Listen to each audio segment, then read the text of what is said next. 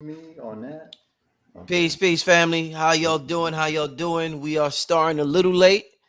So I'll go a little bit over the time. We're supposed to end at 5, I believe. So we'll go a little over. Give y'all your full money's worth. We was just getting the technology and everything together. Let me make sure y'all can hear me, family. Tell me if y'all can hear me. Peace to the family. Let me know if y'all can hear me, family. Just don't want y'all to miss anything. Let me know if y'all can hear me when y'all get a chance, all right? Yes, Renee says yes. Yep. Okay, Amir. All right. Okay, brother Wayne, you can hear me, right? I can hear you loud and clear. Okay, so we're here, brother Wayne Chandler, Qigong Energy Training Workshop, May 21st, 2022. Family, we have finally made it to this day. I look forward to it as much as you. I'm not going to run my mouth too much. Just want to thank all of y'all for investing in yourselves and supporting this level of spiritual information. Wayne Chandler, thank you for being a part of this, my brother. It's an honor working with you the last couple of weeks to bring this information to the people, this vital information to the people. And my brother, I'm gonna pass it to you, and I'm gonna let you start and do your thing, my brother. Okay. It's great to be here. I'm glad that everybody has shown up, and we're going to begin this journey. There were a few little Mercury retrograde things going on, which kind of created some minor disruptions in terms of tech, but all of that has been figured out, and we're ready to move forward. So I want to take us through some visuals just to give you all an idea of what you're going to be doing, what that looks like, and specific references to your own person in terms of what you are outside of a three-dimensional construct. So one of the things I want to look at and bring everybody's attention to, the first slide that I want to show is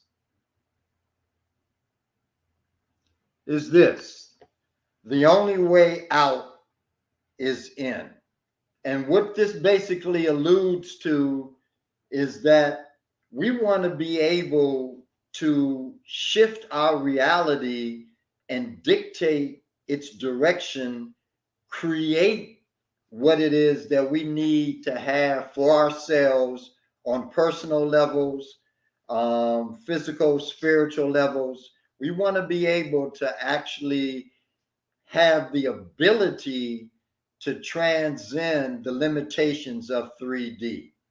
And the way Qigong is designed is that it takes us inward because that's where the real tools are that allows us that level of transformation and empowerment to begin to shift the environment that we live in. So everything is energy, everything. And Qigong is a science that is designed to activate and allow the practitioner to incorporate all of these various aspects of energy. So, Qigong basically takes what you would call or consider a regular, normal human being, and through the activation of these various channels, systems within this human being, it gives this human being abilities that go beyond that which most normal human beings exhibit. It gives the ability for profound health. It gives the ability for transcendent and expanded mental aptitude. It gives the ability for the activation of specific powers that are designed and incorporated within the human construct that we are unaware of, and therefore we don't use. So Qigong feeds in to the higher levels of human performance. And this is where we really, really have to go if we're going to literally shift and create the kind of realities that we want to have. So Qigong begins with this aspect. So when we look at the hemisphere of the brain, we want to know exactly the location. We want to know exactly where we're living and what that looks like. So with respect to the brain hemispheres, on the blue and on the red, the left hemisphere is the masculine mind. It corresponds to a three-dimensional construct. Its domain is that of the five senses and only the five senses. So when we look at that construct and that this is the area that we operate in, we have to come to the realization that operating from just the left hemisphere is an area of extreme limitation. In other words, in Brother Wayne, order for us to be able Brother to, Wayne, can you hear me? yeah, I can hear you. They're asking, can you make the slide any bigger? A couple of people are asking if you could put it in slideshow mode, or is there any way you could make it bigger so they could Let me see if I can make it bigger. Um,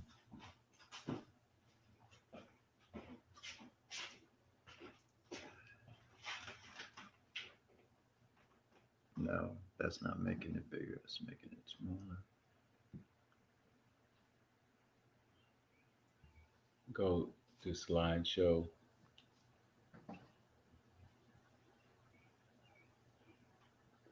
There should be a view option. Hit view. And then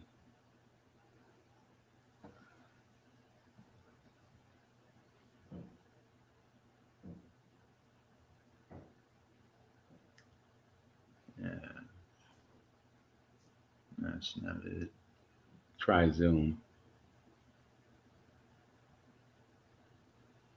Yeah, increase your percentage there. The up arrow. And hit OK.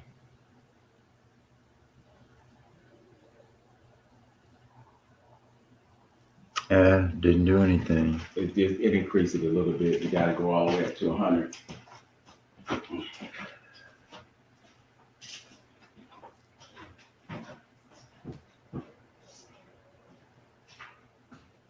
they're saying click slideshow, then press from current slide. Go to slideshow, Wayne. Yeah, I'm in Uh, slideshow, and then what does it say next? They say go to current slide on I don't see that, family. Show slideshow tab. Go click on slideshow. Let me see if click on slideshow. Just click on it. Let me see if a tab comes down.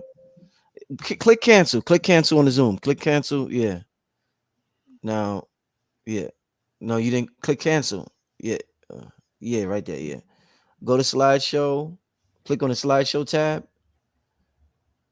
And go to, what does it say? Current slide. Yeah, go to from current slide. You're right there.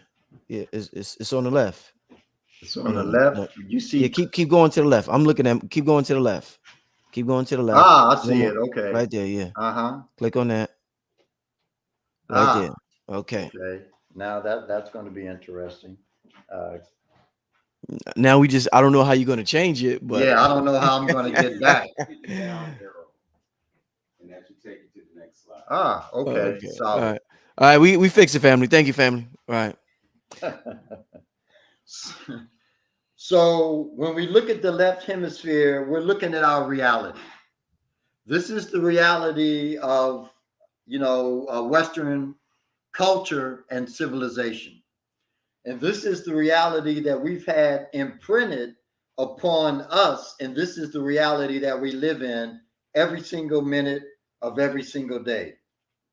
So the left hemisphere is that hemisphere which is completely encased in limitation. So it's time bound, which means that everything has an expiration date. Having the situation being time bound means that everything they see expires at some point. It processes information bit by bit. It's sequential or linear. It looks at detail. It compartmentalizes or splits the world into identifiable bits and pieces. It looks for cause and effect. It asks how and focuses on information using words to name, describe, and define. Now, this is the piece. It's deductive in that it draws a specific conclusion from broad premises, but all the information necessary for the conclusion is contained in the premise. You want to remember that.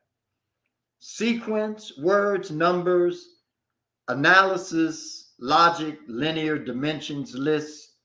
The conscious is focused outward. In other words, it moves through only the five senses that we identify with. Now, when we go into the right hemisphere, Brother Wayne, I'm sorry. One more thing. I'm sorry, brother. At the bottom of your screen, could you click hide because it's blocking the words from some of the people from seeing the all the words at the bottom. It says StreamYard is sharing your yeah. screen. Yeah, just click hide. Thank you so much, brother. Go ahead. Now, the left hemisphere is the masculine mind. That's what the left hemisphere represents. The right hemisphere represents the feminine mind. Now, when we go into the right hemisphere, these two dynamics coexist in this one structural environment that we are. So the right hemisphere is timeless as opposed to being time bound. The right hemisphere deals with the processing of information all at once instead of bit by bit. It's simultaneous.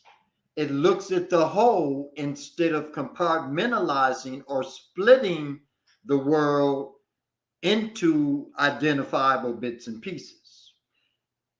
The right hemisphere looks at relationships. It looks at how things integrate and become one with one another. It asks why.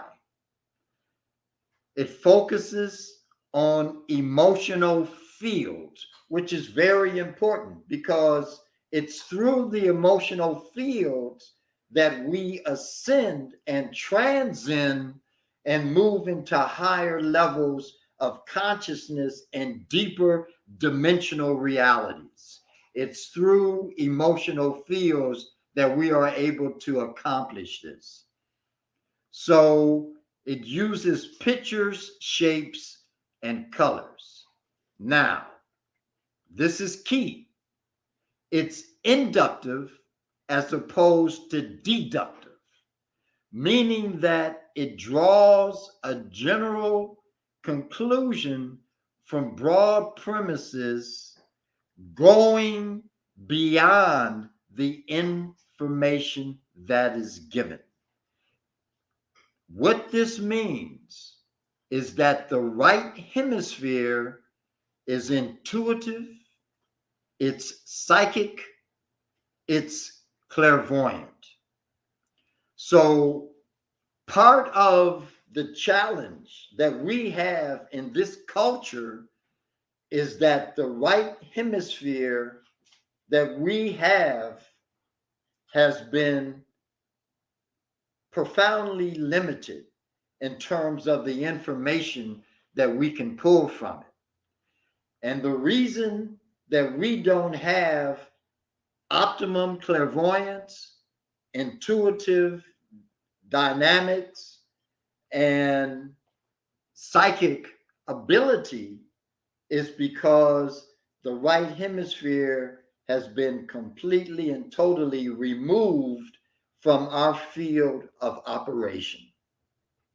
So Qigong, what it does, it literally goes in and through the practices that people do when they're studying Qigong, it integrates the two hemispheres in a holistic manner so that you have the general three-dimensional understanding of how things work in the tangible reality, and then you have the fourth and fifth dimensional understanding of how things work and operate in worlds that and dimensional fields that transcend the 3D that we are not familiar with, that we are not in contact with. Many of you, and let me see if I can, put this together, but many of you have seen the movie The Matrix. When Morpheus first met Neo,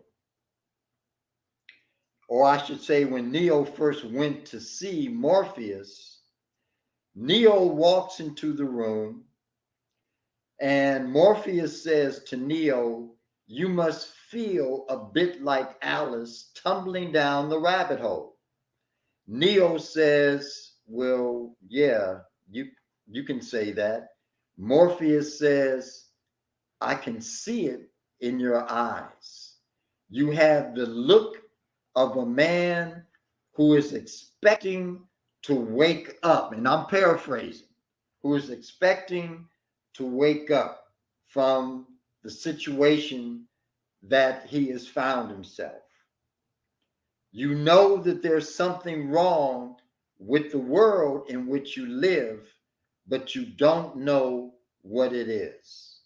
But it's there, driving you mad like a splinter in your mind. Do you know what I'm talking about?"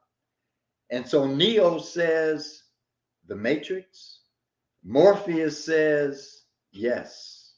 Do you want to know what it is?" The Matrix is everywhere. It's all around you. You see it when you turn on your television set. You feel it when you go to work, when you go to church, when you pay your taxes. It's the world that has been pulled over your eyes to blind you from the truth. And Neo says, "What truth?" Morpheus responds with that you, like everyone else, is a slave, born into bondage, born into a prison that you cannot smell, taste, or touch. A prison for your mind. Then Morpheus reaches into his pocket, pulls out a little silver case, and moves and goes inside the case and removes two pills. You all remember the color of those pills. Morpheus reaches out to Neo and he says, "If you take the blue pill, which represents the left hemisphere, you wake up in your bed believing whatever you want to believe. But if you take the red pill, represented by the right hemisphere, the feminine mind, you stay in Wonderland, and I'll show you just how deep the rabbit hole goes. And the rabbit hole is that expression symbolically that we use to look at various dimensional fields that express higher and transcendent consciousness. So Qigong looks at what we're not using, what we have been separated from, and puts that back into our trans-dimensional field of operations. So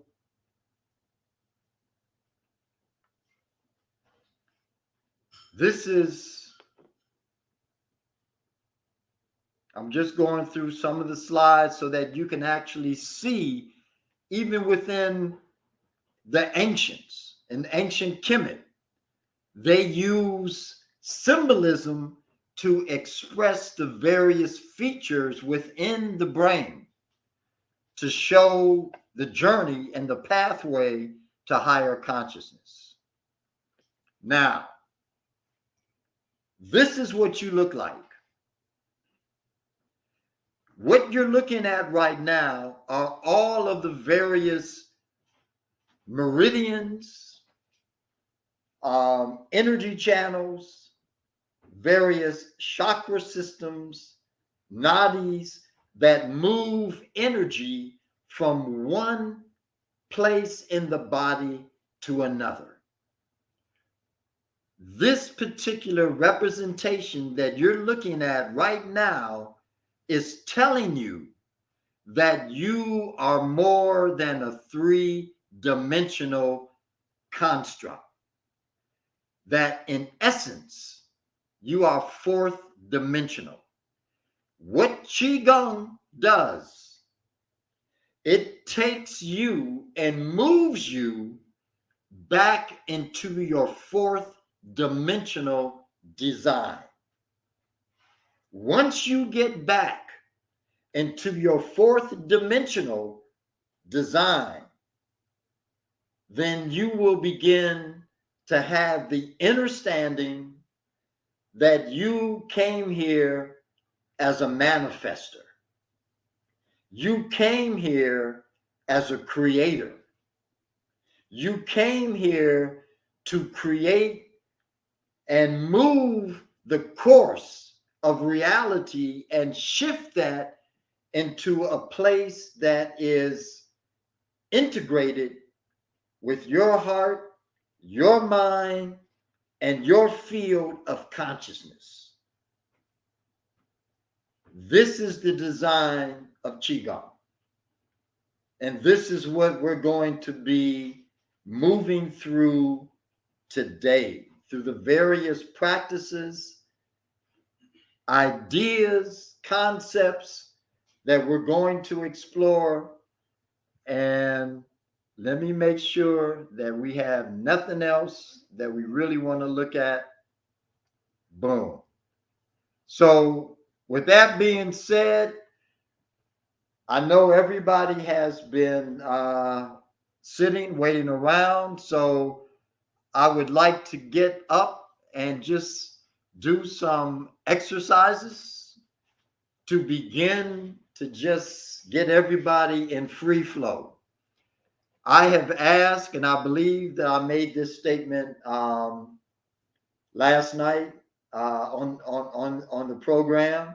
I have asked one of my students, Nicole Jackson, to come on board and work with me in this capacity. So she is going to be doing various exercises. Like I said, she came on primarily to deal with the female practices that are very transcendental, very transcendent, but we're not set up for that. We're not going to be able to deal with that aspect because we don't have the breakout rooms at our disposal. But Nicole is an amazing practitioner. She's an amazing healer And she's come on like several of my retreats and has worked with me in the past on my retreats and will be. I've asked her to work with me on an upcoming retreat that we're having in Mexico the second week of August. And I believe she has said yes. I believe she's going to do it, you know. But Nicole has worked with me. She then went and worked with my teachers. She's worked with Queen Afua in womb healing and womb medicine. Her focus generally is dealing with women and moving women forward and more into an expansive reality that encompasses expanded consciousness, health, in terms of the physical body, and health in terms of spiritual maintenance. So I just wanted, and she can give a little bit more about herself, her direction. But I want to take everybody through some exercises right now, and she is going to step in after I've done what I'm doing and take us through some more exercises that are more refined and cultivated. So, with that being said, everybody, please rise, stand up.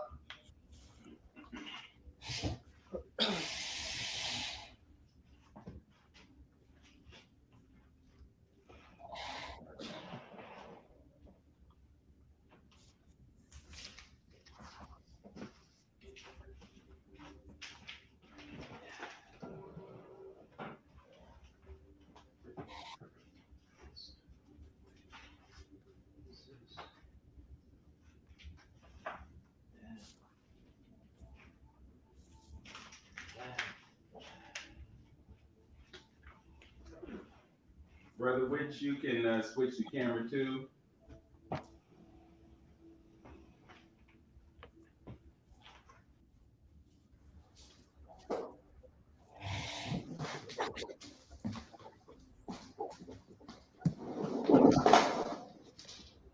Great. Because I had no idea what that I was looking at. Okay, so the first thing we're going to do, that's because both, This one is muted, so let me, turn the volume down. just turn it off. Okay, can everybody still hear me? Good, okay. So the first thing we're going to do is you're going to put your feet a little wider than hip width apart.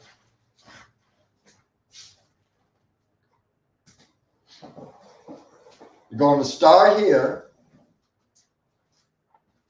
You're going to exhale and drop.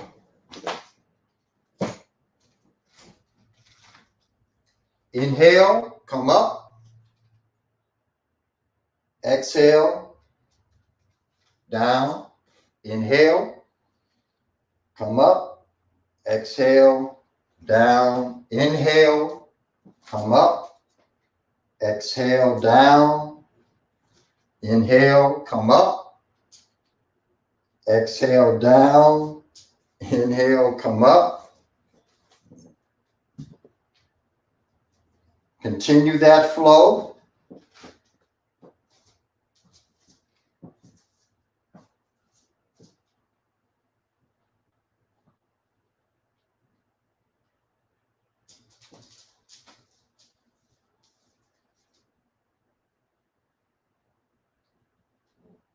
On your next elevation, your next rise, you're going to drop the arms, come up, and go down this way. Inhale. Exhale. Inhale. exhale. Inhale, exhale. Inhale, exhale. Inhale, exhale. Continue that flow.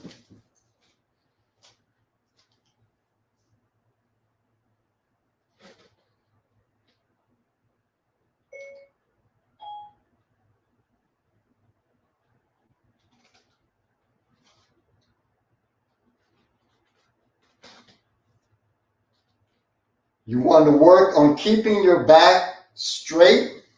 So you don't want to come here and do this.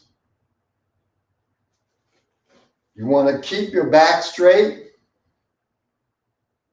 and drop in the legs.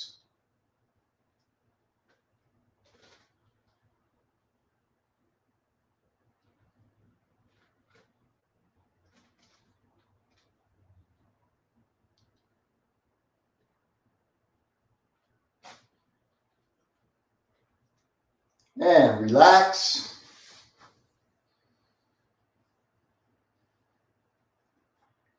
Next, we're going to put the left leg out.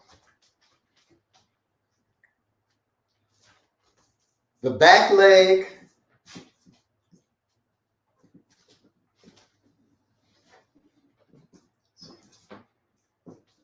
let's start with the right foot, the right leg, the left foot is back. It's off at an angle. So it has a diagonal twist to it. So it's pointing this way. The foot in the front is straight ahead. What you're going to do is inhale, come up, the toes, the foot in the front lifts and goes to the heel. So you move here and then exhale. Your fingertips are going to go across the floor very lightly. So from here,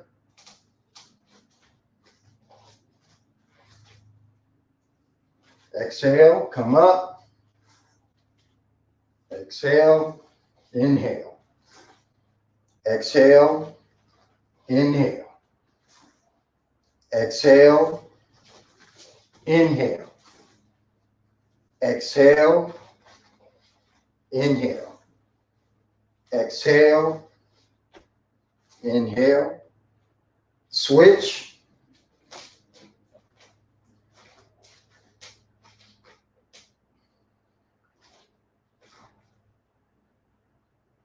exhale, inhale, exhale, inhale, exhale, inhale, exhale, inhale, exhale, inhale, exhale, inhale, exhale, inhale, exhale, and inhale. Okay, from here, working the kidneys. You're going to take your right arm, you're going to move it around your back like so.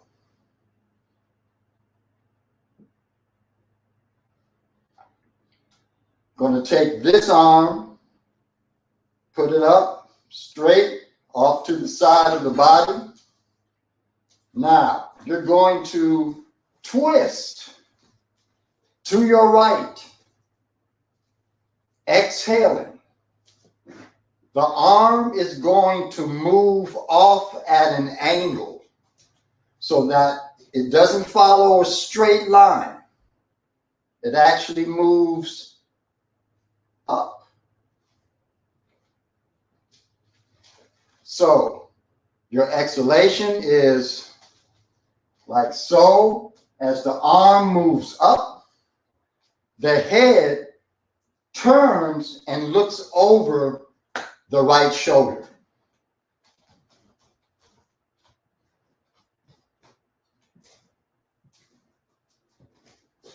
Inhale, come back. Exhale.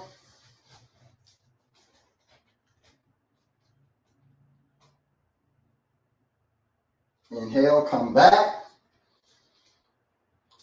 The knees are slightly bent so that you have some buoyancy as you do the move.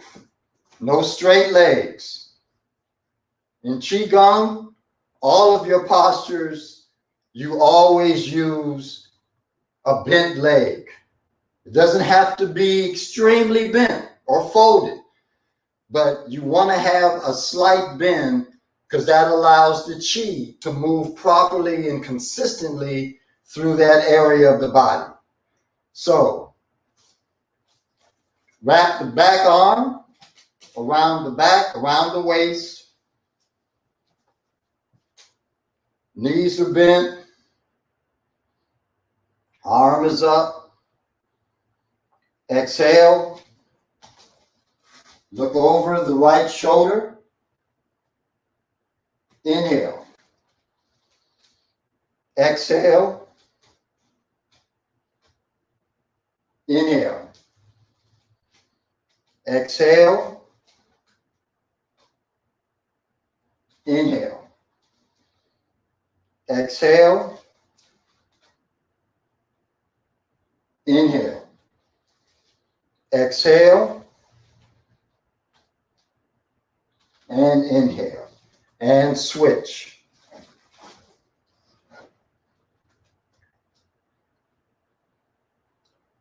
Exhale. Inhale. Exhale. Inhale. Exhale. Inhale. Exhale. Inhale. Exhale. Inhale. Exhale. And inhale.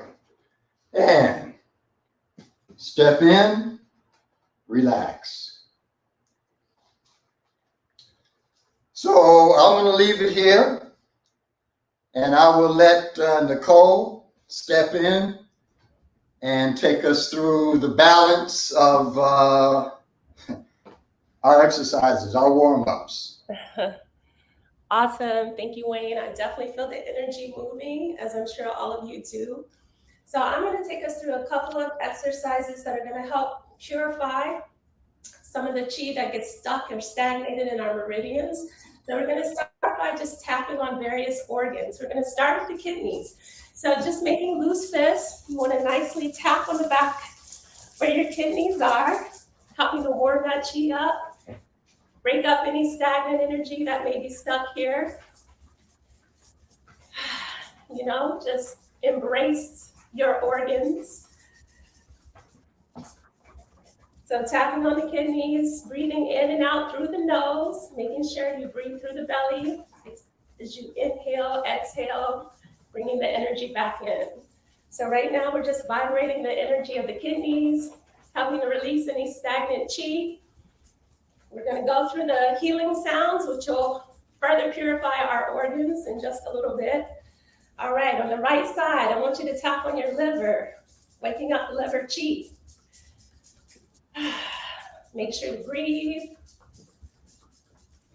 When's the last time you tapped into the energy of your organs? For some of us, it may be the first time. So this is really profound medicine that's happening here today.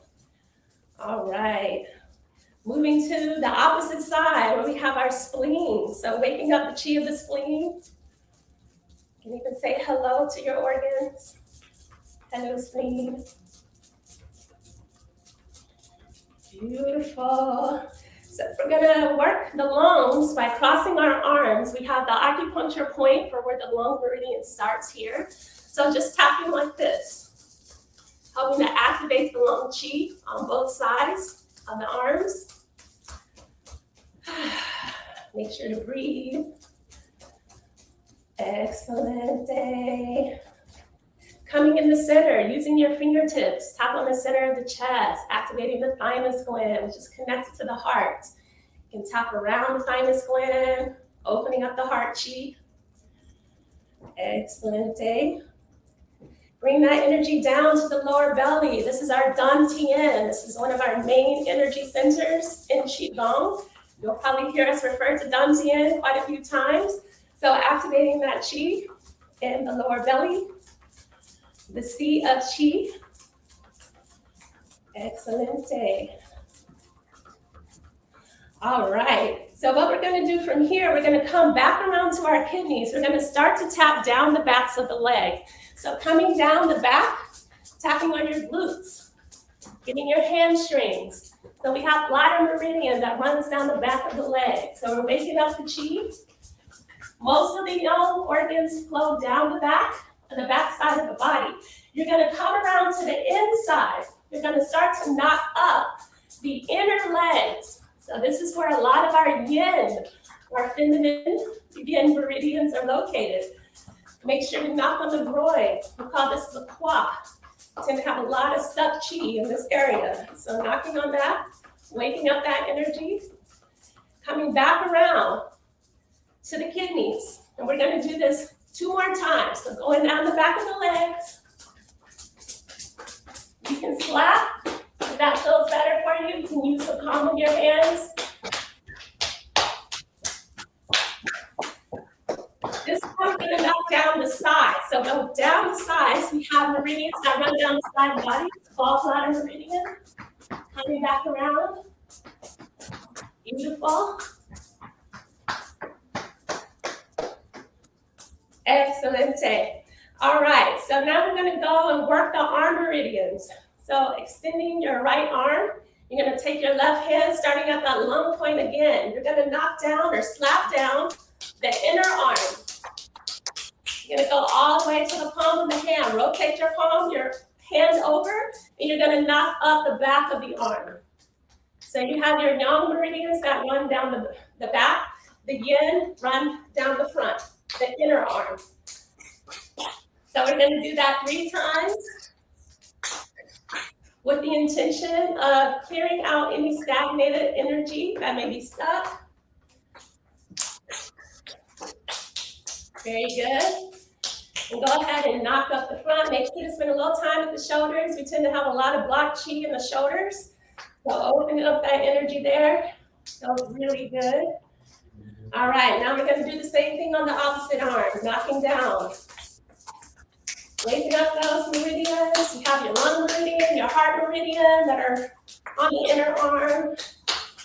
You have the small intestines running down the back of the arm.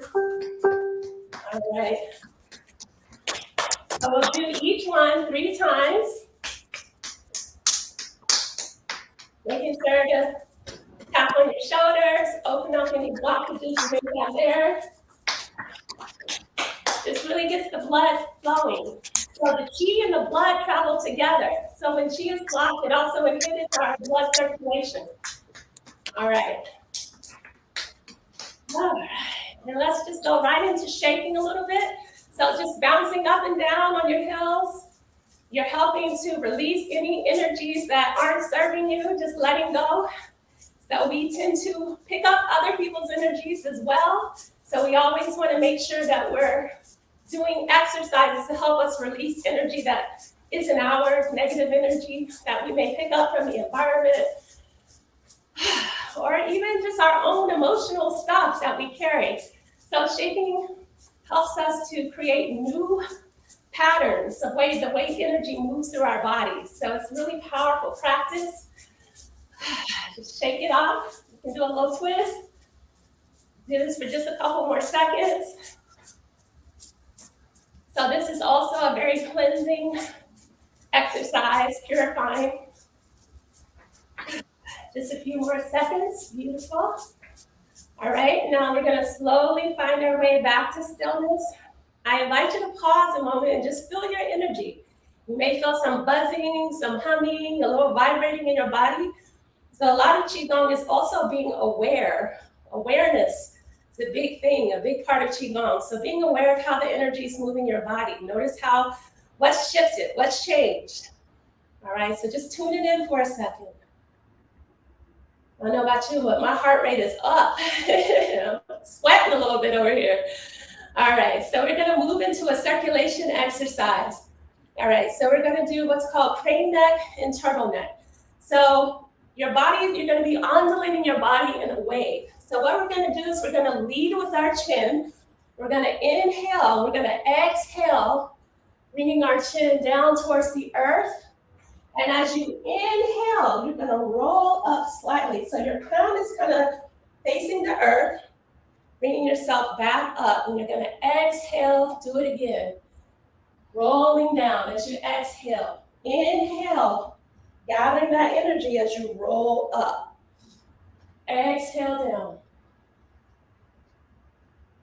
Inhale, slowly rolling up. So what we're starting to do now is work the energy that moves through what we're going to learn later today is known as the microcosmic orbit. Exhale down.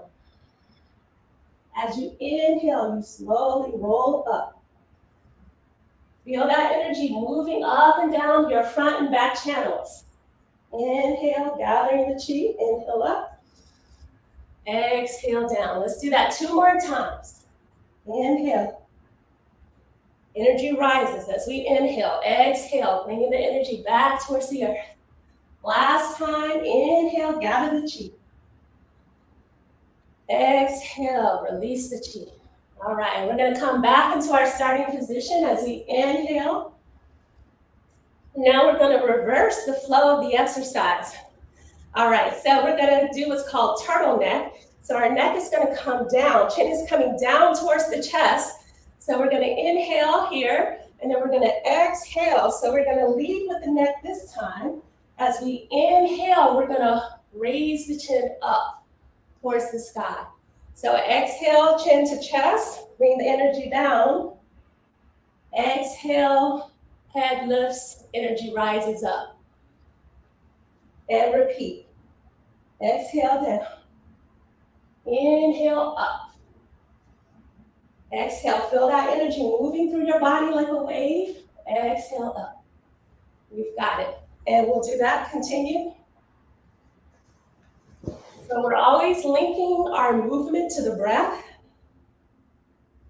Inhale, energy rises. Exhale, it falls. Let's do one more time. Inhale, gather the chi. And exhale down. So from here, we're going to come back into our starting position. And we're going to do one more exercise. I'm going to help to open up what's called the Ming Main point, which is also known as the door of life. It's a major acupuncture point that sits in between your left and right kidney. All right, so what we're going to do is going to have our legs kind of in a wide stance here. And we're going to turn facing our right leg. Raise your hands up. So your hands are kind of overlapping here. You can make a little pyramid mudra if you like. So we're gonna inhale here, and then we're gonna exhale, folding over that right leg. And we're gonna come across the body. This is still exhaling. And then we're gonna inhale, lifting up. As we inhale, we're doing a slight back bend here, which is gonna help activate that center. Exhale, come back down over that same leg. Bring the energy around. Still exhaling. Inhale, lift up. Imagine that point getting activated. Every time you do that slight back bend, exhale, chi comes down and across. Inhale, chi rises. Exhale, bring the energy down. Inhale, gather the chi, lift it up. Opening up that energy point helps increase our vitality, activating more Jing Qi. Inhale. Exhale, release. Do a few more times each side. Inhale, gather the chi. Exhale, release the chi. Bring it around. Inhale up. Beautiful. Exhale, bring it back down. One more time, each side. Inhale, energy rises up. Exhale, bring it down. Last time on this side. Inhale. And we're going to turn to center. We're just going to exhale, bringing our hands down. Excellent. All right. So let's just do 3, drawing down the heavens. So we're going to raise our arms up. Exhale, gather that chi, that cosmic energy, bring it down. Exhale, just a way to soothe out the chi, smooth out the chi. Inhale, arms rise up. Gathering the energy from above. Exhale, bring it down. Shower of yang. That's what my teacher Minka calls it. Inhale, energy rises. Gather the chi. Bringing down that divine healing energy into the body. Excellent. From here, you can step over and just take 3 deep breaths into your lower belly, storing the chi. You cultivate it. Deep breath in, belly expands. Exhale, bring that energy in, release. One more time, storing the chi. Inhale, belly comes out, fills up with chi. Exhale, bring it in. One more time. Deep breath in. And exhale, draw that energy in. Beautiful. And Awesome. my session, awesome. So do you want to explain, talk a little bit about, what you do and who you are? Well, thank you for the amazing introduction. It's an honor.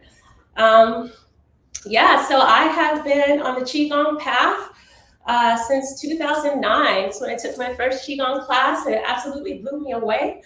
I knew that I needed Qigong in my life. I knew that this was something like I had never, experienced before. Now, I was already doing healing work. I started doing healing work in 2007 when I studied Reiki. But this was like so far beyond anything I had ever experienced. So I was trying to learn as much as I could. And like they say, when the student is ready, the teacher appears. And so I synchronistically found Wayne Chandler through a blog or talk radio show with Miss Blue. And he was talking about an upcoming retreat he had in Jamaica. And I was like, I just knew I needed to be at that retreat. And I'm so glad that I followed my intuition, because Wayne just took what I had and just blew it up and expanded it. I loved it so much, so many internal shifts that I went back the next year. And then eventually, like he explained, I went to go train with his teacher, Minka DeVos, who is a wealth of knowledge and information. So I knew that at some point I wanted to teach Qigong, although I was really just enjoying the practice for myself.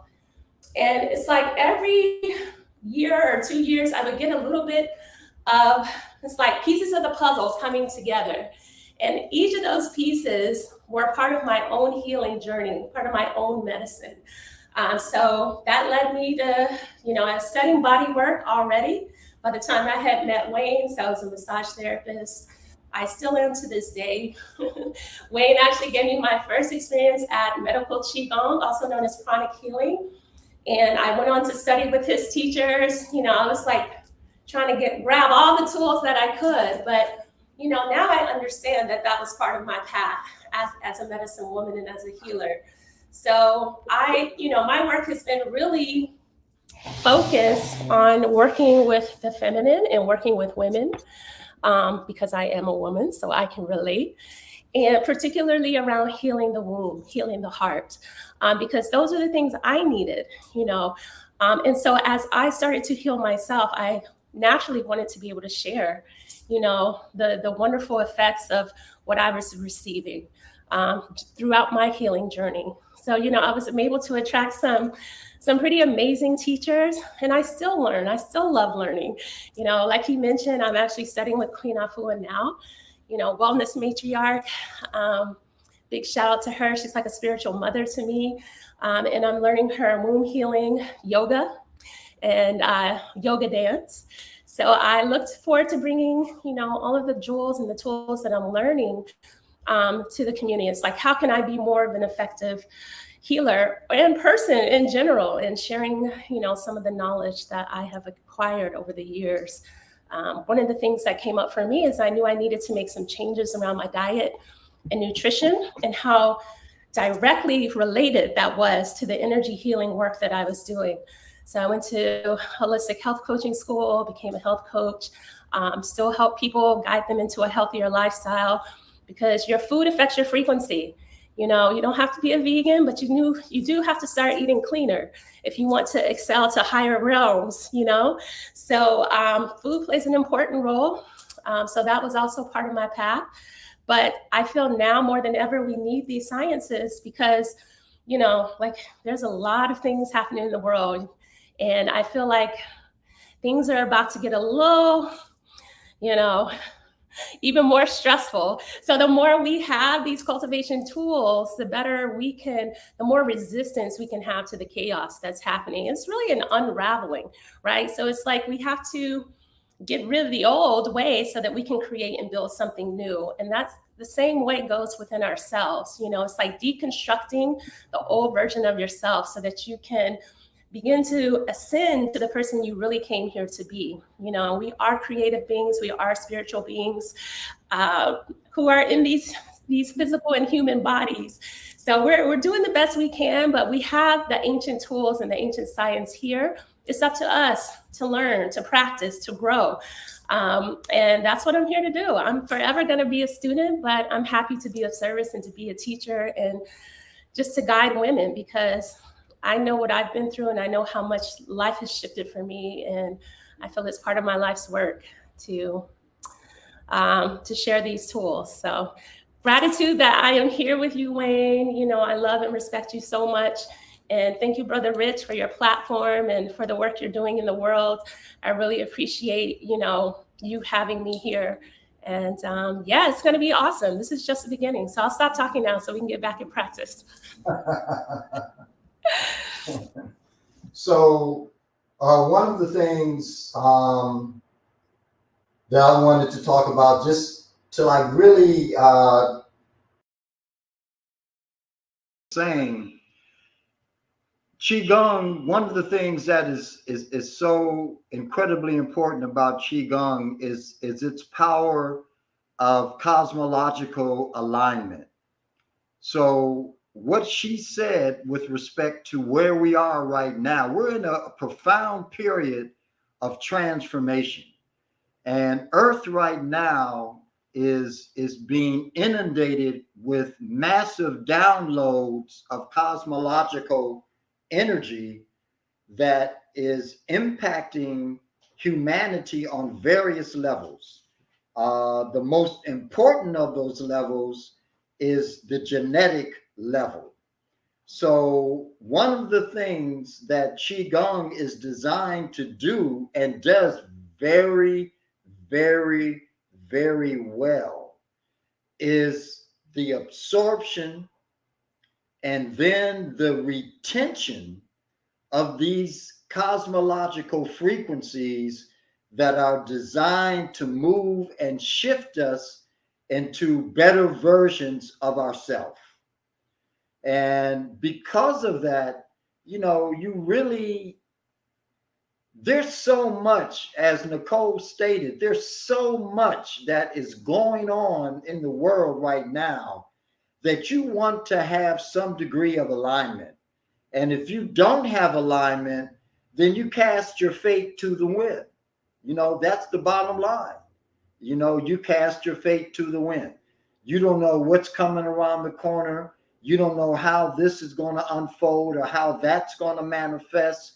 But when you are in the rhythm, when you are in the cosmological intent and following, moving, flowing with that intention that the universe has for change, for transformation of the human species, then there's nothing more powerful to have at your back than that. Having the universe at your back, it doesn't get any better than that, you know, and that's what Qigong brings to the table. That's one of the things that is so empowering regarding the Qigong science and discipline. So what I want to do now, because we're going to move into the healing sounds, and I've asked Nicole to do an abbreviated version, you know, of the healing sounds with respect to that which is taught by Minka. The sounds that I'm going to do, and the reason I'm going to do these in the way that, you know, I've designed them is because you will have access to this footage consistently whenever you want it. So you'll be able to go through, look at the sounds that I've done, and, you know, either follow along, practice, and develop, you know, your own expertise with respect to the form that I am showing you. This is a very advanced form of the healing sounds. And, you know, even like my teacher, Montauk Chia, doesn't even do this particular advanced version. Minka, my other teacher, doesn't do this particular advanced version either. As a matter of fact, when I went and trained with her, I actually ended up having her tape me doing this particular version. But she only shows this version to her more advanced students, you know, who are pushing to be instructors in the system. But I think that because of how it's designed, that it's something that I believe anyone who is interested in learning the sounds needs to know. So the healing sounds, in terms of their design and functionality, the science of it, what it's based upon is that around every organ in our body, there's what is called a cooling sac. The cooling sac retains a certain amount of a special frequency energy that dissipates hot and negative frequencies from entering the organs. Now, the problem is this: we live in an environment where most of the emotional frequencies that we come in contact with are low base or negative emotional frequencies. So these negative low base emotional frequencies literally dissipate and remove the barrier that surrounds the organs of the human body because of the amount of negative energy that we're always susceptible to and always being influenced by. So I want to go over very briefly, just, I don't know if you all, can you all see the image I have on the screen on my computer? Rich, can you see that?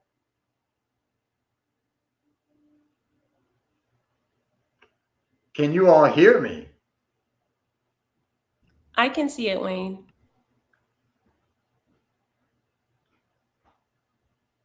So what we're looking at are the energy lines of the body, and you can see that the energy lines begin in the pituitary body and move down throughout the rest of the system. Each one of these lines channels and carries a specific frequency of chi or life force energy. So a lot of what we do today, when we talk about this and the connectivity that we're going to apply to gain access to these energy lines, will be done through your mouth and the positioning of your tongue on the palate at very specific points. But for right now, what we're going to look at are the organs of the body. We're going to go into the organs because the organs deal specifically with the balancing of emotional frequencies. And you cannot progress, you cannot move forward, you cannot gain any level of balance, let alone enlightenment, when you have emotional dysfunction. So, establishing emotional balance is essential in the human body. So, how powerful are the emotions? How powerful are the emotional fields? David R. Hawkins, a doctor, a scientist, has done several books, but the first book that he did was called Power versus Force. And in this book, he literally calibrates the different emotional frequencies that we are constantly coming in contact with. So he measured fear, the emotion of fear, at 200. And then he calibrated the emotion of unconditional love at 500. What he discovered was that the feeling, the emotion of unconditional love can literally shift 750,000 people into a higher vibrational frequency. So what that means is that me, Nicole, an individual practicing Qigong and removing all of these various imprints that come from the culture that limit us, that once those designs have been removed, those cultural designs have been removed, it opens us up to an entirely different reality where we not only are impacting ourselves with the practice and the energy that we're cultivating, but that energy moves outwardly and literally impacts the rest of the world. Now, you have to get to the awareness that everything in this world is connected. And because we live out of a left hemispheric reality, which deals with compartmentalization, which is disconnect, we don't have that as a standing reality, that we are connected, that everything is connected. So that when something happens somewhere, it influences and impacts an energy flow that can be on the other side of the world. But one of the things that we look at with respect to in Qigong, especially, and this kind of spills over into relationships.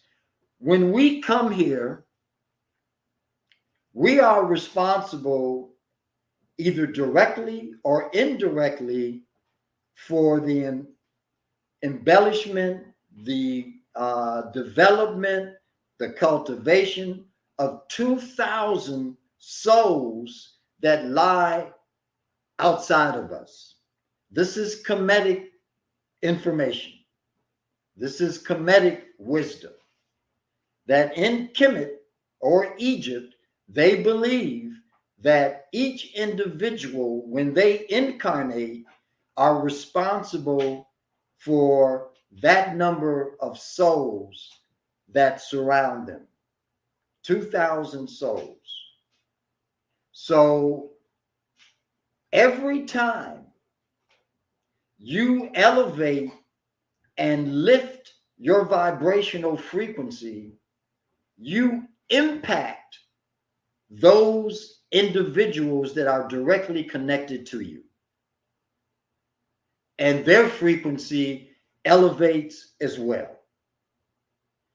So to be able to move and experience that which is known as unconditional love, I want you to stop and think for one quick second. Have you ever experienced unconditional love? Do you know unconditional love? Very few, if any, of us can say that we know that experience. The closest we get to that is like a mother with her child, a father with his child, because they move along that pathway of unconditional connectivity. But in the world, especially in our relationships with one another in some form or fashion, is there unconditional, receptivity, responsiveness? No, 9 times out of 10, 90% of the time. So moving energy through the organs increases a vibrational frequency that spills out and over into the general environment and allows the shifting and budding of higher consciousness. So once again, David Hawkins said that a person who attains the level of, unconditional love can impact 750,000 people. He also said that 1/10, now listen to this, 1/10 of 1% of the human race collectively coming together with a single focus can completely change the direction of something that needs to be changed. And that's where we are right now. We need to change the game that we're in right now. 1/10 of 1%. 1/10 of 1%. That's all it takes to come together communally, collectively, to shift and change the direction of something that is undesirable that's taken place within the world. But we are so fragmented and disoriented and distracted that we can't even come together to create that kind of reality. So with that being said, I'm going to go through the 6 healing sounds. Each sound corresponds to one of the organs in the human body. These are dominant organs, and these organs, they are a presentation within themselves. So I don't want to really, just keep elaborating on what they do, what they are, because the body of information that is contained and imprinted within their own specific informational formula is just ongoing, over and over and ongoing and ongoing. So without further ado, let me go and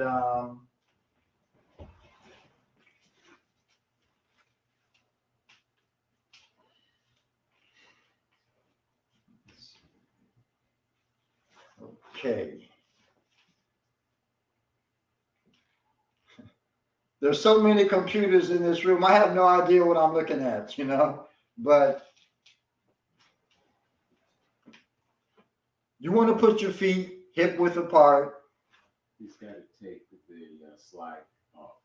Okay. We're just showing your slide. Oh, okay, Rich, you're the maestro. You've got to remove the slide so I can see what I am doing, but it's okay. So the first sound we're going to do is the lung sound. The lung sound deals again with clearing energetic congestion and abnormal toxic frequencies from the lung. It moves this way.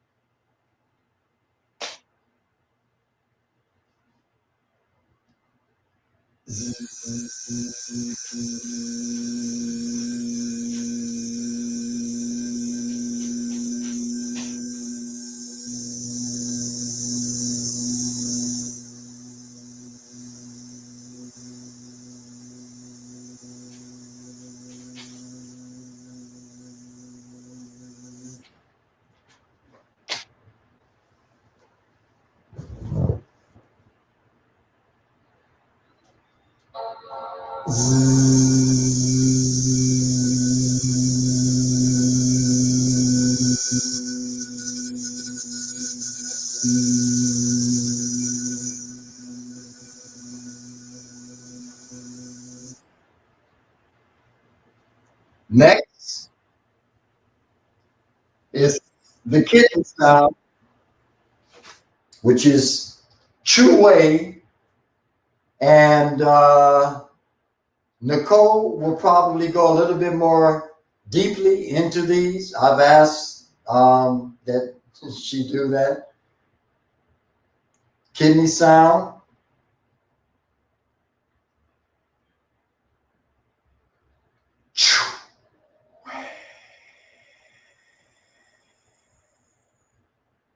Inhale, drop inside of the elbows, goes to the outside of the knee.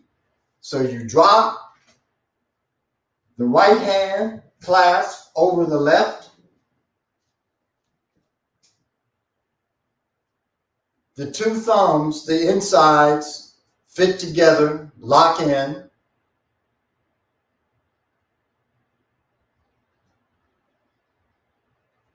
Come back up, inhaling.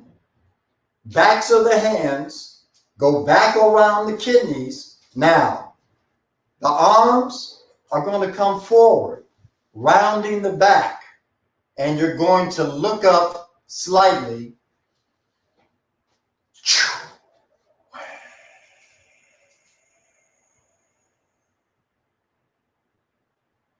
That's the kidney sound. From the kidneys, we move to the liver.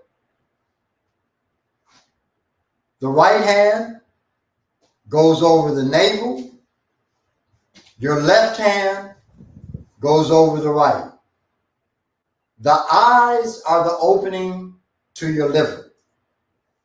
If you think about it, when you look at the nutrient, the vitamin A is created and processed in the liver. Carotene is broken down, transformed, restructured in the liver, and then is produced as vitamin A, which impacts eyesight directly. So you have this direct relationship between the liver and the eyes. Many times, if you need or you have vision impairments of any kind, it may not be the eyes at all. It could be that you need work, on your liver. That's it. So with the liver, right hand over the navel, left hand over the right. Inhale, the eyes open wide. It's the SH sound.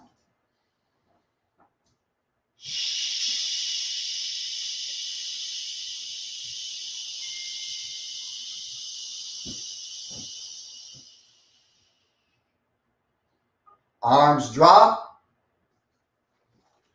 turning to your right. Now the right hand goes over the liver, the left hand over the right. And that's what this looks like here. And again, boom.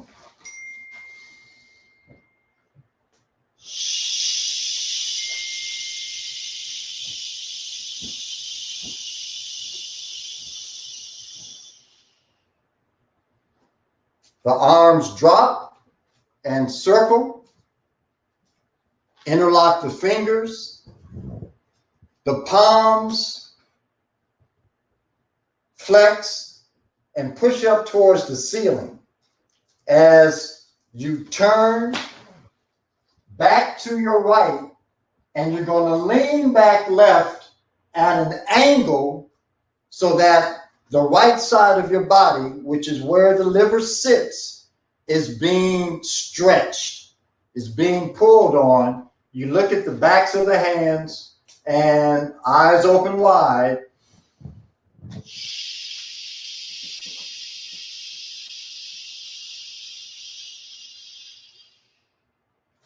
Come back center and release.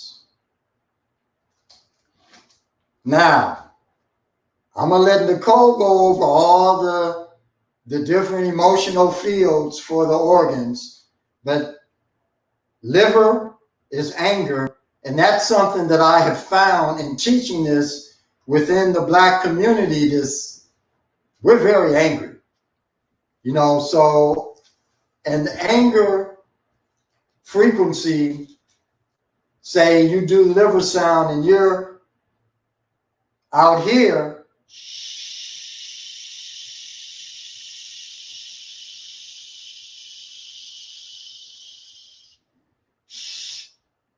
most times this is what I get.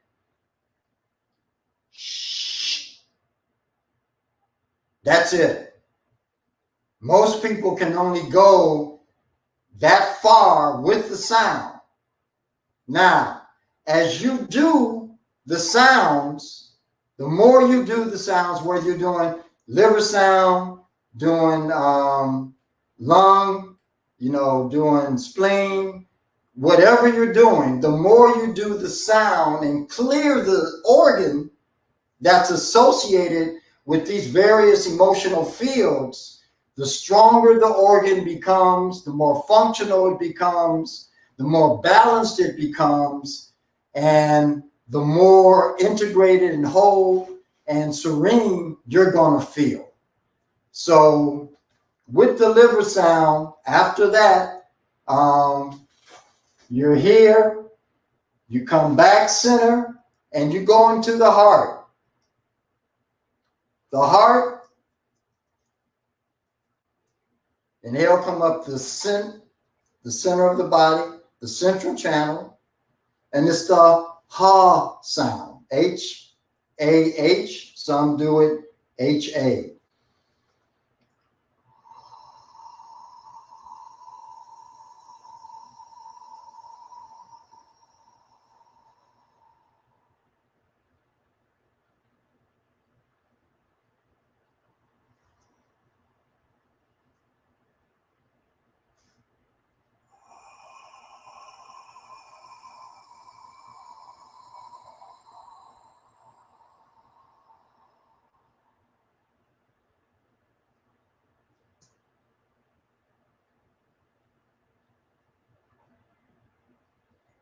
Interlock the fingers, palms flip up towards the ceiling.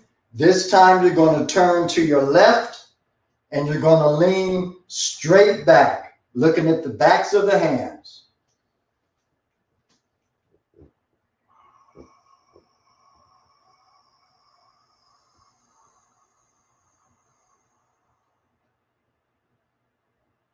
Come back center.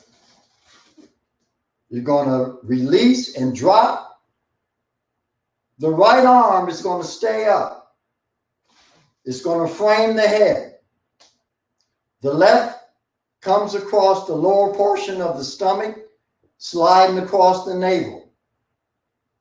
And this is spleen. And we're looking at the who sound.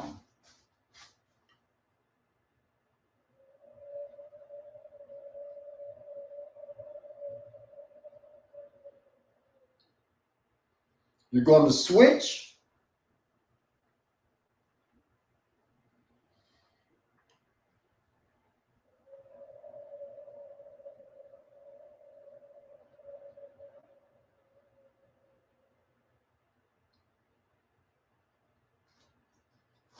You're going to turn to your left. You're going to take the two middle fingers, go in, lean forward,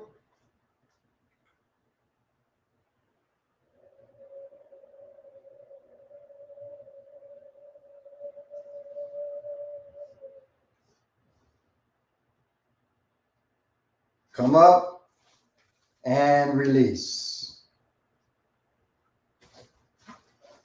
Next and last would be what's known as the triple warmer, which regulates body temperature.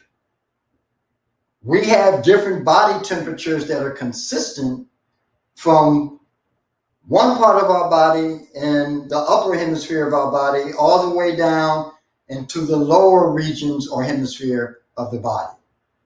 And the triple warmer regulates the temperature, that exists in that from mild to cool, hot.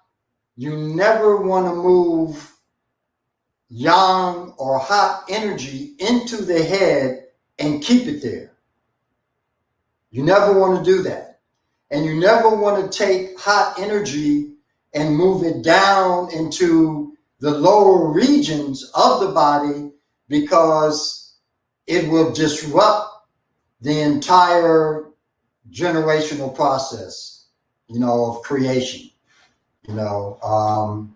It impacts the gonads in a very negative way. So you never want to keep, that's why this area in the body is relatively cool as it relates to the other areas where the dantians are.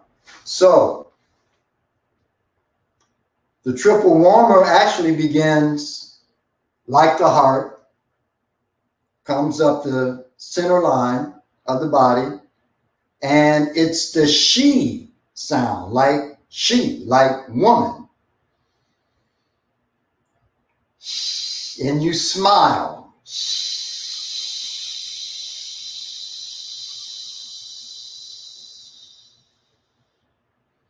Come up on the toes, drop, arms come up, look up slightly, and smile.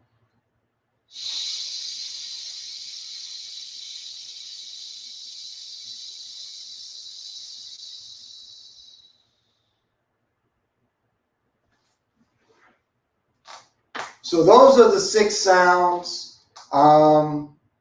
We'll get more deeply involved into emotional fields and the organs as we move through the day. But I'm going to end that here and turn it over to Nicole Jackson.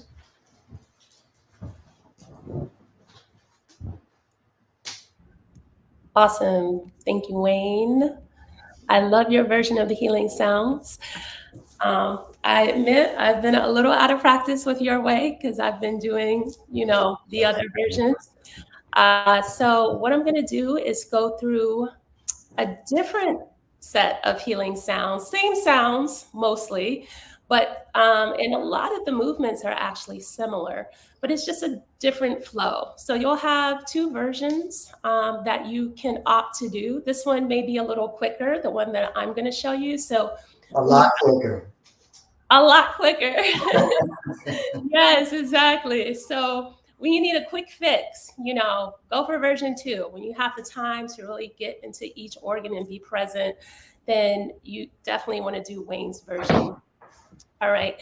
So we're going to be starting again with the lung sound with the metal element. So the lung sound. So this sound is actually going to help to clear the lungs from the emotion of sadness and grief. So those are the frequencies we're working to clear as we do the lung sound.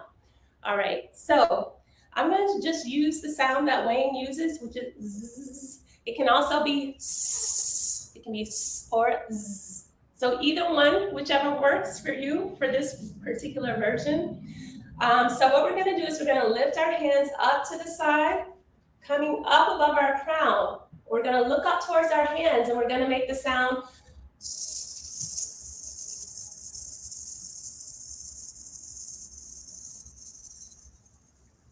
Now, as we're making that sound, we're setting the intention of releasing the emotion of grief and sadness. So we're going to inhale, draw our hands down. Now, the healing color, the balancing color for the lungs is white. So as we bring our hands down, I want you to imagine that you're sending beams of white light into your lungs, helping to clear and balance that energy. And just go ahead and bring them all the way down. All right, let's do that a couple more times. So we're going to inhale, lifting our arms up. Palms are going to be above the head. We're going to look up and we're going to make the sound either s or z, whichever works for you.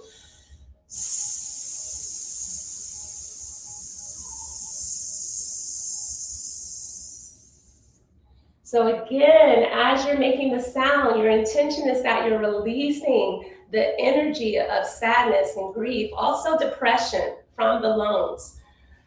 And you can imagine white light coming down as you bring your hands down, helping to balance out the energies, all right? So I'm just gonna do 2 rounds of each sound because, we could spend all day doing the healing sounds. But what I would love for you to do is just connect with the energy of your lungs and send a smile. So we have a practice called the inner smile, which is a profoundly balancing and healing practice where you just smile into all of your organs. And this really helps to transmutate that energy. So as we smile into our organs, I want you to imagine that you're taking in courage and strength and inspiration. So smiling, bringing these healing qualities into your lungs. So every time we release something, there's a void. So we want to fill that void up with good and positive energy, right? Positive frequencies. So breathing in the energy of courage and strength. Go ahead and lower your hands down. Beautiful. From here, we're going to move into the kidneys. So with kidneys, we're releasing the energy and the frequency of fear that may be stored in our kidneys, particularly subconscious fear. All right. So the sound is, so it's a little shortened, right? We're not doing the chew way. We're just going to do. So what you're going to do is you're going to bring your hands just below your knees. You can interlace your fingers here. And you're going to press your spine like your back is pressing up towards the sky. And you're going to look out and make the sound. Setting intention to release the fear frequency as you make the sound. And just come back around. I want you to just embrace your kidneys. Put your hands on the back of your kidneys. Send your kidneys the energy of blue or dark purple. Those are the balancing colors. So just embracing your kidneys for just a moment. And let's do it again. So coming around, inhale, bringing your hands around. You're going to interlace your fingers just below your knees. You're going to press your back up. So this is stretching the kidneys as we do that. And you can imagine like smoke or a mist of energy that represents the negative emotion leaving the organ as you make the sound. So let's go ahead and make the sound. Beautiful. Inhale, go ahead and embrace your kidneys. Charge them up with healing blue or purple light. And imagine you're sending them the energy of peace or tranquility. So your kidneys like to be relaxed. They like to be in a sense of calm, a sense of peace and tranquility. So this is nourishing for the kidneys. So allow that energy to go in. Excellent. We're gonna move on to the wood element represented by the liver. All right. So similar to what Wayne was doing, we're going to, again, release anger. We're gonna be releasing frustration and the energy of resentment. So this is a powerful sound. I find, as Wayne said, I deal with a lot of clients that do have a lot of repressed anger. So the healing sounds can be a wonderful way to start to loosen up and release these energies. All right, so we're gonna inhale, arms are gonna come out to the side. We're gonna interlace our fingers, rotate palms up to the sky. We're gonna turn to the right. We're gonna lean back towards the left so we can stretch on the side of the liver. And we're gonna make the sound shh. Keeping your eyes open.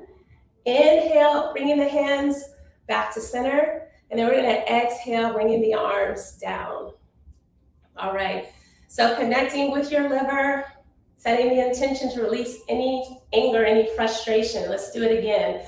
The healing color is green for this organ. So we're gonna inhale, breathing in, interlacing those palms, rotate your palms up to the sky. Go ahead and turn to the right, leaning back, release with the sound, letting go of anger.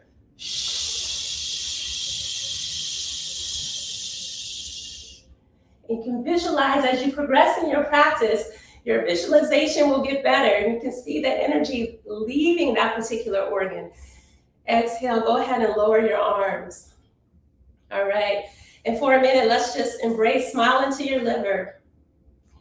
Send your liver kindness, the positive virtue of kindness and generosity, right? Loving kindness, these are the things that the liver loves, right? Helps to balance the liver chi. You can even visualize a green light coming in to balance out the energies of your liver. Beautiful. Excellent. All right, so we're gonna move on to the fire element represented by the heart. It's gonna be the same thing we did, but just on the opposite side. So we're gonna make the ha sound. We already know the sound. We're letting go of bitterness, letting go of jealousy, of separation, impatience. Inhale, arms are gonna float up. We're gonna interlace our fingers again, pressing up towards the sky. This time we're gonna turn to the left and we're gonna lean back, opening and stretching the heart, making the ha sound.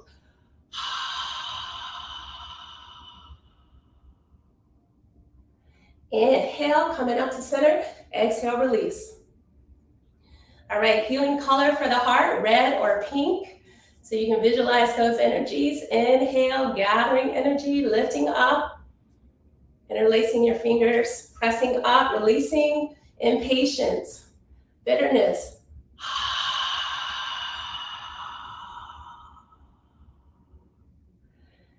Energy comes to center. Inhale, exhale, allow your arms to float around.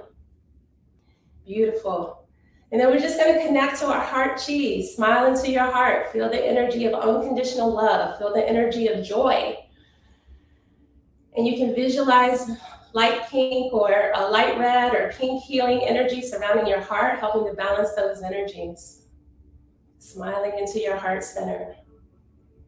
Excellent. From here, we'll move into the earth element, which is the spleen and pancreas. So we're releasing the energies of worry, of stress, anxiety, right? I'm sure a lot of us can benefit from this healing sound.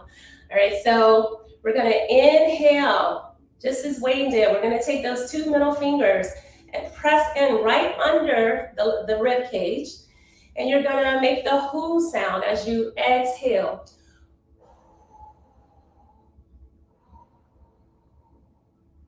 Letting go of any worry, any stress energy. Inhale, coming up. Exhale, coming back starting position. All right, again, visualizing worry lifting out of your spleen. Inhale, bringing your hands underneath the rib cage, connecting to your spleen. You're gonna lean over and exhale with the sound. Ooh.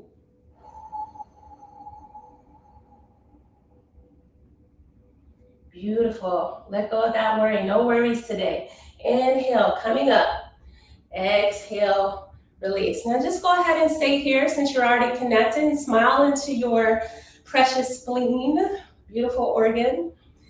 And I want you to embrace openness, embracing trust, trusting the process. Breathe that in. The healing color is yellow. So if you're a visualizer, go ahead and see that yellow light helping to work and balance those energies.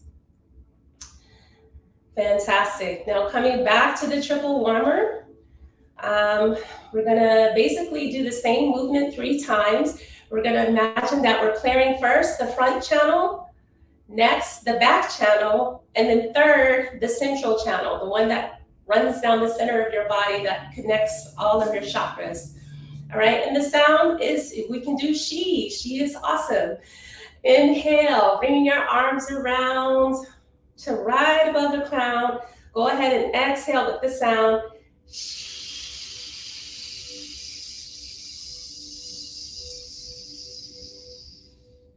Clearing the front channel. You can imagine gold light if you want to visualize something, but particularly it's not associated with any particular color. Exhale down the back with the chi sound.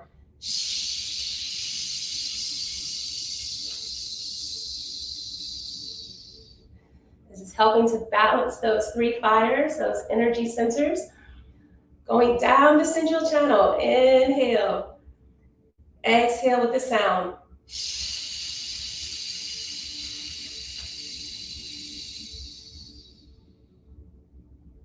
Fantastic.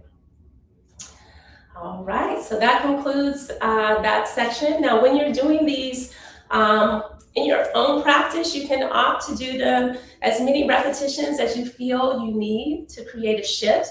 You might be feeling, a little more anger today, so you might want to work with your liver a little bit longer than you work with your spleen if you're not feeling particularly worried.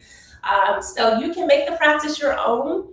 If you're feeling a particular emotion in real time, you can just go ahead and do that sound. You don't necessarily have to do the whole round, but when you do, you feel so much more balanced and complete. It really relaxes and calms the nervous system, so it's a powerful practice.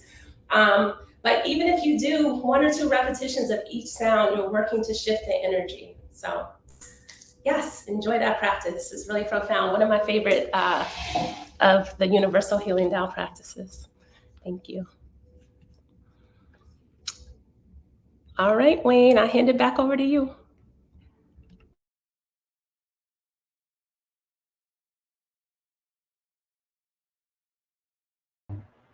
Can you all hear me? You can? Okay. So one of the things for the practitioners in terms of doing the sounds, one of the things you're going to notice is generation of excess heat. Excess heat is going to leave the body via the organs that the sounds are imprinting. So when that happens, you're going to get hot. And the more of that heat, that excess heat that's congesting or stored or locked, trapped within that organ is removed, it cools the entire body, it balances the entire body, and you will just feel like just more harmoniously inclined, So that's one of the really beautiful things about the sounds. And just to go through, Montauk's breakdown very quickly. I guess, can they see the slides? You have to share your screen again. Oh, okay.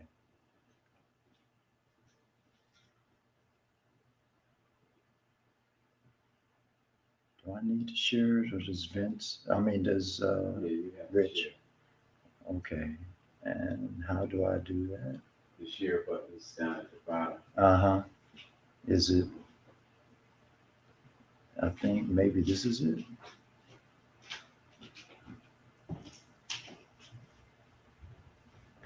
No, you can't see it. Wayne, what are you trying to share? In order to bring StreamYard back. Wayne Chandler, can you hear me? Okay. Can anybody hear me? Oh, good. I don't think. Minus sign up. Yeah. I can hear you. Okay.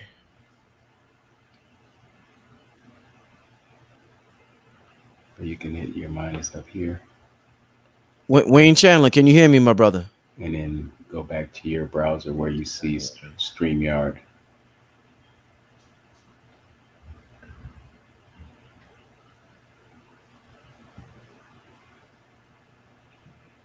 You got to go to your StreamYard window, wherever that is. Here, must be here.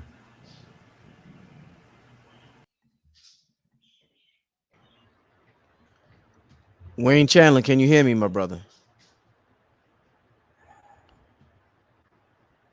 You should have had a window that was already open with StreamYard in it. What is this? No, that's your settings. Yeah, try that. And one of these, that's your StreamYard window right there. And there's your share button.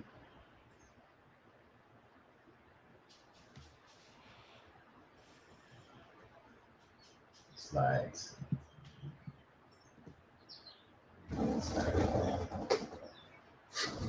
You see, I'm an Apple guy, so you get a Microsoft computer. It's Greek to me. We're coming.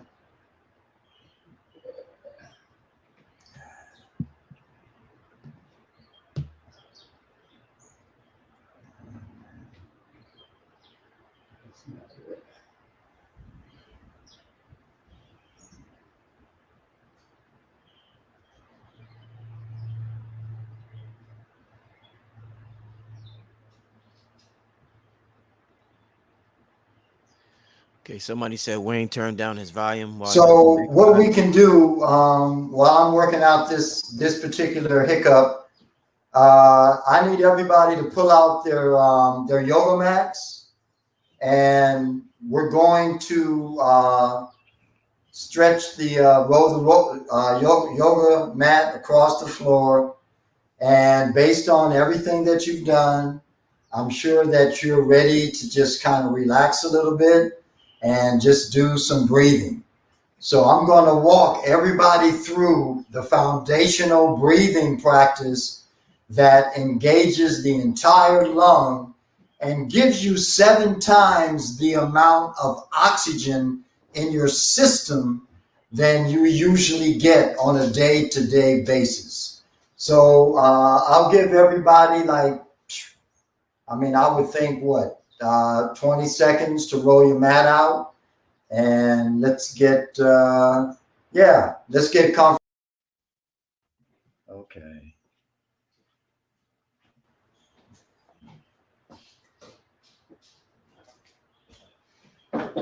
Wayne Chandler, can you hear me? Can you hear me, Wayne? Can you hear me?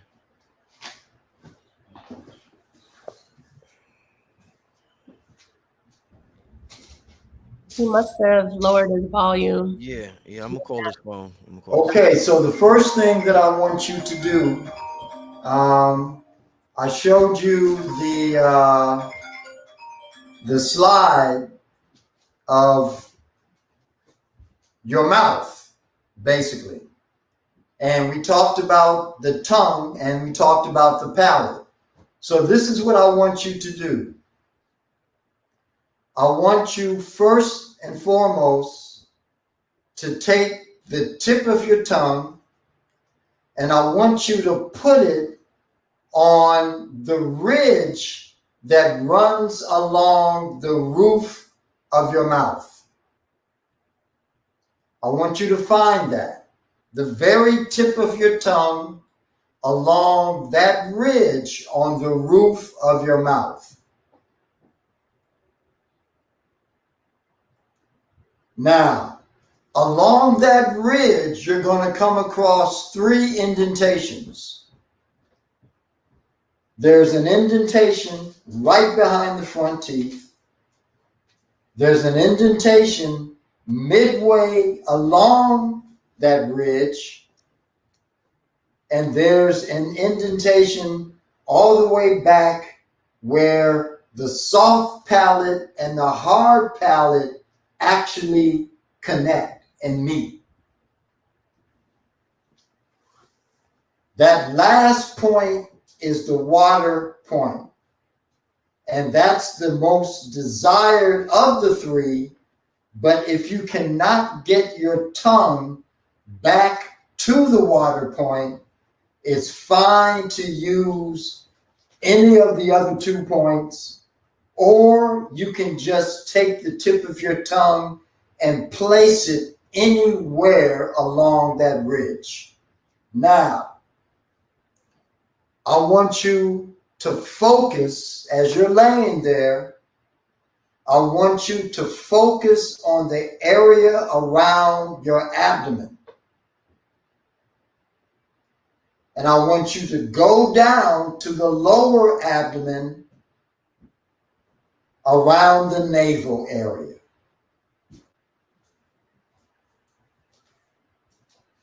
Connect the tongue and you're going to inhale into the lower abdomen, into the area around the navel.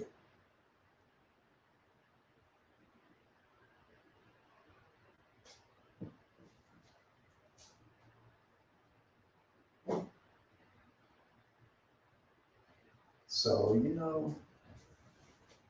Got papers everywhere. There's a mat if you need it. yeah, I think what I want to do is show everybody on the map what's going on. So,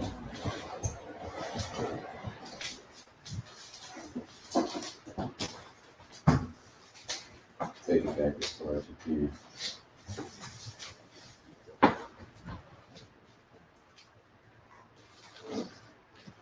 so what we're going to do, you're on your mat.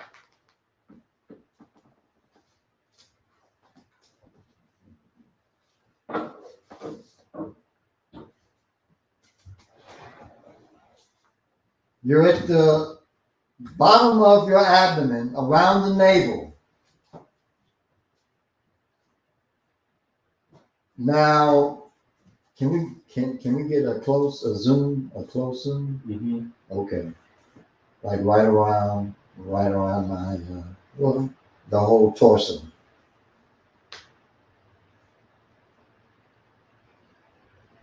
So focusing on the navel area, and I don't know, you all might have to sit up to watch this, and that's fine. If you need to sit up to watch what I'm doing, please do that, and then you can, go back to the lying position. So around my navel, I'm inhaling. My tongue is connected, and I'm just inhaling, expanding. Exhale, contract. Inhale, exhale. Inhale,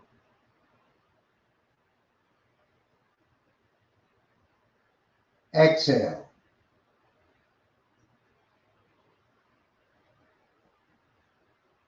Inhale,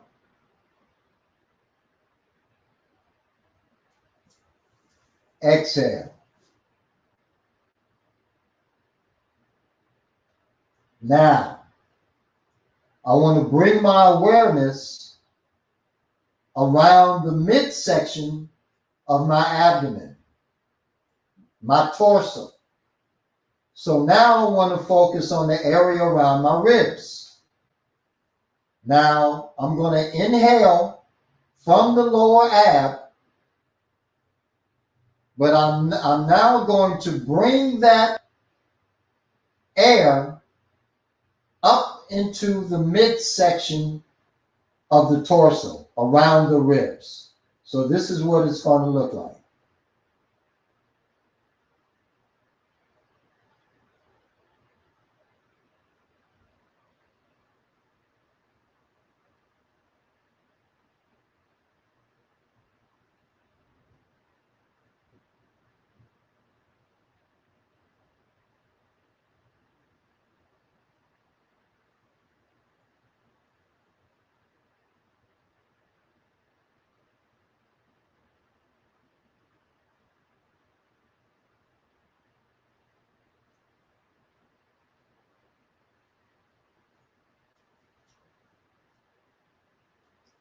With this motion, I'm now filling the lower portion of the lung and the mid portion of the lung.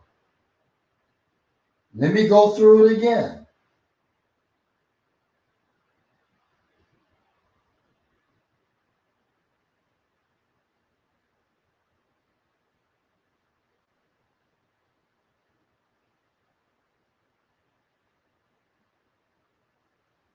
The last segment is filling the upper portion of the lung. So now I'm going to begin down and around the navel. I'm going to inhale. I'm going to bring that air, the breath, from the lower navel into the midsection of the torso, around the ribs.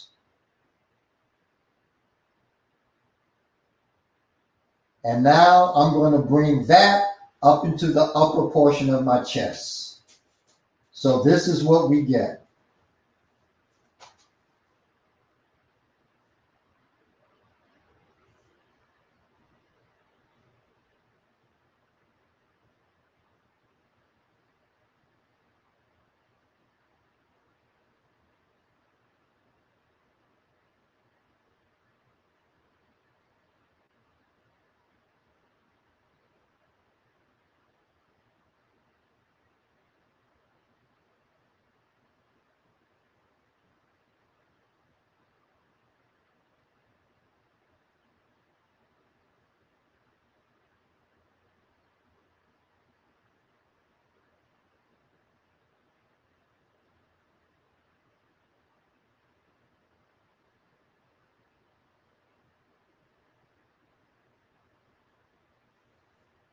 That's what I want you to do. Now, I am exaggerating the breath. You don't need to do that. You want to keep your breath relaxed, and the absorption and refinement of the breath moving into the different sections, the three sections of the lung. So you're going to be relaxed in your breath, in your inhalation. You're going to inhale.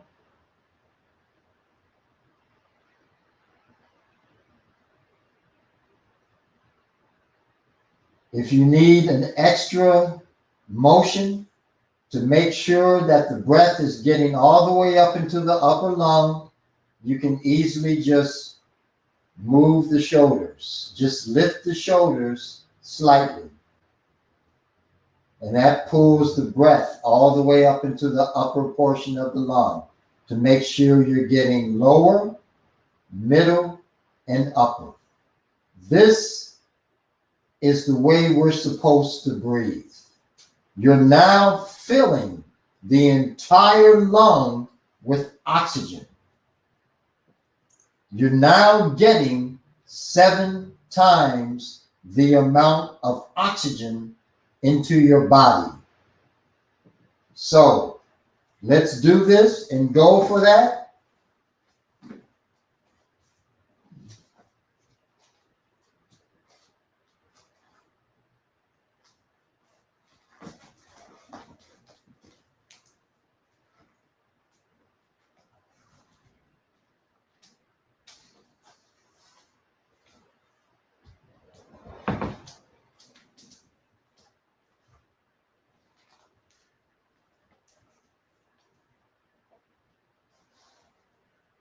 Again, your tongues should be connected.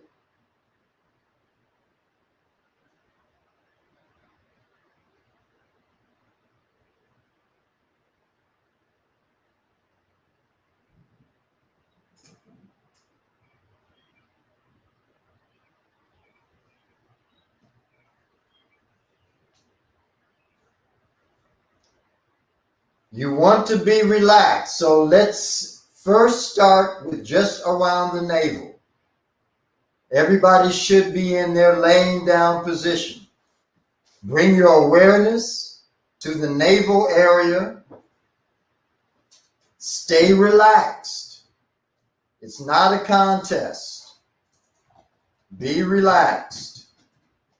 Your tongue is connected either on the ridge, the point, which is the water point, all the way back between the hard and the soft palate, or the heart or fire point midway along the ridge, or the wind point right behind the front teeth.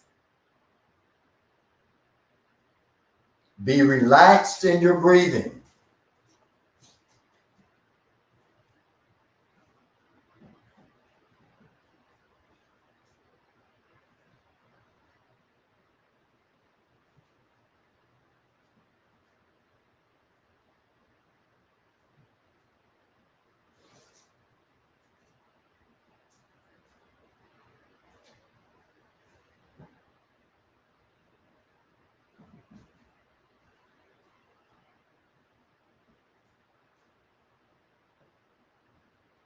Now, from here, you want to bring your awareness to the mid section of the body. In other words, you want to feel the breath moving in, up, and around the ribs.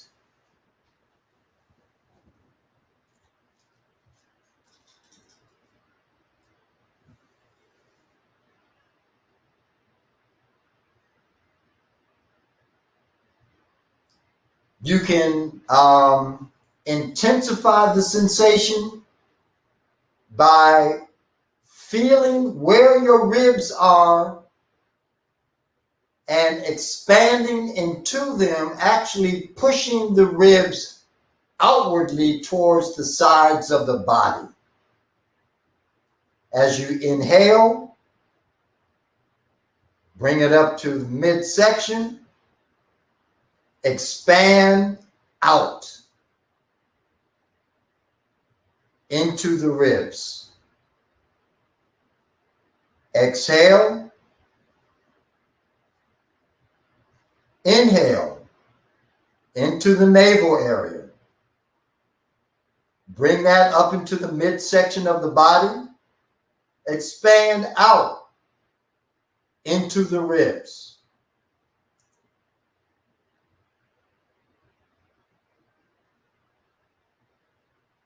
Let's keep it here for a few breaths. Inhaling from the navel. Bringing the breath into the midsection of the body. Feeling the breath expand. Feeling it press and push up against the ribs on the side of the body.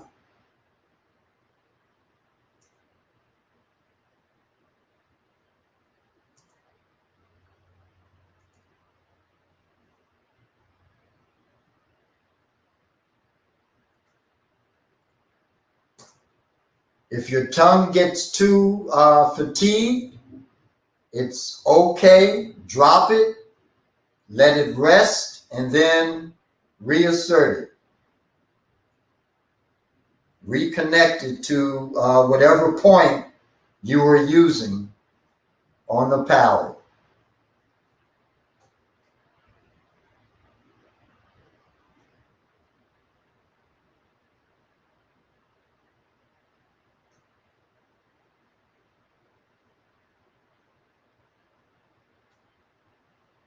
Now, I want you to bring your awareness to the upper chest.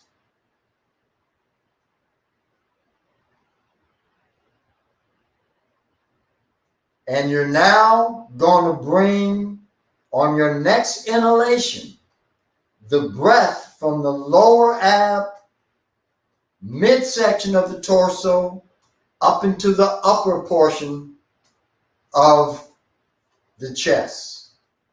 Now, what you're going to have to do is you're going to have to inhale incrementally. Because if you inhale and you bring too much of the breath into the navel, into the midsection, you're not going to have enough to move all the way up into the upper portion of the chest. So you want to bring in a very small amount into the lower portion around the navel. You want to bring in another small amount into the midsection of the body. And then you're going to bring another small amount into the upper chest area of the body. You're now filling the lower lung, your mid lung, and your upper lung. Most of us breathe only from the upper lung. We only breathe from the upper portion of the chest.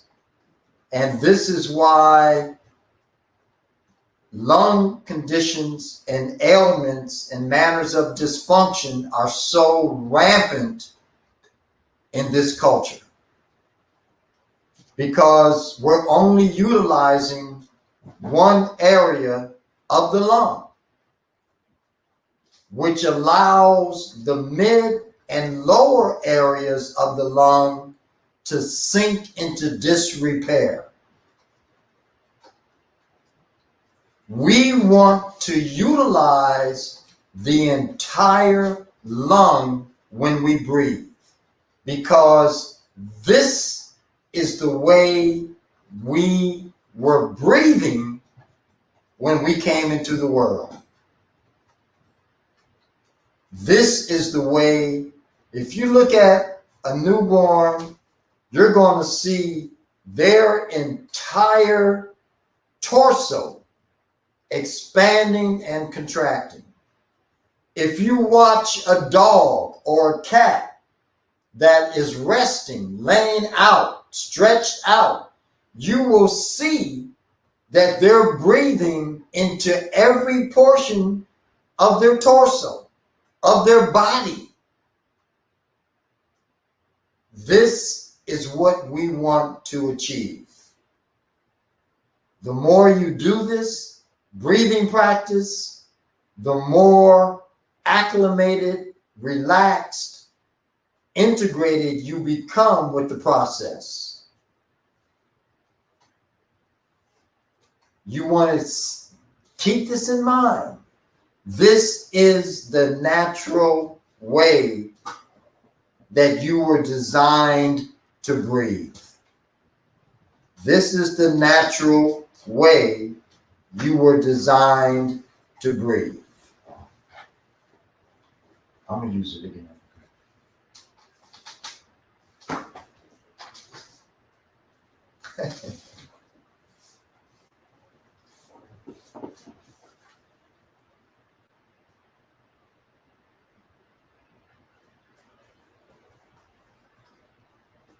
Okay, so from here, where we're going to go next is we're going to breathe into the kidneys. We're going to breathe into the kidneys, and you're going to do this by taking your hands and placing your hands on the kidneys. Laying back, you're only going to use the lower portion of the abdomen around the navel for this breath. So you're going to inhale and you're going to move the breath around to your back body, right around where the hands envelop the kidneys. And you want to feel, as you do that, that area of your back body expand into the palms of your hand. That's the feeling that you are attempting to obtain. You want to feel on your inhalation, the breath move to your back body and expand into the palms of your hand. Keeping the breath at the base of the abdomen, keeping the breath in and around the navel. If you want to, you can actually create a visual of an inner tube that moves, or a balloon, whatever you want to use, that moves from the navel all the way around to the back body, enveloping the kidneys. You inhale into that, and it swells up, and you feel it swelling from the front all the way around to the back. Inhale, and then just release. The breathing of your inhalations and exhalations should be through the nose, not the mouth. We're not using the mouth in these specific practices. So you inhale through the nose, exhale through the nose.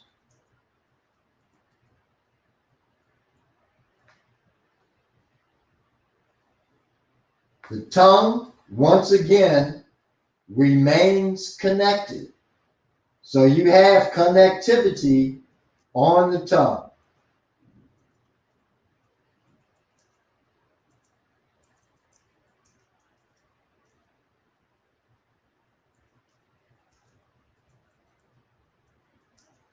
We're going to stay here for a couple of minutes more, making sure that you've got, a tangible applique with this particular practice. I mean, I know you all have the video and you can go back to it at any time, but it's good to actually move through the process physically and energetically.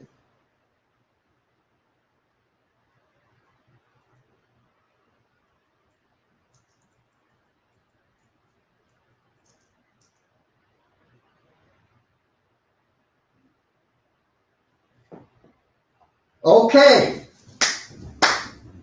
now that you all are masters at this,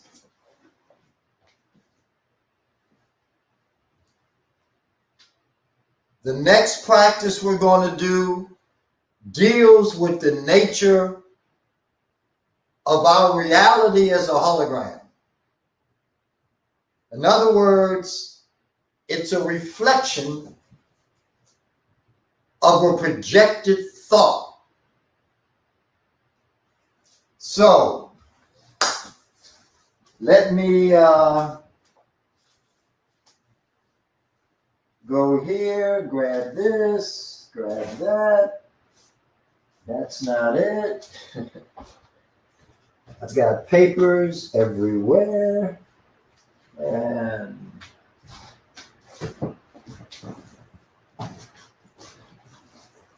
where is that?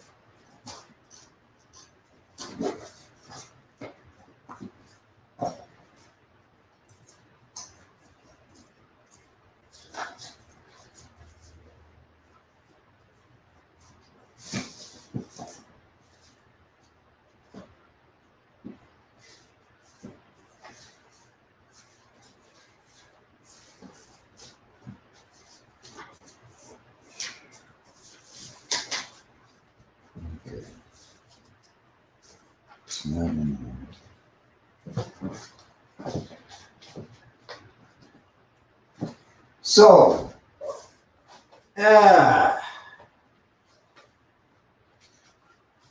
what I am looking for is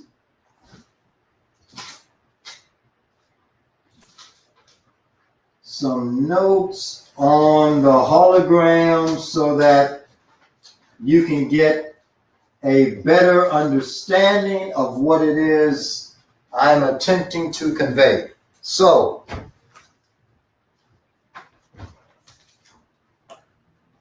in the 80s and the 90s, there was a theoretical physicist by the name of David Bohm. There was another physicist by the name of Alain Aspect. Alain Aspect began doing research on subatomic particles.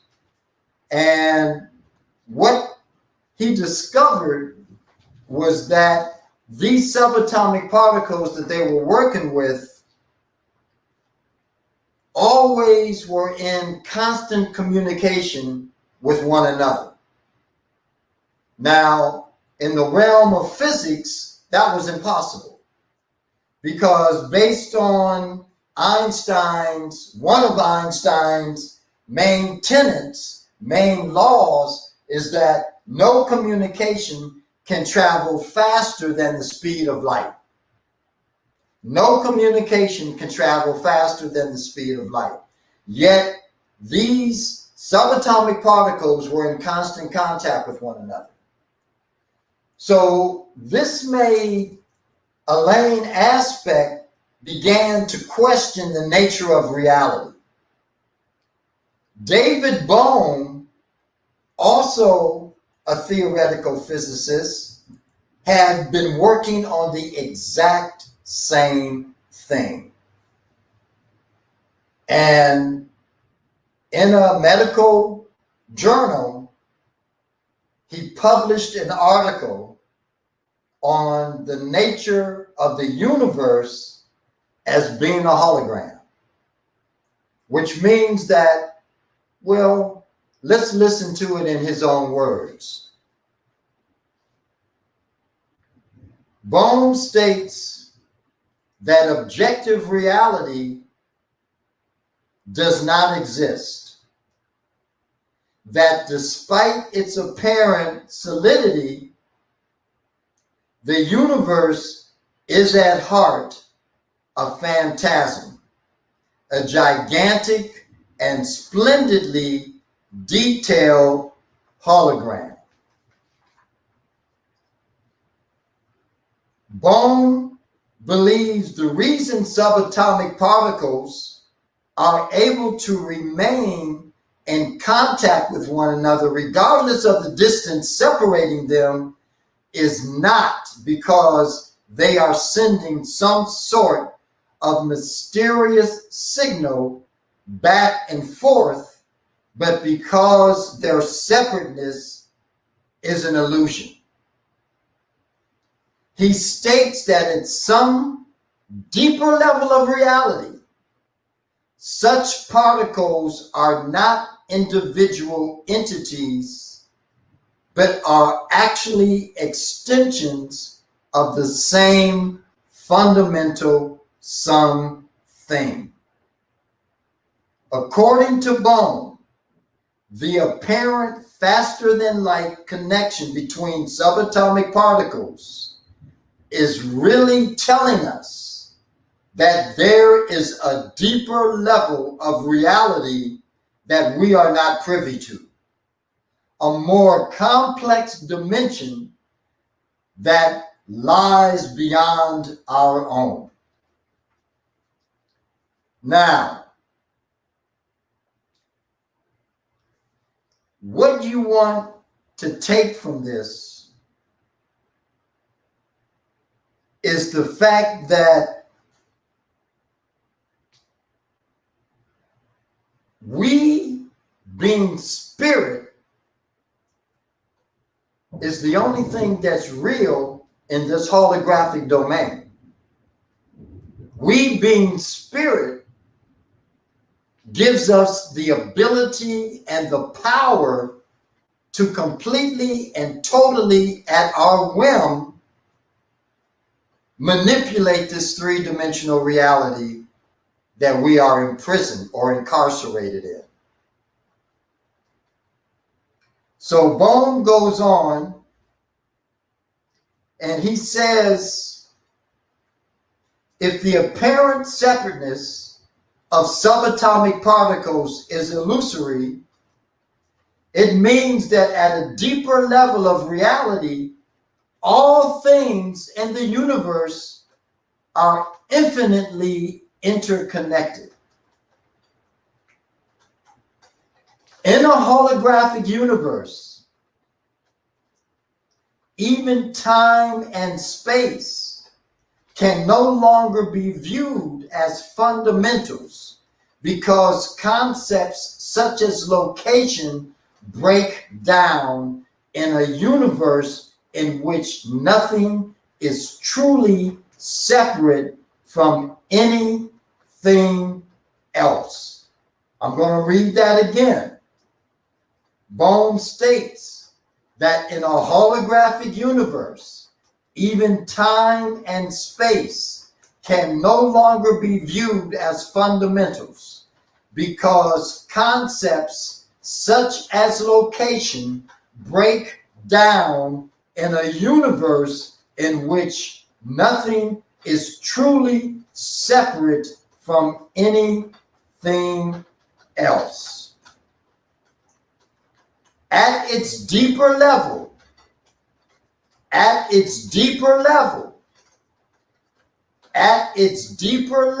reality is a sort of super hologram in which the past, present, and future all exist simultaneously. Now, going back again to the Matrix, I want you to relive and remember when Neo goes to see the Oracle and they walk in the door, and the first thing that Neo sees is this little boy on the floor playing with silverware, bending spoons, knives, and forks. The little boy sees Neo checking him out, and he hands Neo a spoon. Neo looks at the spoon, and the little boy says what? He says, "Do not try and bend the spoon. That is impossible. Only try to recognize the truth." And Neo says, "What truth?" And the little boy says that there is no spoon. And then you will see that it is not the spoon that bends. It is only yourself. So, in looking and listening to that one segment in the Matrix, again, you're being taught. You're being led into a place of revelation and realization that this environment, this universe that we live in is a hologram, that it ain't real, that the only thing that's real is you, your spirit. That's the only thing that's real. So let's prove this. So what I'm going to do, I'm going to stand up. I'm going to get Nicole to stand up. And what you all are going to do, everybody at home, you're going to rub your palms together.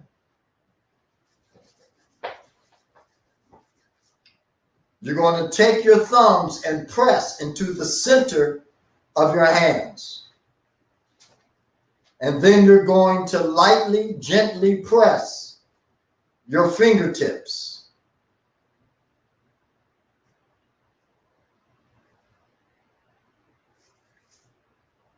Now, what you're going to do now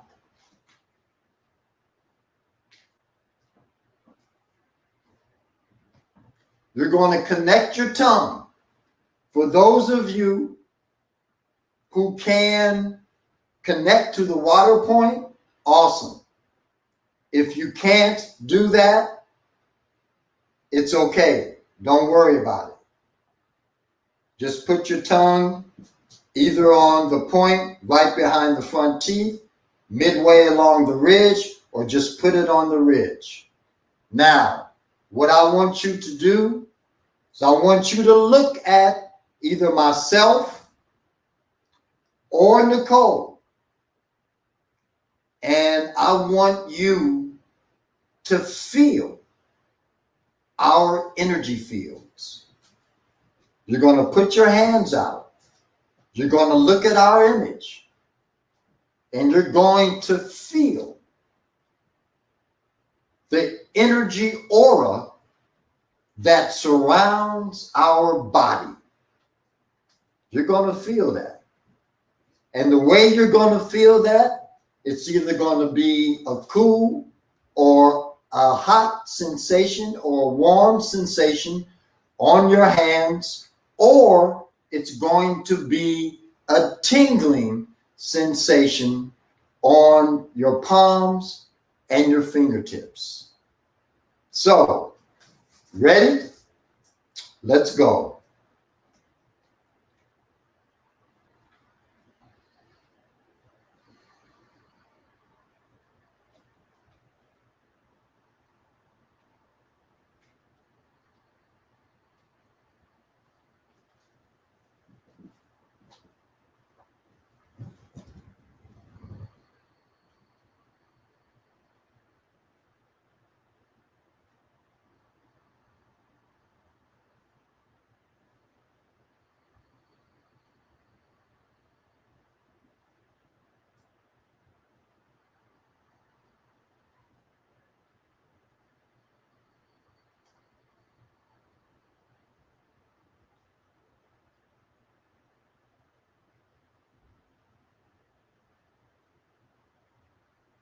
Now, part 2. I want you to look at myself and Nicole. Get a really, really fixed image on both of us. Bring that into your mind's eye. And then I want you to turn away from our image and project that image in front of you, looking away from your computer. And I want you to scan that image in the same way that you scanned our images on the computer. That's number 2. So again,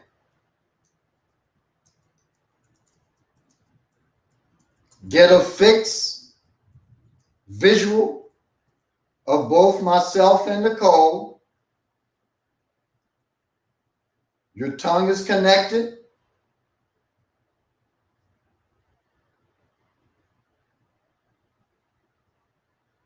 Now you're going to turn to your right or turn to your left, and you're going to project that image of our person, our hologram, in front of you.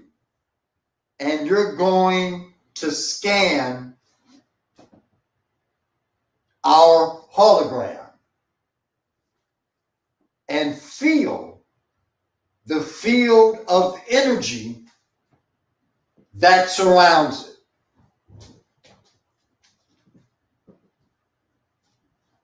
Ready? Let's go.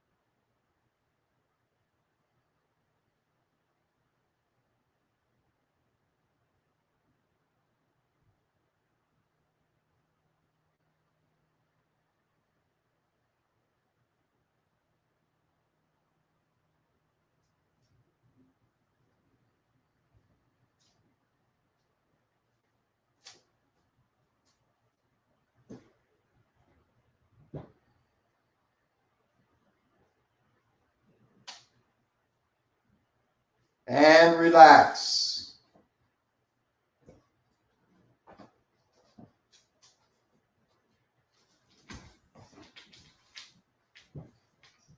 So, I'd love to hear your comments. Unfortunately, we can't do that.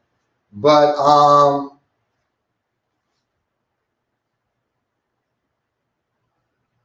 you all can drop comments, I guess, to Brother Rich. You know, just drop a few comments. Let us know what you felt, what you got from these practices so far, what you just were able to achieve with the holographic scanning, how that felt to you, what you came away with. All right, Brother Wayne, are you able to hear me? I can hear you. Okay, great. All right, family. Yeah, wow, it's been amazing so far. Let me see a couple of comments. Yeah, they saying their left arm was warm and yeah, they're loving it. They're loving it, Brother Wayne. They're loving it. Gratitude. They're saying there's no spoon. That meditation got me ready to nap. Somebody said, imagine after 3 months of regular practice. Yeah, definitely. Somebody said their kidneys feel like they've grown. That's interesting. Yeah, because you put energy in them. Of course they've grown. Yeah. you put some life force in your kidneys. Wow. So they've like whoop. Somebody said they can feel their kidneys itching and vibrating. Powerful. Wow. Awesome. So what we're going to do, we're going to take like a 15-minute break, give people time to move around, get something to drink, go to the bathroom, and then come back and we'll go into the next segment. You know they anxious about that improve their sex life segment, Wayne. You know Yeah. they already brought that up. I think that one, the success for finances and the weight loss. I think those three heavy topics that the people are. Well, you know what? Everything that they're doing right now all feeds into the improvement of their sex life. Everything that they're doing. Because even though we become, how can you say, very area centered with respect to our sexual organs pull from all of the other areas of the human body in order for them to generate the necessary energy that they need to give fulfillment, to give resonance, to give balance. All of that comes from starting in the brain, the spleen, the kidneys, all of those areas of the body filter in to the sexual organs so that you can have the kind of experience that you want to have. Indeed. Yeah. Anything you want to say on that, Nicole?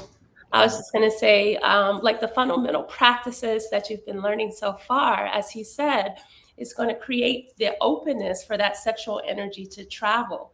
Because a lot of times we're blocked, we don't realize it from those emotions that we've been holding on to. So the anger, the stress of guilt and shame and all of these things we clear out when we do these practices so that that sexual energy can flow and move in the way that it's supposed to, especially opening up the heart.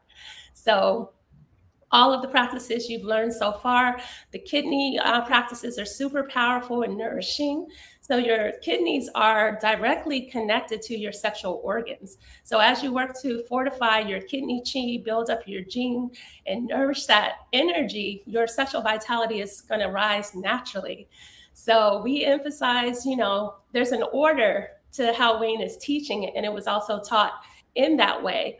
So as we do our clearing work, our releasing work, and really nourishing these organs, when you come to building the sexual vitality, now you have a powerful foundation to build that energy on instead of just jumping into the sexual practices. I know I was excited about that aspect of Wayne's training too when I first came to his retreat in Jamaica. But I understand that I needed to do the clearing work, right? Because a lot of us are carrying trauma that we've been holding on to for a long time. So these energies are helping to liberate that energy so your sexual vitality can flow. That's all. So well said. Excellent, Nicole. Excellent. So when you look at the formation of the kidney as it's being developed, really just if you look at the formation of the fetus, when the organs begin to develop, and the kidney specifically begins to develop, it's just this one clump, mass of tissue.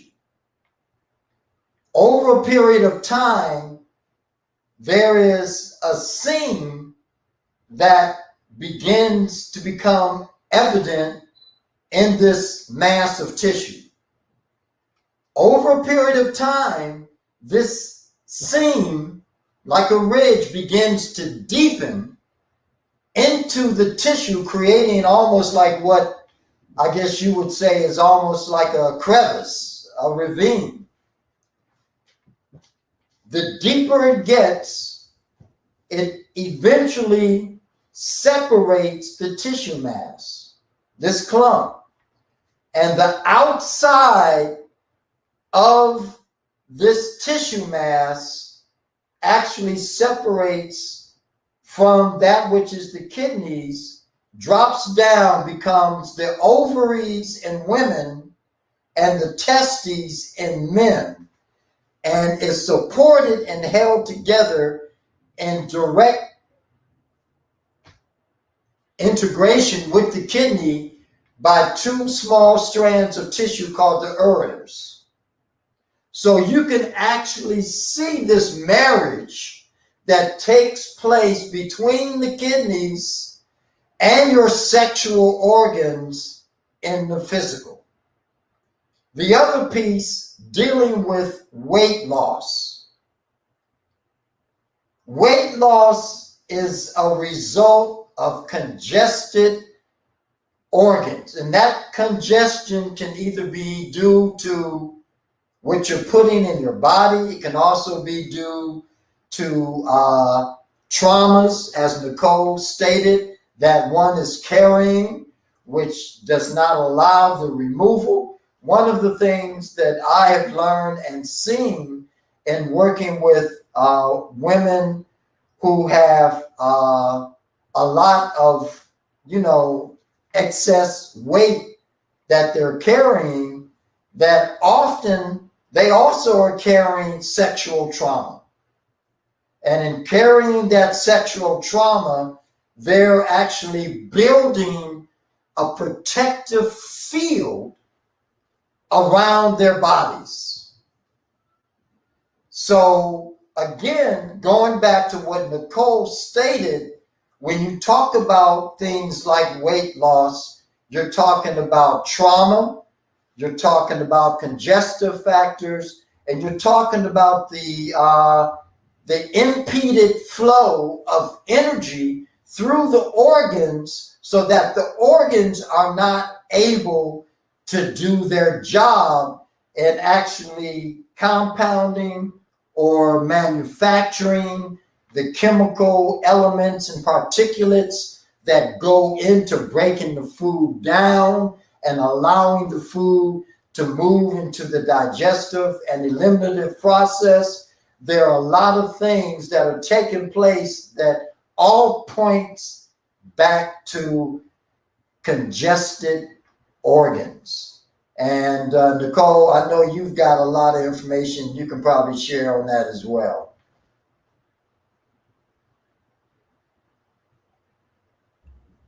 Yeah, I mean, you spoke it so eloquently, but yeah, just to piggyback off of that, I remember when I came to your first retreat, and I wasn't overweight. I thought I was in pretty decent shape, but after a week of doing these practices and eating high vibrational foods, I must have lost 6 to 7 pounds in just a week. So that's the power of this practice, because you're working to move that energy, clear out that congestion that he's talking about, so that the energy can move. Your metabolism will increase and improve, and all of your organs are going to be functioning in better shape and better more harmony within each other, within their own selves, right? Because everything is holistic, everything is working together in the system. So as you continue on with your practice, and that's the key, you got to do the practice, right? You can't just do it today and tomorrow and next week, you forget about the video. It has to be a consistent practice. So that's going to require a level of commitment to yourself, to your goals, to your well-being. But you will see the results. Just moving chi is going to move energy. It's going to get the fire activated in your body that's going to allow weight to just naturally fall off. But then you start implementing, once you start doing these practices, you're going to want to implement healthier things in your life. You're going to want to start eating cleaner, because your vibration is going to start to rise. So you can't keep putting in the lower vibrating foods and expect your energy to keep growing, So there's going to come a point where you're going to have to make some shifts as you start to do these practices more and more. It'll become easier for you. So you're wanting to be on this level, but if you're eating on this level, it's hard to get there. So you're going to have to make some adjustments. But Qigong in itself, is exercise. It is exercise. Energy is moving. You probably noticed when we did the warm-up exercises, you got warmer. I was over here sweating. I don't know about you, but that energy is moving chi. And it's internal, right? We're not doing a whole bunch of like cardio and all of these things. And there is a place for that, right? But as you start to complement the other exercise with this exercise, you'll definitely see excess weight start to fall off. Any questions, Rich, that come in from the chat regarding the statements that were just made? Let's see. The first question I see is, what's your experience doing this while fasting? Oh, walking on cloud nine. That's deep. That's a marriage. Mm-hmm. That's a pure marriage. Somebody's asking, is it better to be outside when you do this? I've seen somebody ask this a couple of times than inside. It's always better to be somewhere where you can get, a better quality of air. And so even though outside for most of us, the air quality still sucks, it's better than being on the inside, unless you have big, air purifying units like I have in my house, that purifies the air. I'm not doing Qigong in the park. You know, get next to some trees, you Yeah. know, Yeah. they Yeah. naturally purify the air. Yeah, it's really Definitely. powerful. Definitely. The next question is, can you address the difficulties of gaining weight? Of gaining weight. Yeah, gaining weight. Yeah. Mm. Again, I mean, losing weight, gaining weight, it all goes back again to that there's a biochemical imbalance that's based on some kind or level of deficit that is occurring in the organs, that the organs aren't allowing a certain kind of particulate or chemical compound to be manufactured, which allows the development of musculature or other systems in the body, ligament, tendon, accumulation of fatty tissue. Mm-hmm. Next question. Does it matter which direction the microcosmic orbit goes in? Yes, yes, it does. And so we want to get to those practices. So let's take like a 10-minute, 10-minute break now, since we've gone deeper into our break time. Let's take a 10-minute break, and we'll come back and do the next segment of the practices, which will include the microcosmic orbit. Okay. Okay. I mean, is everybody good with that? I mean, Yeah, I think 10 is good. Give everybody. I okay. think 10 is good. 10 is perfect. Okay. All right. 406 will be back 416 while Wayne does what he does and Nicole does what she does, family. We taking a 10-minute break. How y'all doing? How y'all enjoying everything, man? Everything's been good. You ain't got to sit here and listen to me run my mouth for the 10 minutes. Y'all could go get some water. I'm about to drink me some water, and y'all could just absorb everything that's just been said. It's been a magnificent workshop so long. I definitely enjoyed the reading. Wayne did the slides he showed. I'm gonna ask him before this ends. I'm gonna ask him if we could get a copy of that PowerPoint that he has, the slides. So I'm gonna ask him if he could send that to me. If he can, then I'll send that to the family. All right. But yeah, this workshop is clutch. Yeah, family. Like I said, I mean, the intellectual work is great. It's amazing. It's definitely a necessary part. But these practices is what's going to move our current, and our current is our currency. So we gotta combine the two. We can't just read the books. We gotta combine this along with reading the books or watching the YouTube videos. And sometimes this type of work isn't appreciated on YouTube. So like I said in the beginning, I appreciate y'all for investing in this. Yeah, I'm gonna ask him for the PowerPoint. Also, I think Nicole is gonna make a video for the queens in the that signed up. Personal video about female organs and female parts or whatever. So I'm gonna ask her. I'm not sure. I think that's what Wayne was alluding to when I talked to him on the phone. So if she does that, y'all will get that video for tomorrow. That video is not for the fellas to see. That's just for the sisters. So I'm gonna ask her about that as well. Don't want to promise that, but I think that's what Wayne Chandler was alluding to. But besides that, let me see what else y'all saying. Oh yeah, so another thing, some of y'all ask, because this is the link. This, if you want to see this again, just use the same link you use, and you could see this anytime you want. Some of you don't like to go through YouTube. I'm gonna send everybody by Monday. I'm gonna send everybody a downloadable version of this workshop to your email. I'm gonna be sending it from WeTransfer. So if you see something coming from WeTransfer, that's Brother Rich, and that's gonna be a downloadable version of this workshop. And the reason why I'm doing this, y'all know my channel just got suspended a couple of weeks ago. And just in case anything happens to my channel in the future, I'm gonna have a copy regardless, but I know y'all want to have a copy on deck. So I'll send all of y'all a copy of that. I ask about the PDF, and I'll see if Nicole is going to do something private for the sisters. Yeah, I mean, I don't know if Nicole offers personal classes. We're also going to ask that. We're definitely going to ask that. This is my first time meeting the sister and learning of the sister. So, I mean, she's been a great addition to this workshop. So, Once again, I want to thank Nicole Jackson for joining me and Wayne Chandler.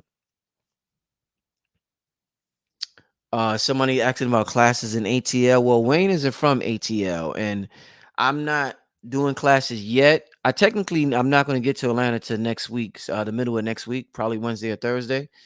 But as soon as I set something up, I will let everybody know. I know me and Red Pill are going to be doing this dating, like a dating show in one of the cafes in Atlanta, and we're going to invite people to come out, to mingle and meet each other. The divine masculine and divine feminine meet each other. Hopefully, y'all can meet people that's on the same resonant frequency. And we're hoping to, because the whole black power is the black woman, black man, and that child. That's when when we talking about that power, that's what that ultimately is, and that's what our ultimate, objective is in all of this. The divine feminine, divine masculine, and you create that child, and you pay forward, and the child continue. So yeah, I'm not sure where Wayne is. I think no, Wayne didn't come back yet. I see Nicole's here. Let me put Nicole on. Hey Nicole, can you hear me? Yes, I can hear you. Hey Nicole, while we wait for Wayne to join us again, somebody asked, they asked do you have classes and how can they get in contact with you personally? Yes, absolutely. So, a couple of things. Usually, I teach my classes in workshop forms, and I'll do a series, like a 4 or 6 week series. And actually, I was thinking about creating a sexual vitality Qigong class. The last time I ran that class was in 2020. But because the energy is in the air, and I would love to be able to offer something to your community. For the queens who want to go deeper into the women's practices, to the healing love practices, I would, definitely like to put together something so that I can support you a little more. I thought that we would be able to have a little more with that today. However, everything is in divine order. So, Indeed. And Wayne told me, are you still making a video for the sisters that signed up today? Wayne told me you might do a private video and send it to me tomorrow or something like this. Are you still doing that? Yes. So I offered that as a way, that we could still cover a lot of the practices we were hoping to get into and talk about the jade egg and talk about, just cultivating the yoni and sexual energy. Mm-hmm. And so I will make a video that will support you ladies in getting started with your practice for sure. Mm-hmm. And be on the lookout. I will try to get it done tomorrow. Sometimes my schedule can get really busy. Mm-hmm. But I'll tomorrow, I do have a window of time where I can make that video. So hopefully I'll have it to you sometime tomorrow evening so you can give out to the community of women who signed up for this course.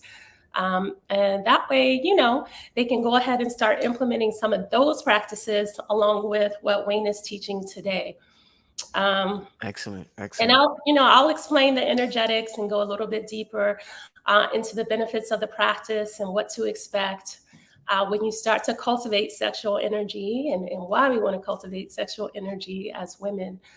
So do know that video is coming, ladies. I definitely want to be able to share these practices with you. And then, maybe when I do the video, I'll talk about the workshop, that I can co-create with you all and how you can go deeper, right? So these practices are really profound. And, if you don't have the opportunity to come practice with us a week in Mexico, then you still have this video to support you, until the next thing comes up for sure. Excellent. All right, y'all. I think Wayne, we're going to get started in about 2 minutes, family. So hopefully y'all got some water, y'all took a bathroom break, or y'all just, moved your body around. But I know everybody is enjoying this. Do you have any?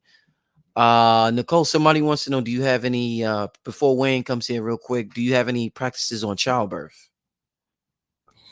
So you mean that? Well, I'm not a doula, so I would say, as far as taking you through childbirth, not particularly, but I can help support you in opening up, the energies, the channels that will help for you to have that childbirth to go with more ease and grace. I do teach womb yoga. I'm in Queen Afua's womb yoga class, so that is also another way I can support you if you're pregnant or wanting to get pregnant, or just, wanting to improve the reproductive system in general. The womb yoga program is really powerful. So just connecting to those that most precious aspect of ourselves as the womb center. So yes, yes. Okay, okay. All right, for those asking about Mexico, Wayne will touch on that before we end today. I want to get him back on here, and now, without further ado, Wayne, can you hear me, my brother? I can hear you. I've been Okay. listening. I've been Okay. Okay. eating Good. out of, All right. Cool. All right. Cool. Well, we started a little late, family. It's 4:15 now. I think we got about an hour, 10 minutes, something like that. Like I just said, family, it doesn't end today. Nicole's gonna make a separate video for the sisters. Oh, Wayne, this is what they want to know. Can they receive a copy of the slides that you showed, the PDF? Is it possible that you can send that to me and I send that to them? Yeah, I mean, I can work with Vince. He'll show me how Okay. to lock that down and do it. Yeah. Okay, good. So I'll do that. I'll send you that. Nicole, ladies, she'll send you the video. Wayne will talk about his Mexico retreat about at the end of this workshop. We don't want to waste no more time. So Wayne, without further ado, go ahead, my brother. Continue. I'm gonna just step to the side. Okay, so where we are, I want to go through at least two of what I refer to as the solar practices. And the solar practices are designed to generate energy in the body very, very rapidly. You then utilize this energy that you've generated in the body, and you take that into your sitting practices. Your sitting practices are the practices that we'll explore, that deals with alternate nostril breath, microcosmic orbit, kidney packing. Those are like some of your sitting practices, various meditations. You take that energy that you've collected, that you've acquired from your solar energetic practice, into those types of practices. So again, we're looking at your solar practices as being more yang driven, more Qigong driven. Whereas your sitting practice, those practices are more yin stable. They're more yin based and oriented. So with that, let's go. Let's everybody stand, and let's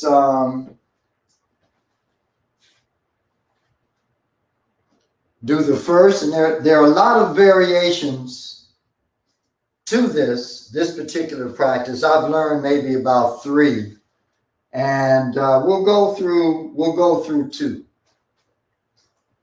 So this is called spinal cord breathing. And spinal cord breathing is a practice that activates the back channel in the body and the central nervous system. It does so through allowing the spine in the back body to move in a certain and very specific rhythm that allows the opening and contraction or closing of energy pumps that lie along the spine or the back channel of the body. So spinal cord breathing actually fits into what some of you may have heard of, which is called cranial sacral work. Cranial sacral. Cranial sacral has many facets to it, but one of the main elements is that it works with the movement of energy up into the back channel, into the head, and to express and expand outwardly into other areas of the body. And this is done through an expansion and movement of contraction that allows that process to take place. So with this, the movement is here,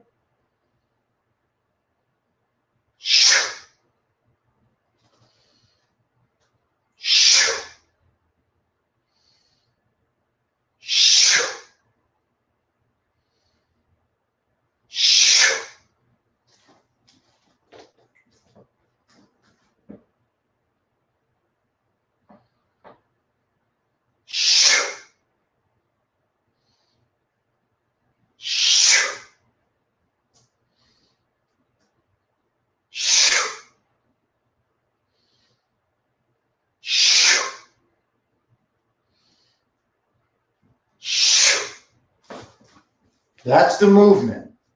The sound is the shoe sound. Now, when you come up, it's an expansion, contraction, a rising, and a sinking. All of those things are taking place in this movement. So from here, I go up, I expand. What you don't see is when I come here and go back, I connect my tongue. Tongue connection is called Kachari Mudra. You can't be in any authentic internal practice without Kachari Mudra. Kachari Mudra must be in play if you're going to talk about the proper movement of energy through specifically designed channels in the body. So, from here, you expand and you rise. So, I'm here, I'm going to exaggerate the movement so you can see. So, I'm here.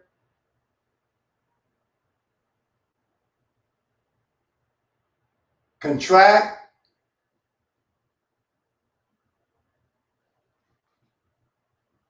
Expand.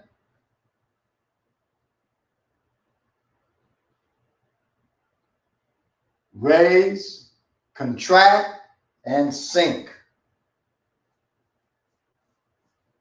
Expand and raise, contract, and sink. Okay? So, I think everybody's been able to get the flow of how that is going to move. So, we're going to start with 9 reps. So, to make sure everybody is in synchronicity, we're going to roll our shoulders 3 times and then go in, boom. Now remember, when you go back, the tongue connects. The tongue connects to one of those 3 points or on the ridge. When you come forward, it's the shoe sound.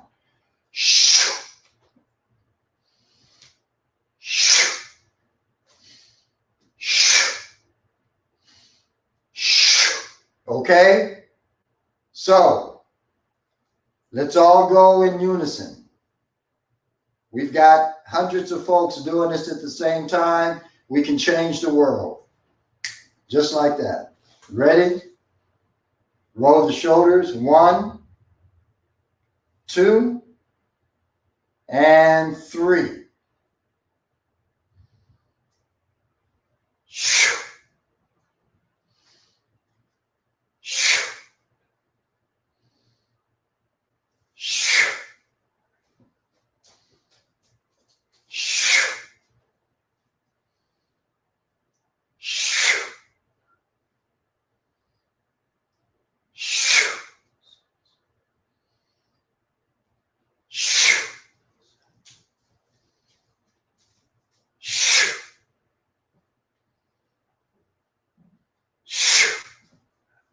And relax.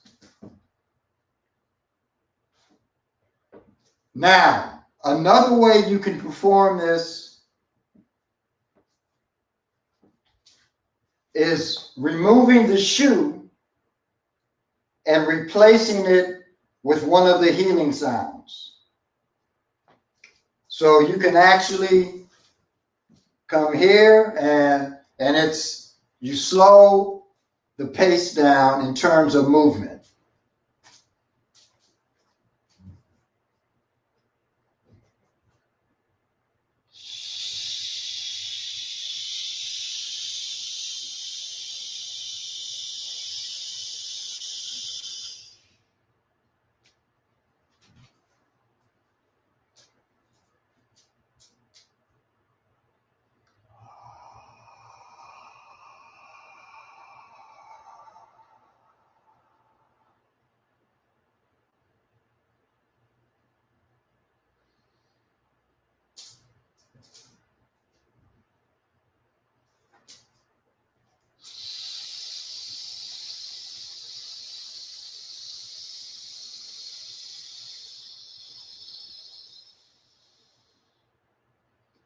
So that's another way that this particular practice is done.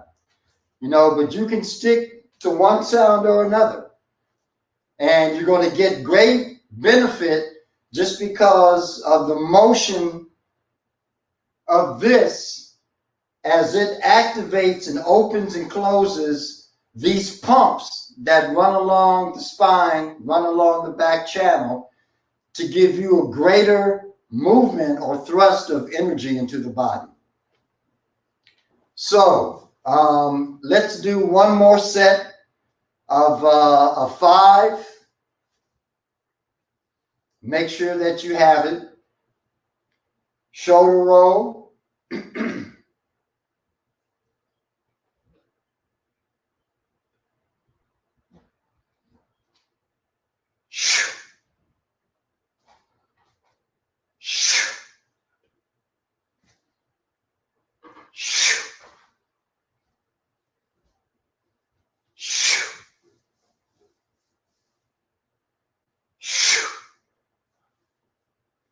And relax. The next solar practice we're going to do is called the dragon. You want to put your feet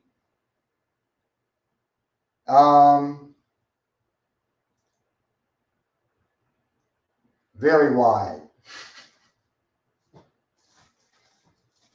So way wider than hip width. I mean, if you can see my image, you see where I am. And you want that because you want to be able to have the space to sink.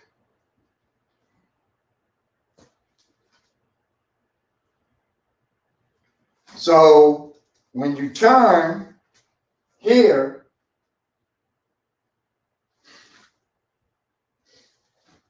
back,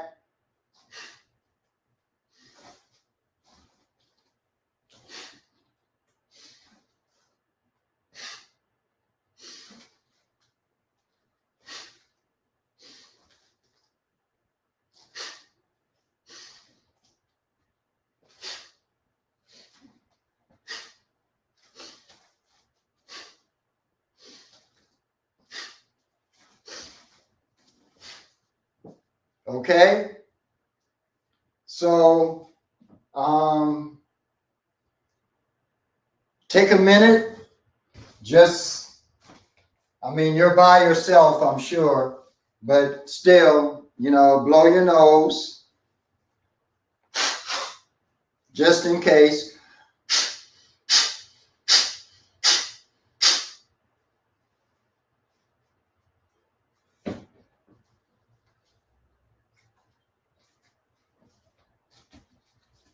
Okay, dragon. We're going to do a set of 9.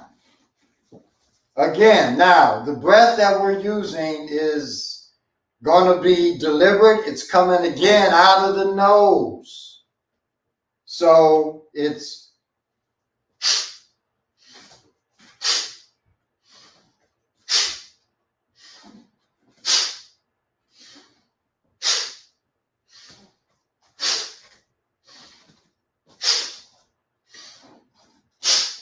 now, what I'm not doing is I'm not doing this.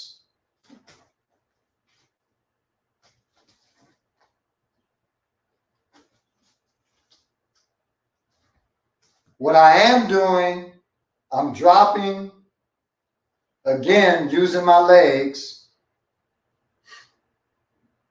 My back is straight. It's not bent over. So you want to keep your back straight. Boom. Boom. Boom. Boom. Okay? Wayne, can you tell them about how you're breathing, the reverse breath? Yeah, definitely. So this practice incorporates what's called reverse breathing, which is the essence of this practice. So I'm glad Nicole was there to remind me that this practice is based on reverse breathing. So the process of reverse breath is the energy literally applies a level of pressure on the navel and the sect chakras and getting them both to expand and release energy that's absorbed in the body and the other organs for various things that are needed by those other organs at that particular time.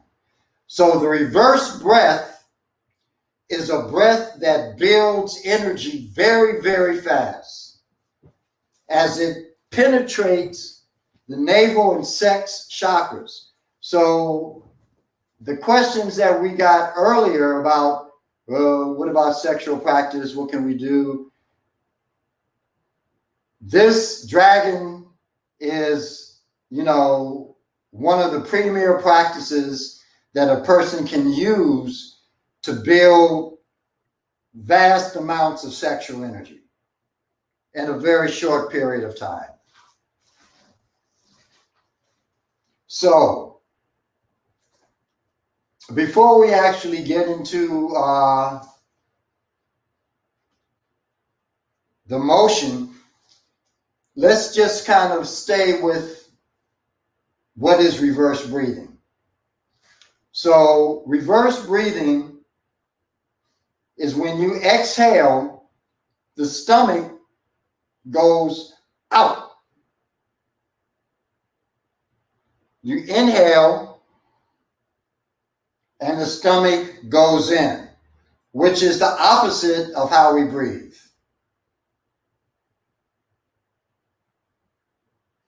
So again,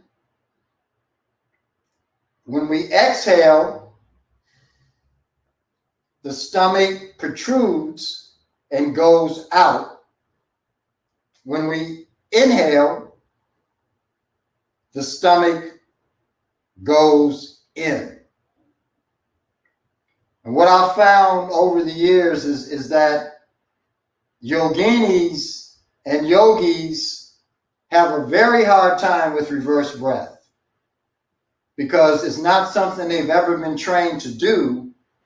And when they attempt it, it just completely discombobulates them because it's going against the design of how they've been breathing all along. So again, this is a lesson in non-attachment.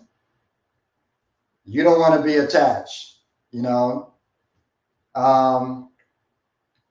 I was teaching and studying capoeira, I went into capoeira with learning a style called Regional or regional, which was more combative, more martial oriented. And years later, we got switched over and introduced to Angola style, which was very soft and, much more fluid, and the principles were just very different. And I moved into it, like bam. And so they asked me, how were you able, how can you get into Angola so fast and so easy? And I said, because I wasn't attached. I wasn't attached to what I learned in Regional. And that's one of the things, as human beings, that's what we do. Because we train ourselves and get involved in a particular discipline, we get attached in the way that we pursue that discipline. And we don't want to do that. We really want to get in it, be in it, but not be attached. And that will allow constant expansion and variety in your life or other things that you do. So again, reverse breathing.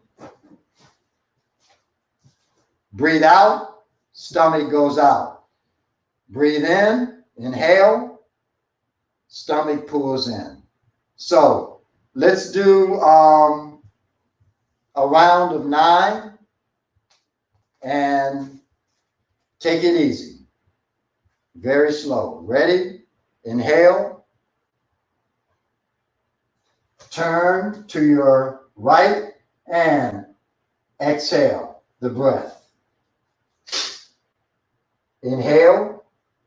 Come back center. Exhale. Inhale. Turn to your left and exhale. Inhale. Come back center. Exhale. Inhale.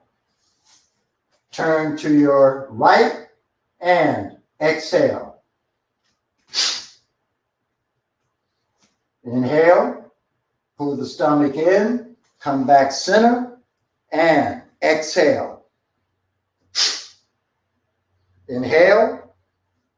Pull the stomach in. Turn to your left and exhale.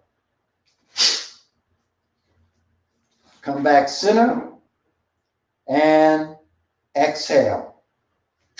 And release. And relax. So, take a second. We're going to speed it up a little bit. And we'll do 6. We'll do 6 reps. Make sure you have the proper stance. Look at me. And first breath, inhale.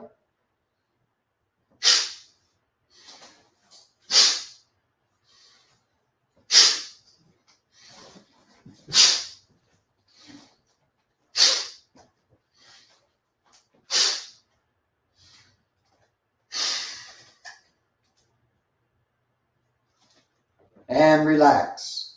So from here, there are other solar practices that can be done, but we're not going to do them because we really don't have the time.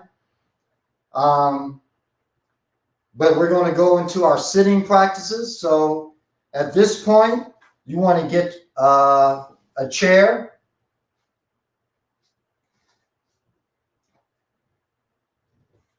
And I'm noticing, like there's so much information that is encompassing like all of these things that you're learning. You know, I mean, just the level of information that surrounds all of this is, you know, you're going to have to come to the retreat. You're going to have to come to the retreat to get everything. But so let's work the sitting practices. The first sitting practice that we're going to do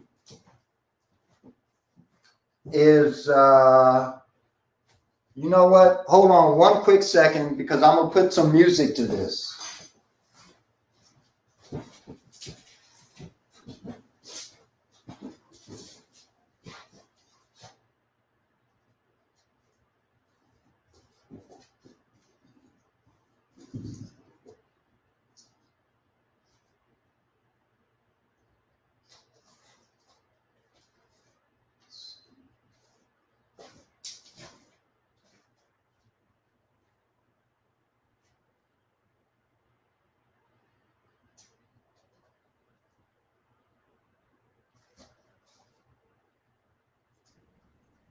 I'll just add while he's getting the music that the solar practices are very energizing.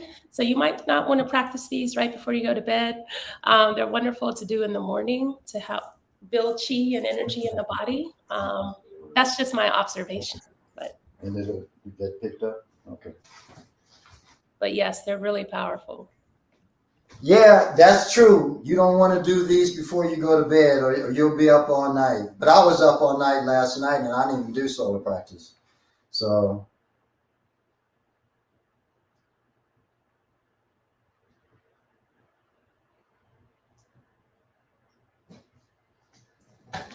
that's the monkey on my back. The monkey on my back is getting in bed at really good times, you know. I mean, when I was down in Mexico, man, I got in bed like, you know, I got in bed at midnight, you know, or 11:30. Now, most people would say, oh, wow, you know, that's horrendous, you know, midnight. But no, you know, I mean, I usually don't get in bed till like 2, 3 o'clock in the morning. Don't do that. That's bad. It's really bad. It's the monkey on my back. It's been beating me down for most of my life, you know, but I'm going to beat it. I am. I'm going to get it, you know. I'm going to get it. One day, you know, I'm going to get it. So the first sitting practice we're going to do is called alternate nostril. There are a lot of variations to this because it's progressive in terms of what it gives you and what it does. We're going to start at the ground level. That means the position you're going to have is you're going to close off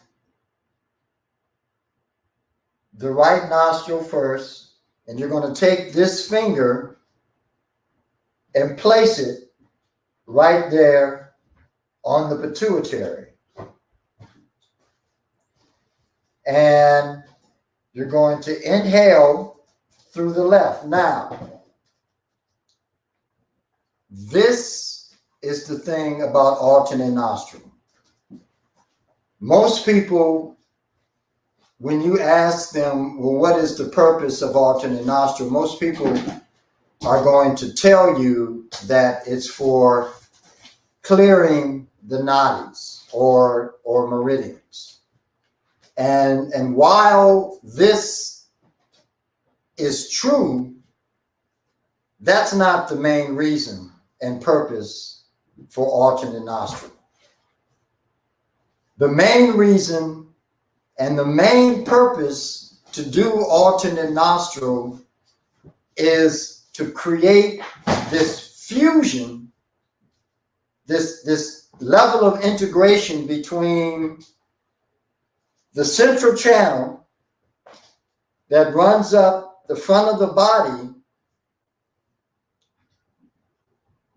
with the impartial mind, which is a part of the subconscious.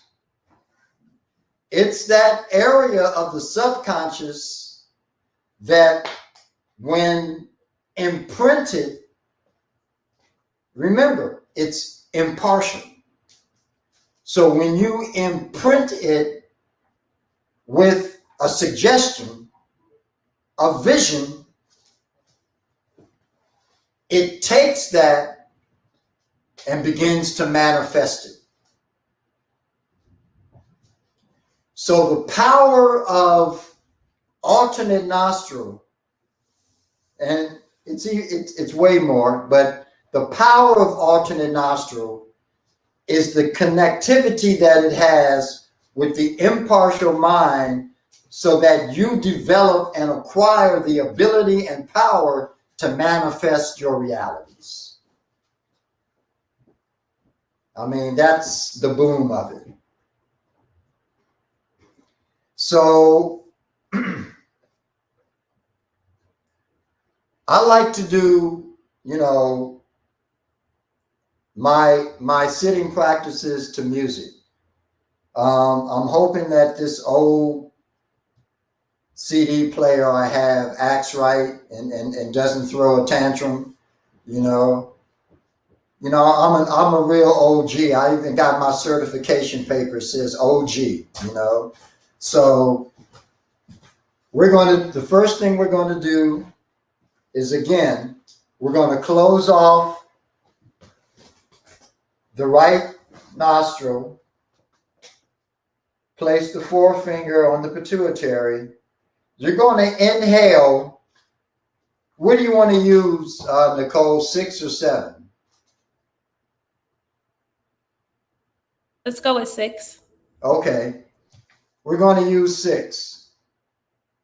So you're going to inhale to a count of 6. Your tongue is connected. The tongue is connected. Inhale to a count of 6.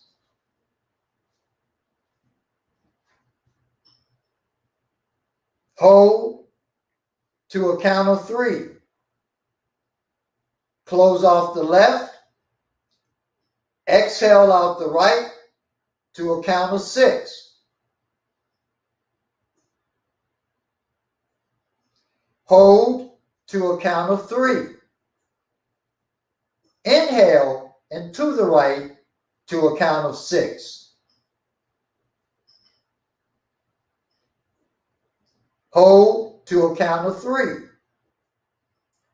Exhale out the left to a count of 6.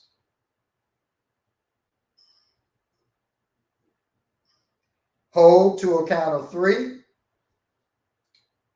Inhale into the left to a count of 6. Hold to a count of 3.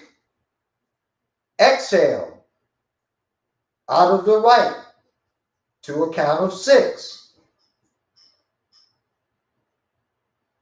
Hold to a count of 3. Inhale into the right to a count of 6.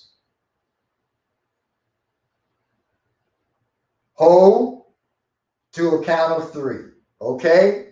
That's the pattern. That's the rhythm we're going to use. And this is the song we're going to play to do this practice by.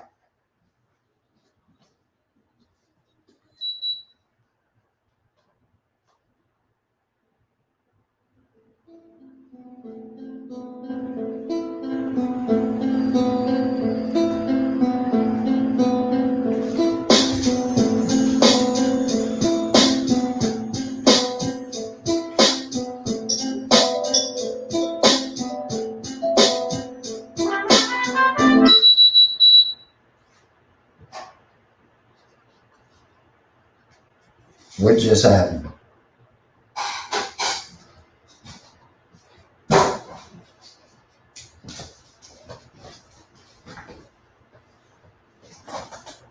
It's must, man. But it's not playing.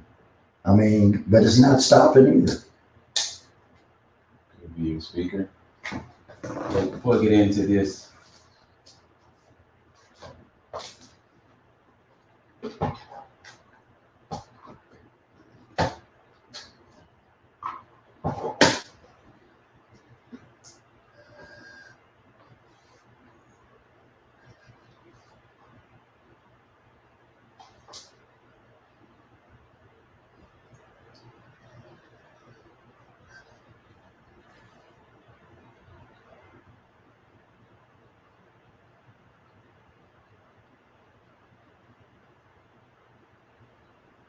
Wayne, I'm gonna get you an iPod upgrade.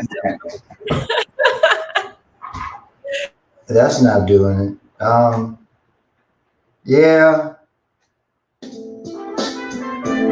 Okay, we're back on. I mean, you know, these are like just the glitches that Mercury retrograde brings to the table. You know, you just gotta suck it up and roll with it.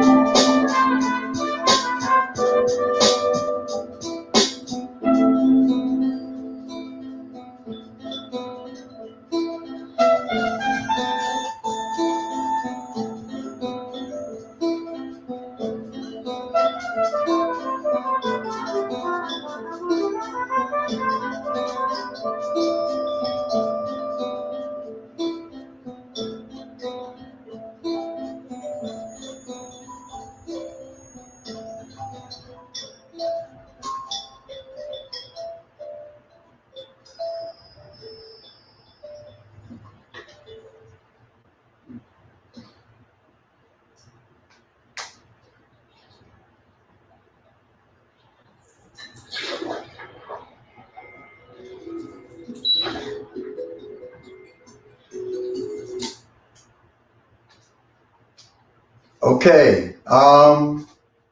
So that should have been a little relaxing for you.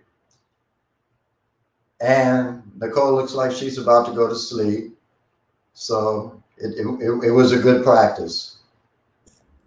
I feel like it too. So the next sitting practice we're going to do is called kidney packing. Now, this is the thing. With kidney breathing, which is what we did on the floor, that really speaks to the maintenance, cultivation of kidney energy as it has to do with the physical body. So the kidneys are responsible for many, many things. I mean, they're responsible for the filtration of water, which turns into urine. They're responsible for the filtration of blood. They're responsible for the manufacturing of marrow. They, of course, is the interior of the bones. And they hold all of our sexual energy. The yin and the yang are held within the kidneys. And when the kidneys go weak, your sexual energy goes weak along with them. So the kidneys are a storehouse, a powerhouse in terms of physical maintenance for a variety of different things that need to be maintained in the physical body. Kidney breathing speaks to that and allows that process to manifest itself. You know what?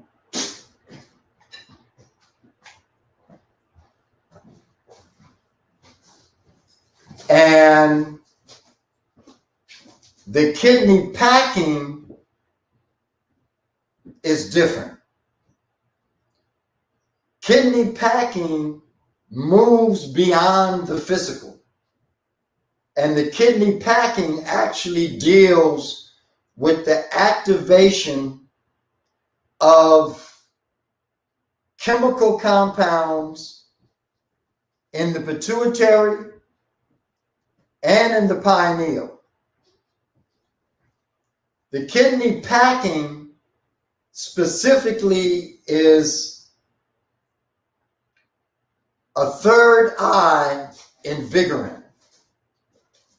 And it does this through the release of energy that moves up meridians and goes into these two pea-sized glands on either side of the head called the amygdala. Once the amygdala become filled with the chi, they then transfer that chi directly into the pituitary body, activating the release of a compound called anandamide, which is literally referred to as the bliss hormone. Anandamide is manufactured and released both in the pituitary and the pineal body. And the pituitary also releases pituitrin. When these reach maximum levels, the Ajna chakra is then activated, and your extrasensory perceptive qualities come online. You are now activated with, ESP. So the kidney packing is profoundly powerful. And again, it's in stages and it depends on the individual, because if you live a very, very stressful life, before your kidneys can come back online, what sits atop the kidney are your adrenals. And what feeds into a stressful life is adrenal maintenance. So your adrenals are going to be addressed first. But for those who aren't living a radically stressful life, you will feel this surge of energy that will move through the kidney, out of the kidneys, and into the body as a whole. And your entire body will begin to vibrate. So, with that being said, let's go into kidney packing.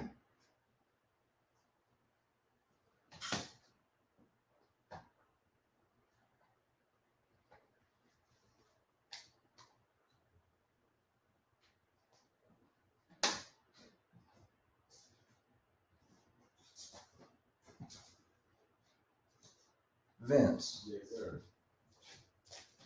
This is a speaker. Does this?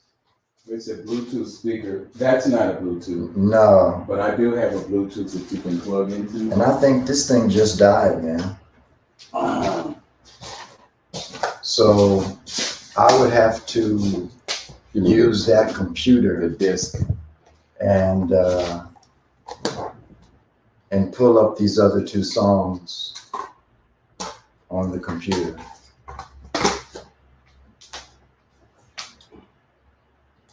Oh, you have a, okay.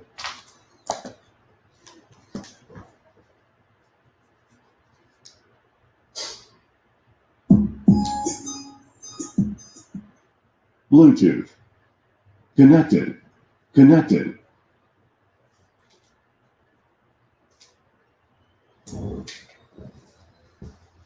Give me just a few moments, I'll get it together.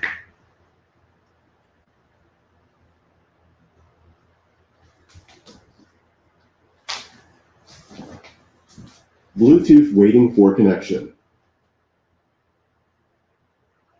If I get out of this StreamYard on this computer, will that mess up what's going on over there? No, I just need to know which track you want to play. 11.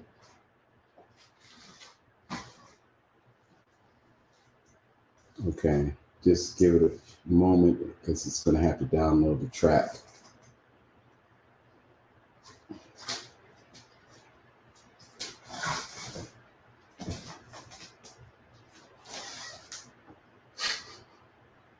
So Wayne, while he's getting the music, do you want to just go through like a brief explanation of the process? Yeah, exactly. So with the kidney packing, you're going to breathe from the lower ab 3 times.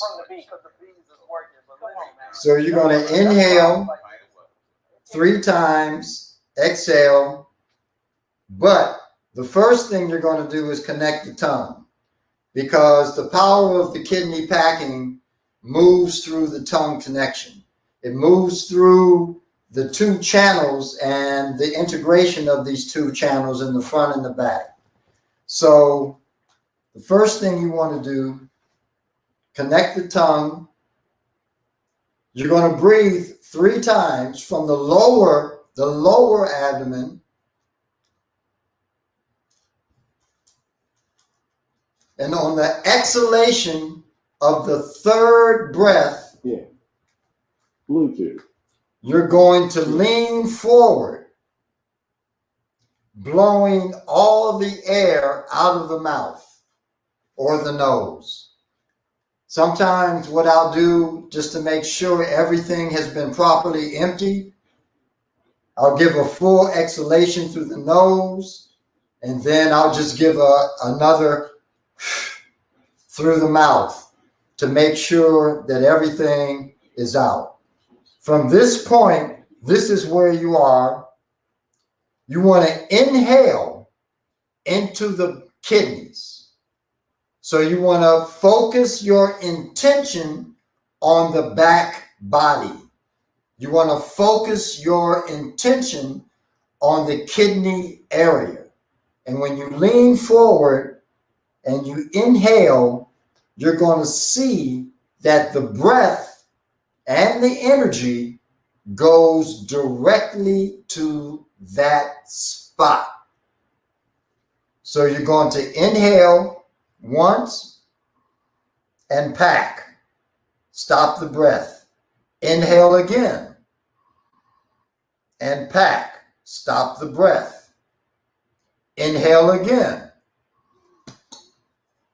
Pack. Stop the breath and sit straight up, holding the breath. Hold the breath between 5 to 7 seconds and then exhale.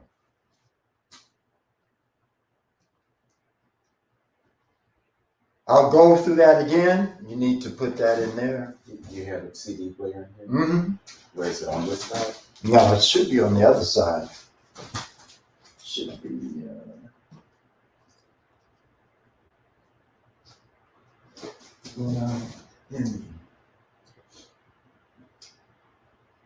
Let me just go here and.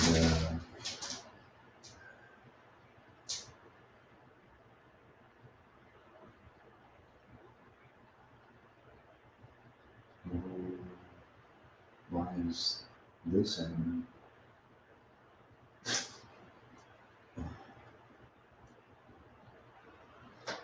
Oh, I'm offline. Okay. Well, you don't have to be online to play a CD. I know, but I was going to pull the music from my my email. I have it in my email as well. So, again, connect the tongue.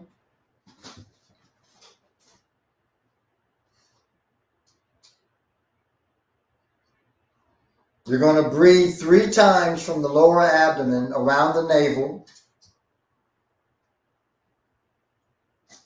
In that expansive breath, pull some of the breath around to the back. Doesn't have to be a lot.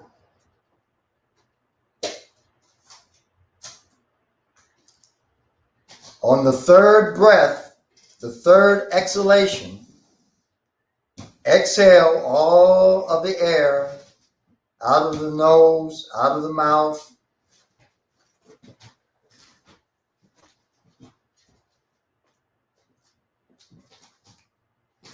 And inhale Bluetooth connected. into the lower area of the abdomen, around to the back body, and into the kidneys.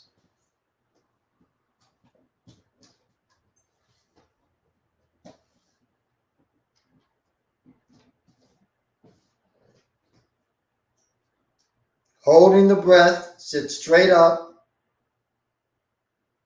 Hold the breath for 5 to 7 seconds. And exhale.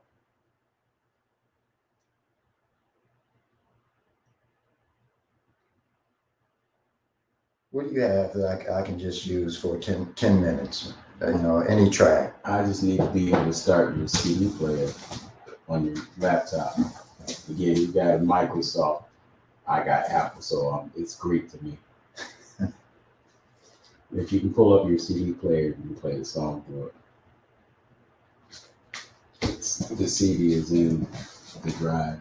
Man, let's see.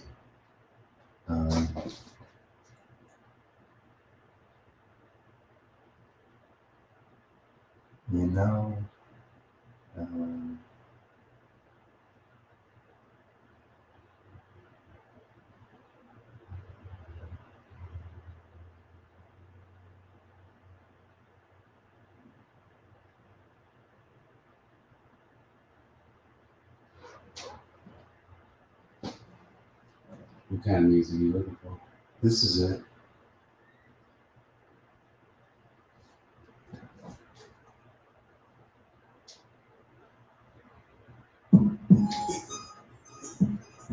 That's not Pause. Yeah. Yeah. Oh. Just need some volume.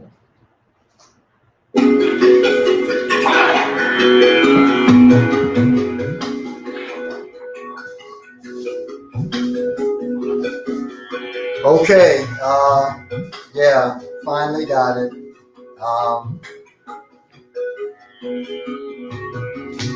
So again, I'll go through it with you.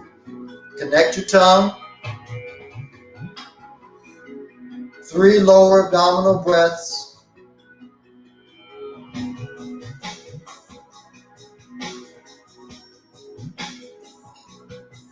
As you exhale on the 3rd breath, you lean forward. Fingers turn into one another.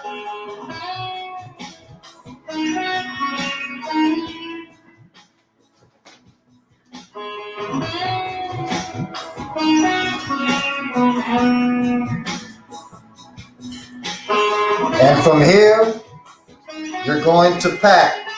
You're going to inhale into the kidneys once and hold.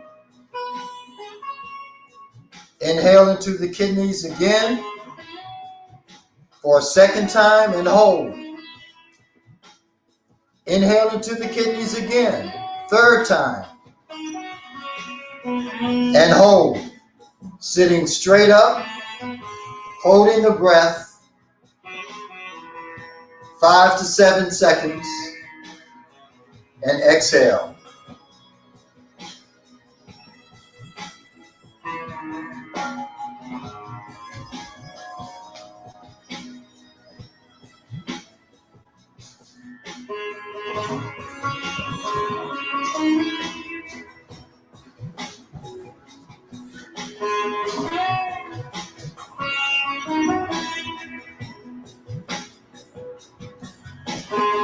Connect the tongue.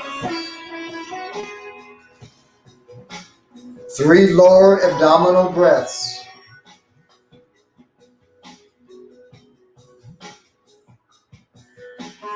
On the exhalation of the 3rd breath, lean forward, elbows out, hands turn in. From this position, inhale into the kidneys. Packing once, inhale, stop. Inhale again, stop, and inhale again. Stop, holding the breath. Sit up straight, holding the breath. 5 to 7 seconds, and exhale.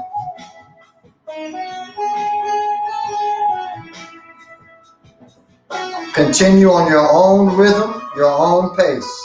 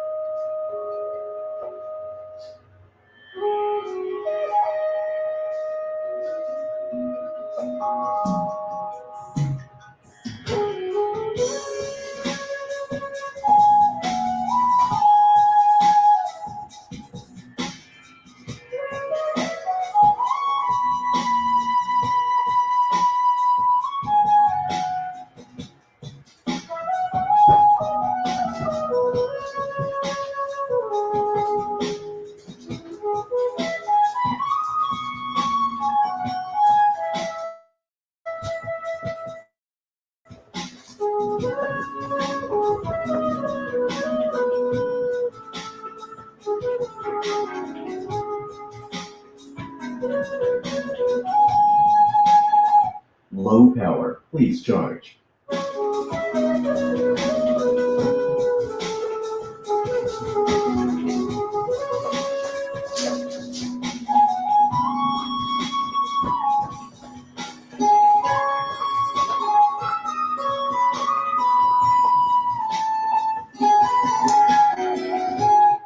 Low power, please charge.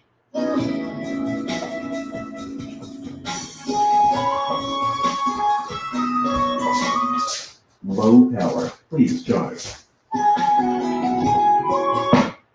Bluetooth connected.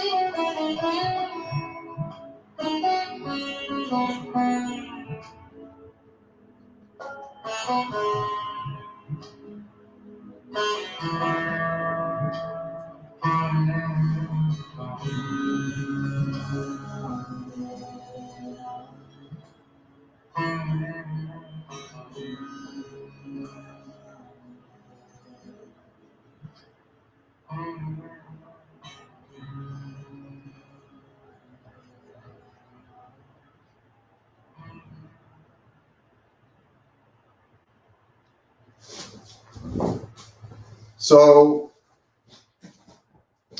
take a second. This is a great practice to travel by. The last sitting practice that we're going to do is the microcosmic orbit. And Nicole, you want to give your overview of how to do that, and then I can just follow up with, you know, how I can integrate with what you're laying out.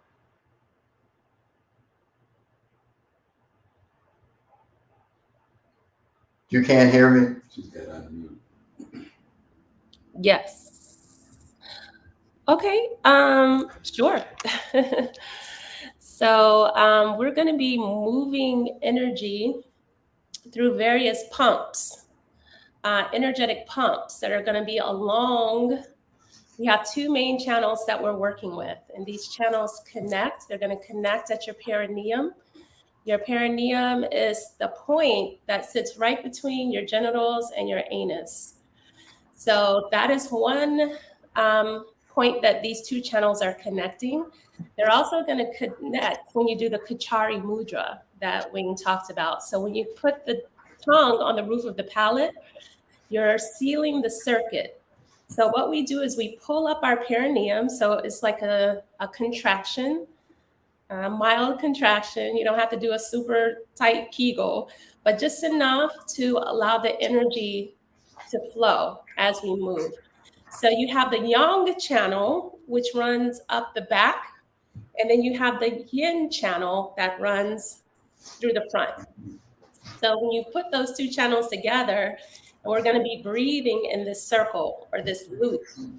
And so that's how the chi is going to move. You have 7 main channels that go up the back. We're going to basically be moving that chi through these channels.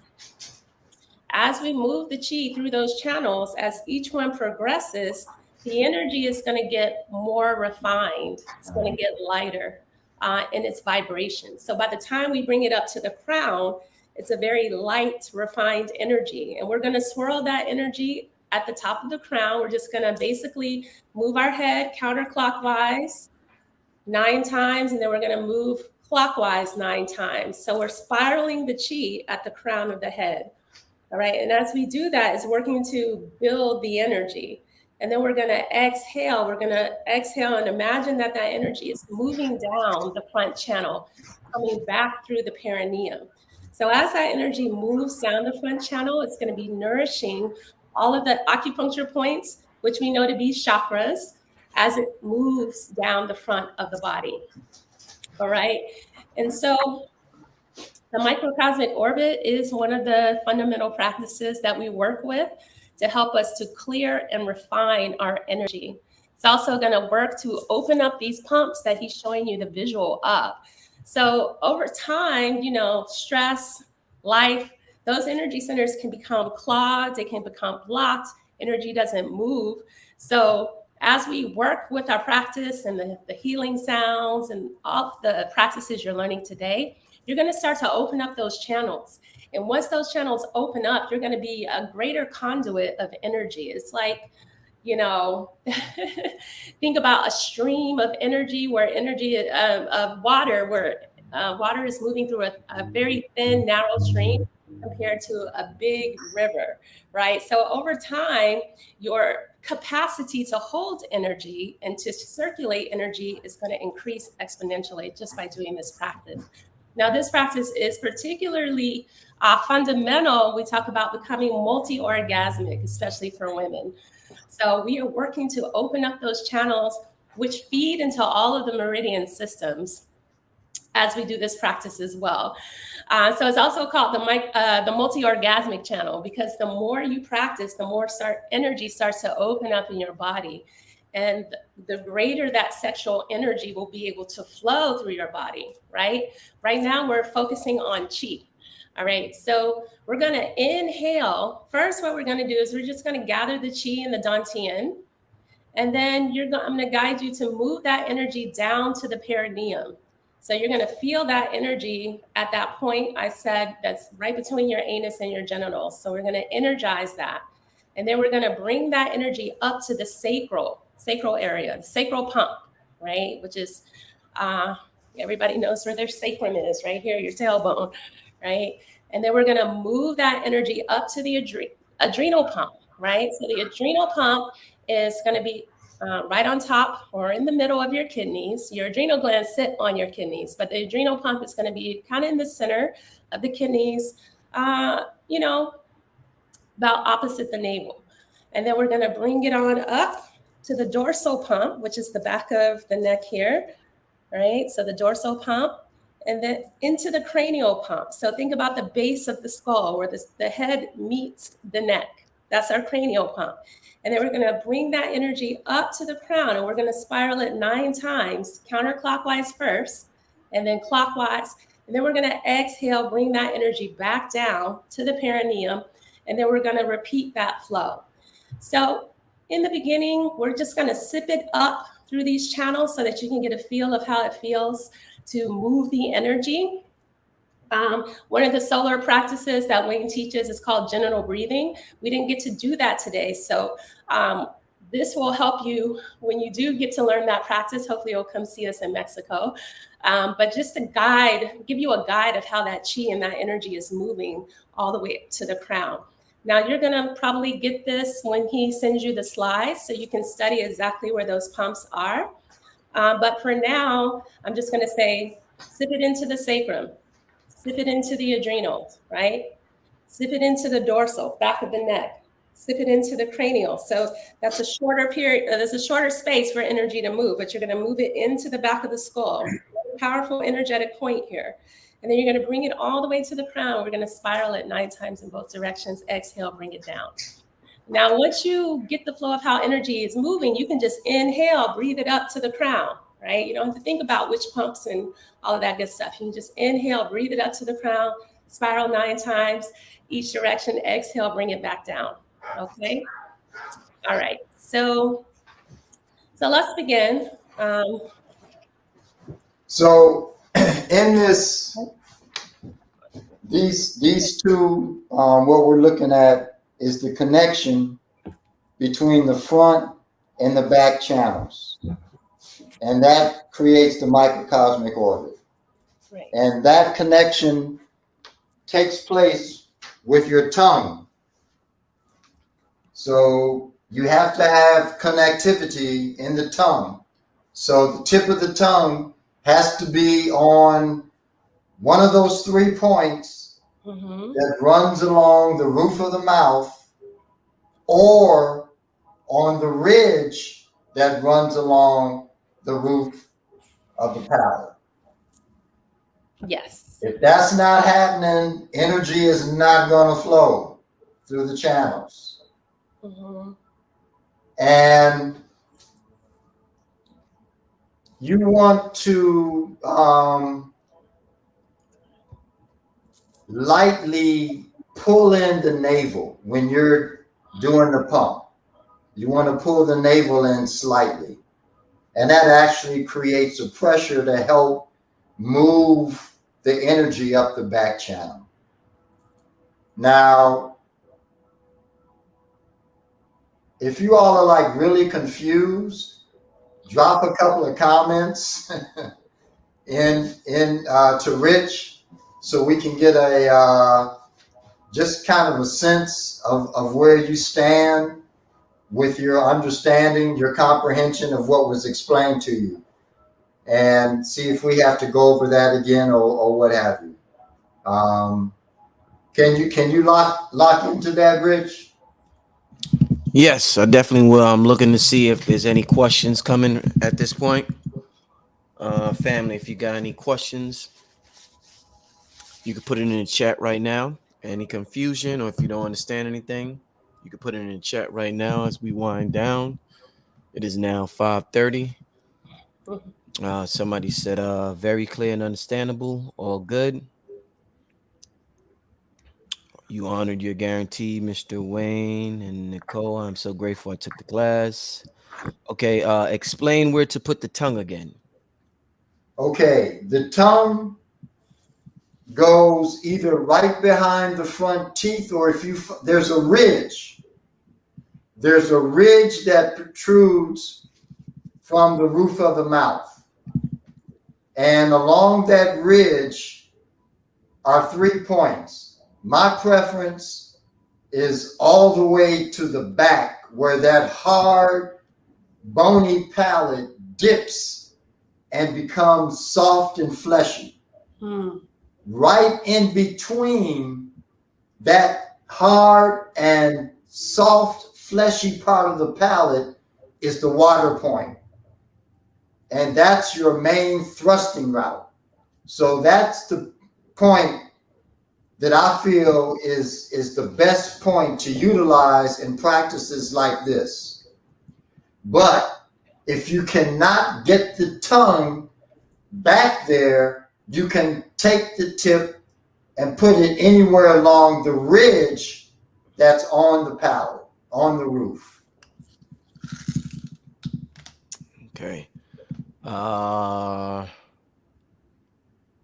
Starstruck said, no, I did not jump over your question, Starstruck. The gentleman's question came before you. I seen you posted it again. Let me see. Can you explain the spiraling of the energy at the top of the head once more? Yeah. When you spiral, and this may be complicated, but when you spiral, men want to go clockwise, women want to go counterclockwise. You want to do 9 times one way, and you want your spirals to be condensed, small. So your spiral is going to be here.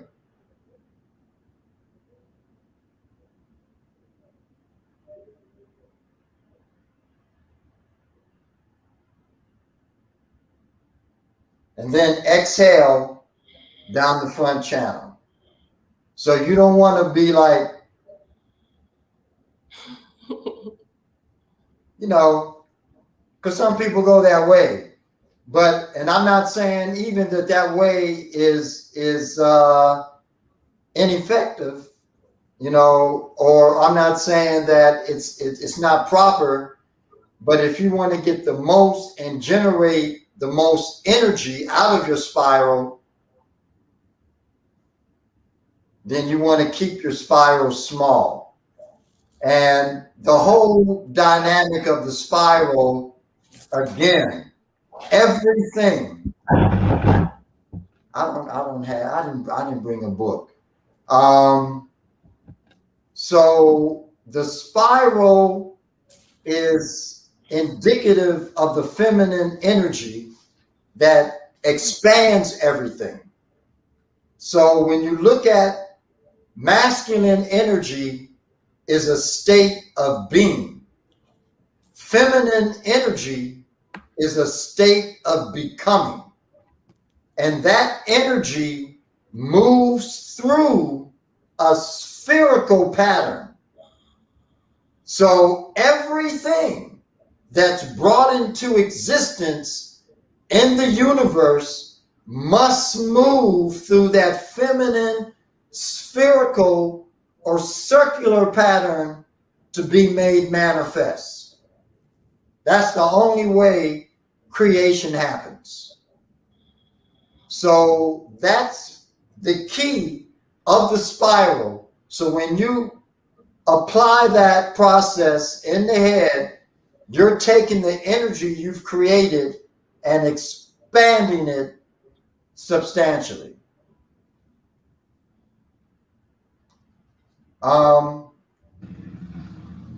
Did I answer the question? Yes, yes. Any suggestions to loosen tight joints? Yeah, stretch, Mhm. definitely. I mean, that's something, because the joints, that happens. Yeah. It happens. I mean, I've gotten back into doing yoga, just because of that, because I noticed that some of my joints, weren't as flexible as they used to be. So yoga as a discipline for opening and stretching tendon, ligament, is awesome, for just, getting your flexibility back. And particularly yin yoga, because yin, you spend more time in the postures. And so you're really working with the fascia and you're working with the joints and the tendons and the ligaments more so than, trying to build strength, which you will, but it really works because it's a slower pace and you're really spending time in each of the positions. I got certified in yin yoga last year. So it's also an energetic practice, because as those, that connective tissue starts to release, more chi can flow to those particular organs and muscles and glands. So I would just, try doing some yin yoga, because it's really effective. That's so true. I mean, yin yoga, if you step into a yoga practice, I would say either yin yoga or Kemetic yoga would be those two practices, because Kemetic yoga also carries a very yin flavor to it. And we're talking old school, especially with yin yoga. That yin yoga is just old school yoga. I know the guy that, Paul Greeley, who created yin yoga. I know him very well. And what he did, he took the yoga that we trained in and practiced back in the day and put it aside these more like really rigid, power driven yoga styles like Ashtanga, like Anusara, and all these other, Vinyasa. All of these are very power driven yoga styles. And the yin yoga is it's old school, I mean, it's like it takes you into a place that a lot of yoga systems have forgotten, So yeah, yin yoga is the bomb. Okay. How many more questions you want to take, Wayne? No, I mean, I'm good to get into the microcosmic if people are ready to explore that. Yeah, let's get into that then. Let's get into that. Okay. Yeah, yeah.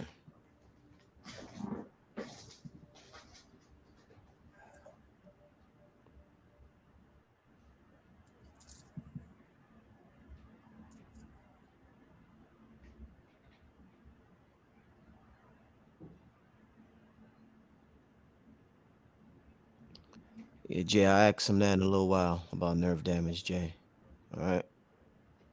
Let's get into some more. I know these practices that he's doing is the most important part of this workshop, because this is what you're going to take with you and implement it on your own time. So we got to get as many of these exercises as possible, family. So once again, Thanks for participating. You know, all my workshops, we usually go over the time. So, I mean, that's a good thing. You know, you're getting your money's worth. You're getting more than you thought you was going to get. So we started a little late. So I appreciate y'all for sticking with us throughout the whole time. Go ahead, brother.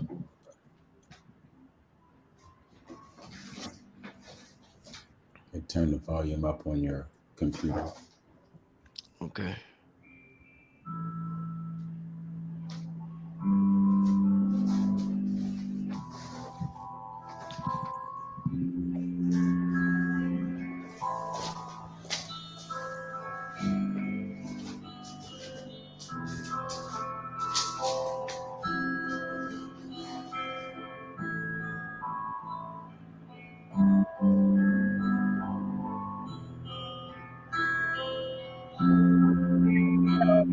Go ahead and just focus your energy on the lower belly at the dantian. Wayne, are you leading the practice? No, I thought that you were going to lead it. Okay, I was just making sure. All right. So I'm just going to guide us through sipping the energy up a couple of times, spiraling at the crown. And then once we get to have the idea of how the energy is moving, I'll let you kind of flow in your own pace, just like we did with the packing exercise. All right. So you want to make sure that your back is straight, your feet. This exercise is done best when you are sitting in a chair, so that your feet can down and Just go connect to the through earth. it. Let her take everybody through it a few times. Yeah. Why don't you go through it a few times, get everybody acclimated, and then we can just go into it and follow the music through it. Yes. Okay. Sounds good. All right. So feet are connected, grounded into the earth. We're going to bring our awareness to our lower belly, the dantian. Let's just take a deep breath in, expanding the belly. Exhale, bringing that energy back in towards the spine. So I want you to inhale, bring that energy down to the perineum. So see the energy moving from the dantian into the perineum. Beautiful. Exhale here. And then I want you to inhale. I want you to imagine you're sipping energy up to the sacrum. And then I want you to take another sip up. Bring it up to the adrenal pump, which is middle of the back. And I want you to continue to sip that energy up to the back of the neck. Sip it to the back of the head. And then bring it all the way to the crown. And here you're going to do your spirals, counterclockwise women, clockwise men, and then the opposite 9 times.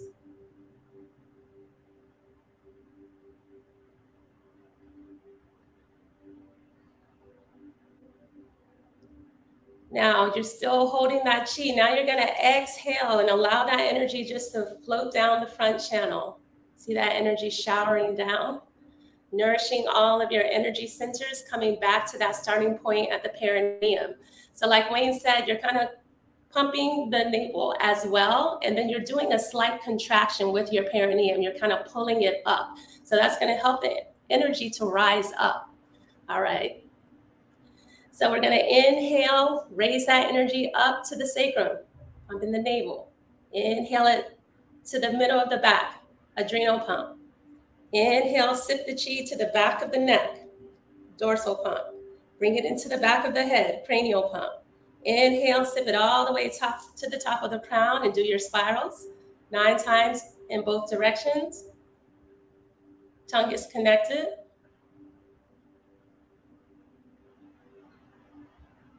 Exhale the chi, bring it down the front. Imagine it coming down the front channel, the yin channel, nourishing the body, coming back into that center. All right, back into the perineum. So let's do it one more time. So basically what we're doing is we're moving the energy from the base, the perineum, and we're moving it up the back of the channel, the back channel, the yang channel. We're spiraling at the top. Exhale, sending the energy down. So it's going to flow continuously when we do it with the music, but this is just breaking it down for you so you can see and feel how the energy moves up, right? So the energy, again, is getting more and more refined each time we bring it to a higher pump. which means it's more absorbable to our bodies and more nourishing to our bodies. Okay, one more time. Breathing into the lower dantian. Exhale, bring that energy down to the perineum. Inhale, sip the energy up to the sacrum, up to the adrenal pump, up to the back of the neck, dorsal pump. See it going into the cranial, all the way up to the crown. Spiral the chi 9 times. Counterclockwise for men or women first, clockwise for men first, going in the opposite direction. Exhale, bringing that energy down.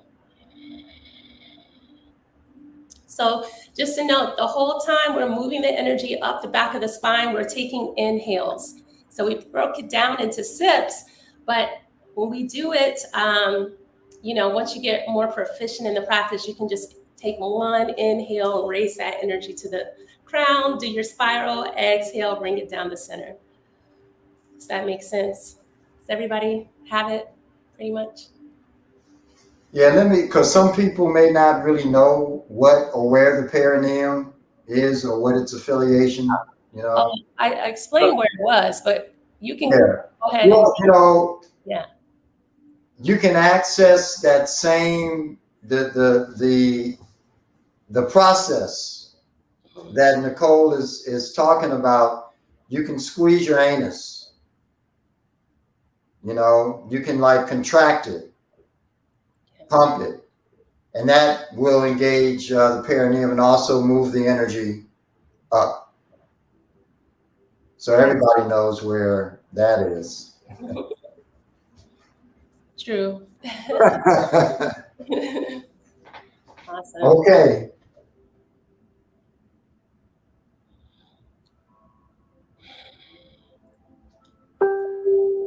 Yeah, and if you're visual, you can see the energy rising up as you're inhaling. You can imagine that you're lifting energy and light up to the crown and spiraling it. Exhale, see the energy coming down. Sometimes we do this exercise visualizing a curl moving through. That's a little more advanced, but I'm sure he'll teach that at the retreat.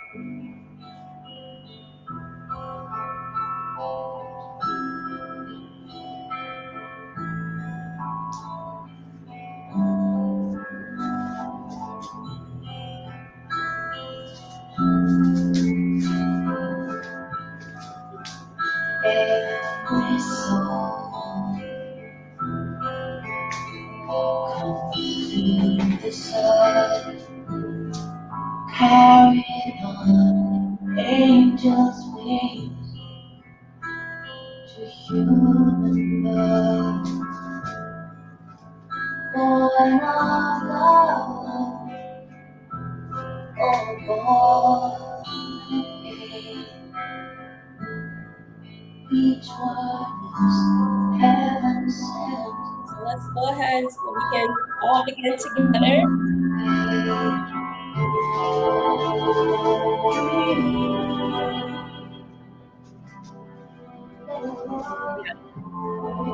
So again, we're going to contract the anus or the perineum, and then we're going to inhale, sending that energy up, bringing it all the way up to the crown of the head.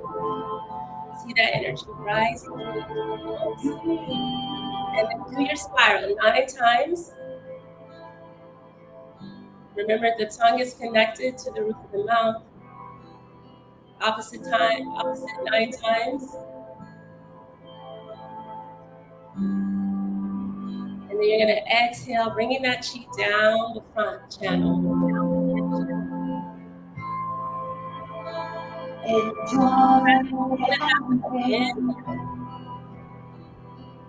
one will go. Coming all the way to the crown and do your spiral. Wisdom is so much more than what we know. And every child Exhale, releasing the chi.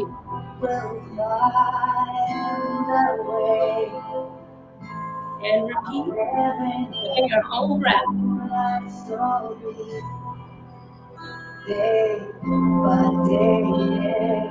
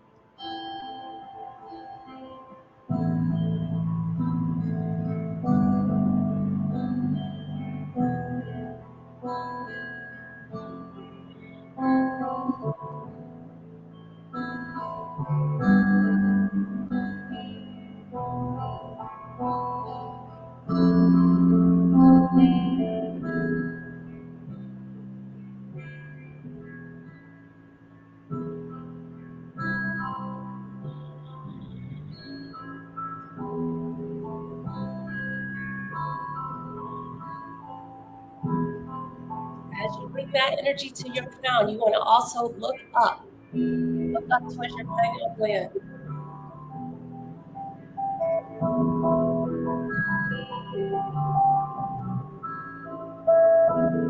But your eyes are still closed when you look up. Yes.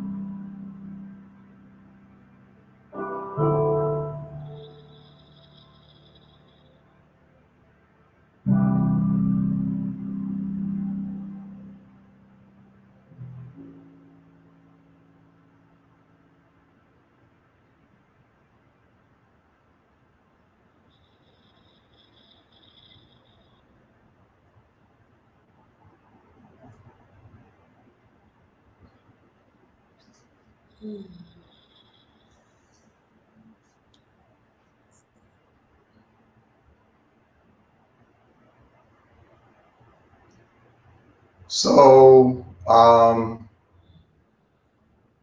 just some really small tweaks for everybody. One is that when you do your sitting practices, you want to be closer to the edge of your seat than in the middle of your seat. That's important.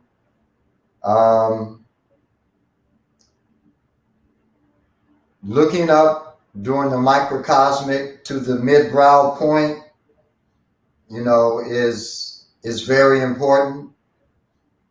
That's critical for the expansion of the energy and to really initiate proper circular process. And you want to have your chin slightly tucked. You don't want to be like this. You want to have the chin dropping somewhat towards the chest. What that does, it expands the back of the neck so that you get more chi flow as opposed to being here and having a crook in the back of the neck, which is really stopping some of the flow of your chi. Shoulders, you want to be relaxed, and you can actually, have the back the upper back a little rounded, so that again chi moves through fluidly as opposed to sitting like this. Just be relaxed. So any questions? That is the final of the sitting practices, and it's after 6 o'clock now, and I'm thinking, I know we had said we'd look at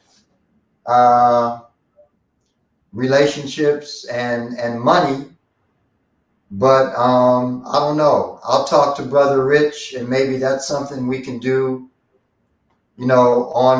on the show, as opposed to trying to feed and lock that in. You all have been here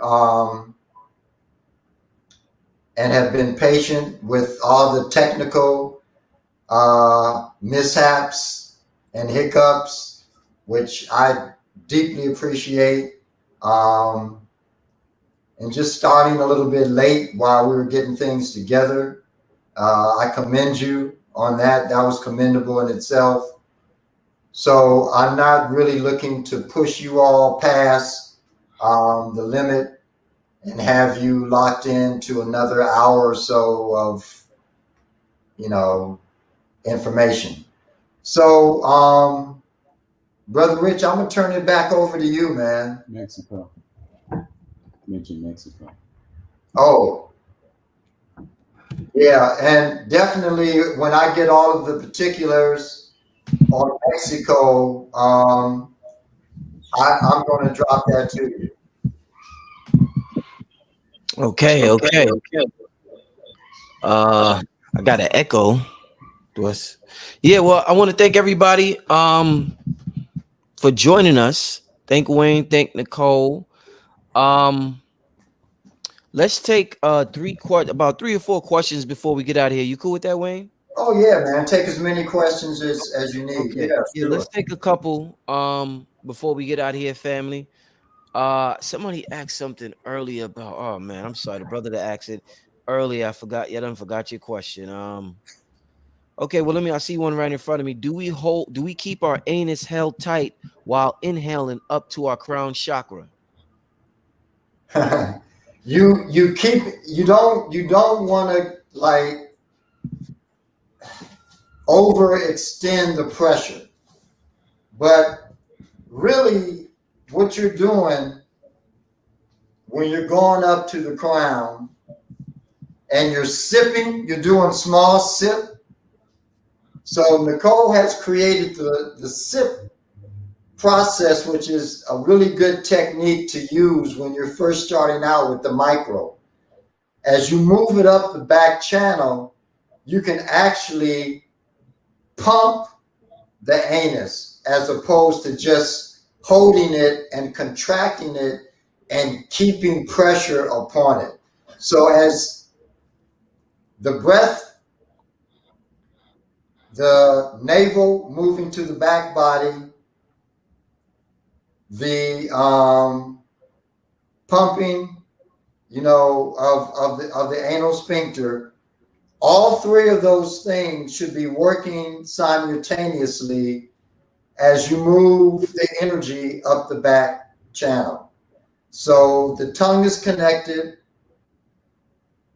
You're inhaling, small sipping, like Nicole said, small sips up the back channel to the different pumps. And you're using the perineum or the anal sphincter as a pumping mechanism that's moving the energy up, and then the navel pushing into the back body. All of these are subtle. You don't want to stress, you don't want to strain any of the process and the procedure. You want to be as relaxed as you possibly can. Just like when we do dragon here and moving, I'm relaxed. I'm relaxed. The fist that I have, I can put my finger through. Everything is relaxed. The breath makes it seem like it's a lot more vigorous than what it really is in terms of the physicality. You want to be relaxed, A lot of people are asking about. I hope that answered your question. I think it did. I think it did. A lot of people are asking, can you talk about cultivating abundance? I know that was one of the things that we mentioned during the show. Yeah. Do you want to go into that, or do you want to do a show on that?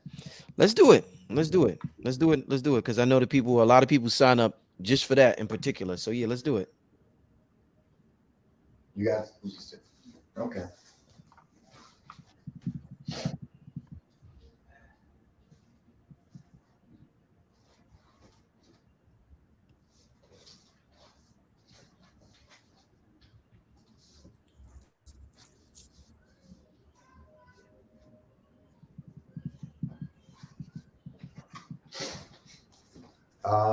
Bam, the piece that you printed for me. And Wayne, you can hear me, brother?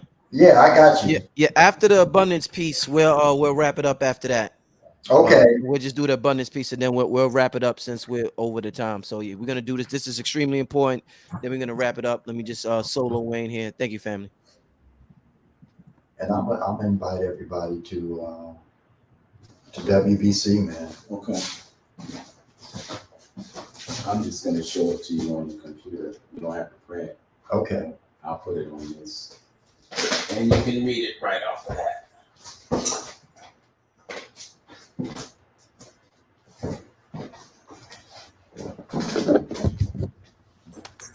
Oops, wrong way.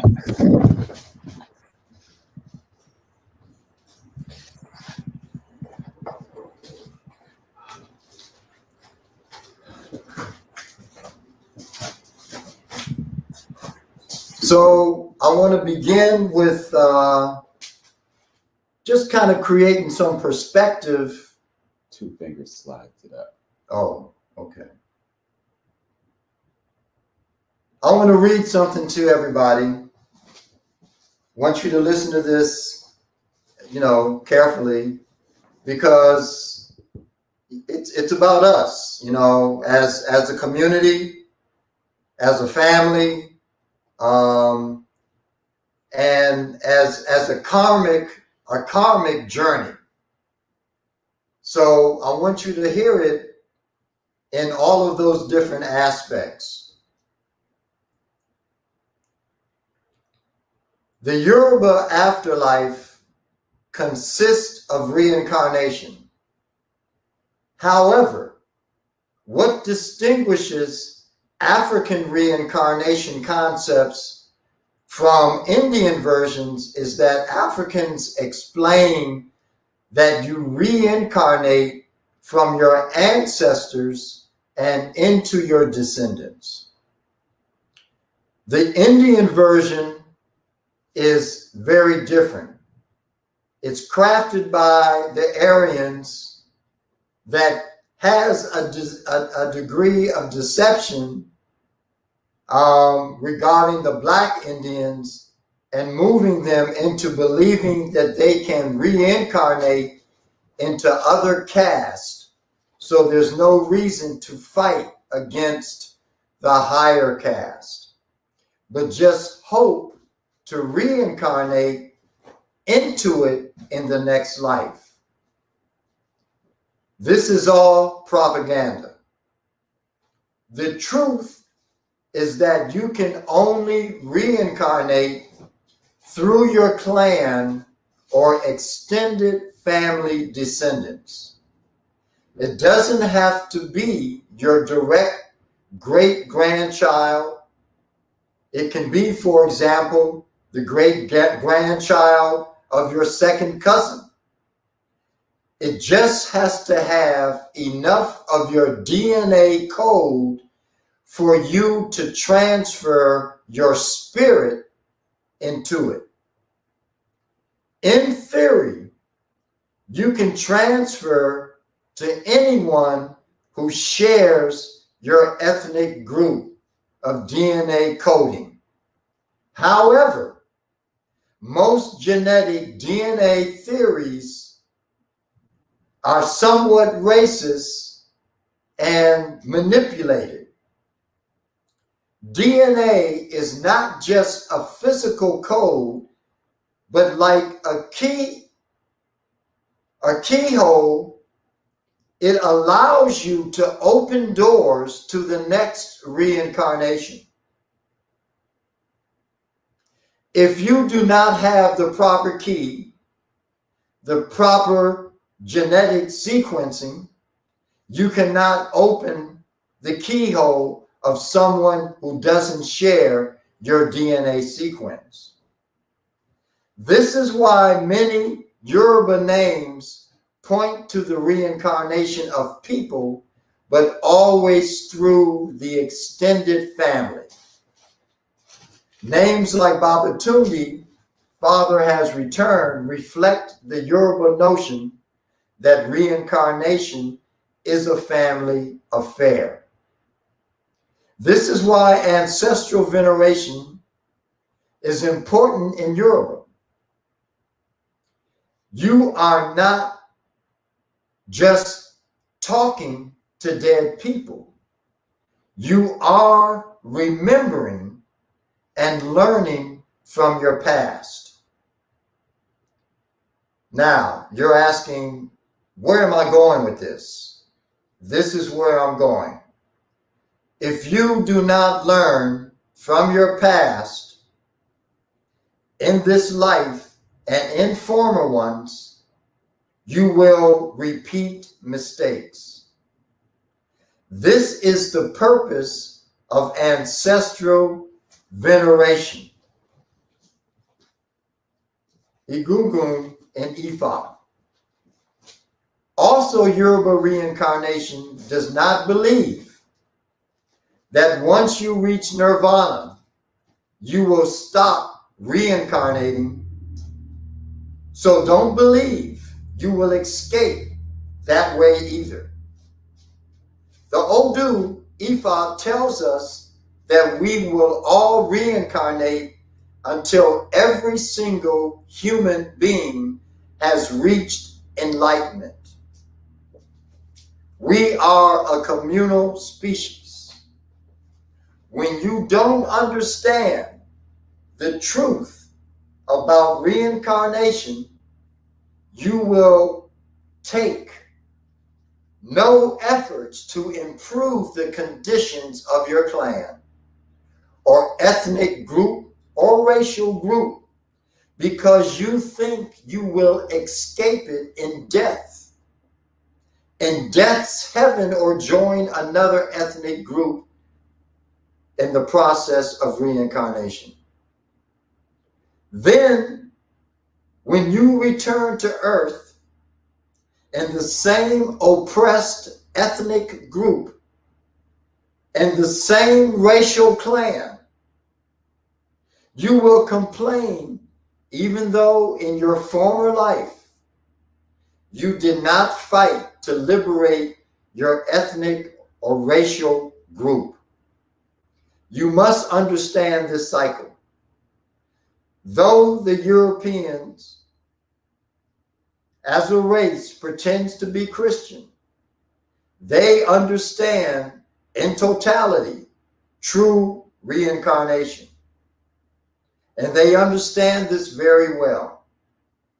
This is why their clans establish strong dynasties and they accumulate wealth, not just for them, but for the next 3 generations after them. They know they are coming back and they want to be wealthy while they sell you the misinformation that you can die and go to heaven and escape this cycle. i.e., black folks, you will not escape your oppression in death's heaven, nor in Indian reincarnation. You are going to continue coming to Earth as a black person, and you are going to continue to struggle as black until you begin to plan for the progress of blacks as a whole, 3 generations into the future. That you have enough prosperity that you can take care of your children, your grandchildren, and your great-grandchildren. A true devotee of the Qigong plans for the next 16 generations of prosperity. Now, what is being said here is that the whole idea of financial transference and the manifestation of abundance doesn't just begin in the here and now. It's passed on down through the lineage. Every race, and you want to hear this and understand this and understand this.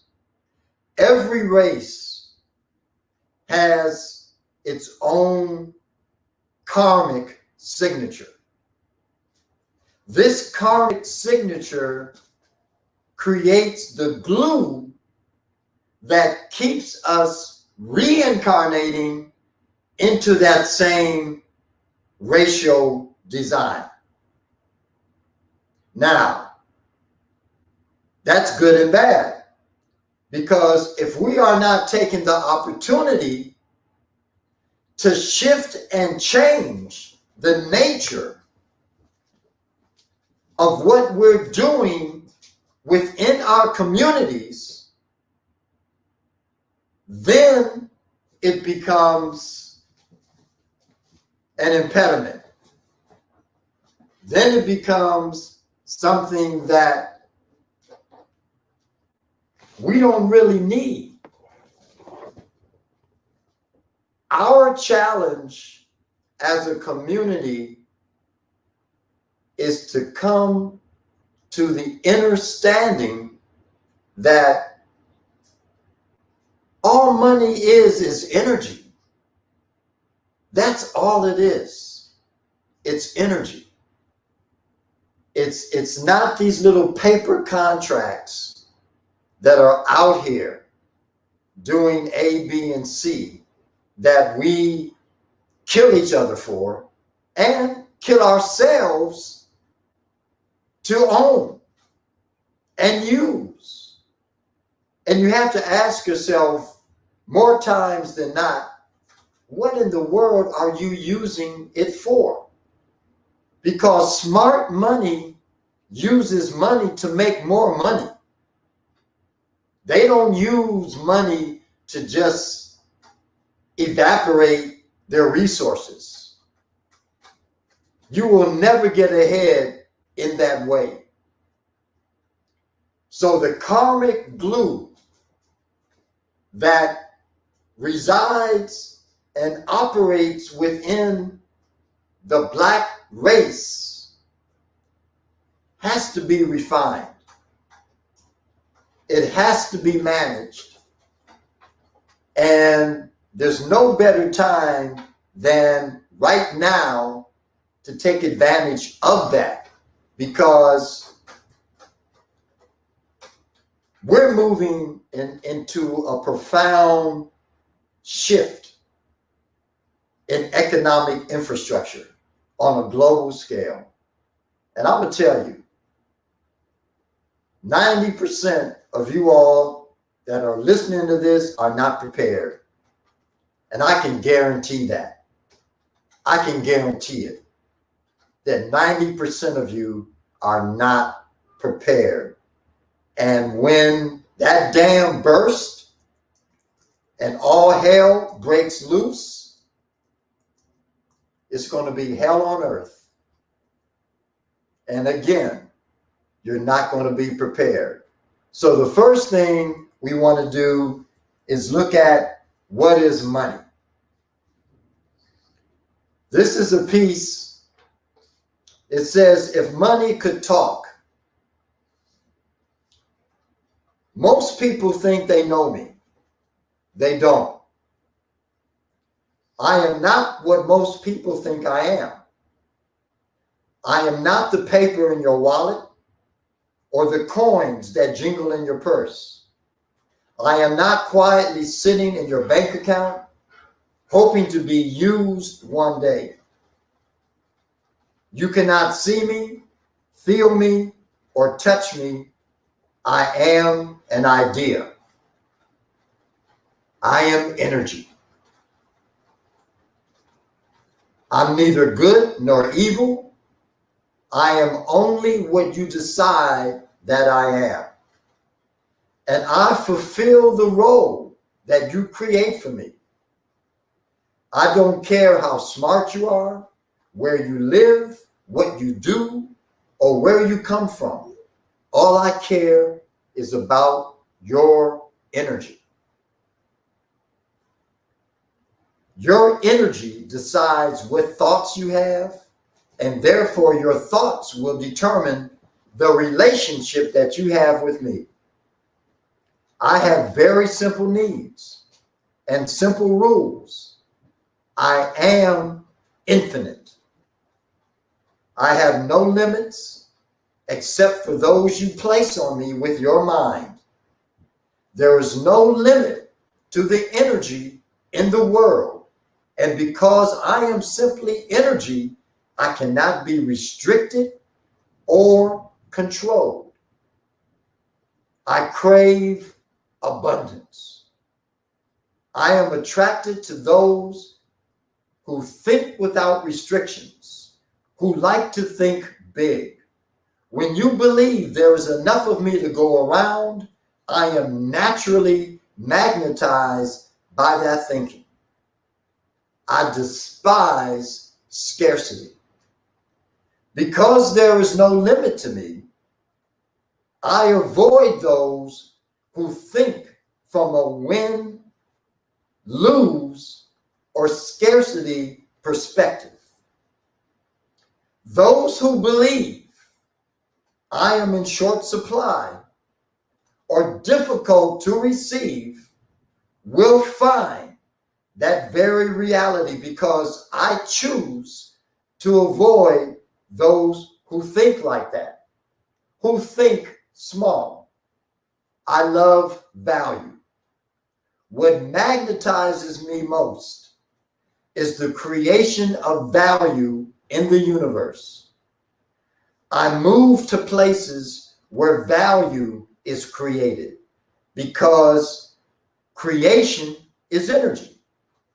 If you wish to attract me into your life, focus on creating value for yourself and for others, and I will appear. I avoid entitlement and complacency. No one deserves to have me, and I am always moving to the place I am most respected and where value is created.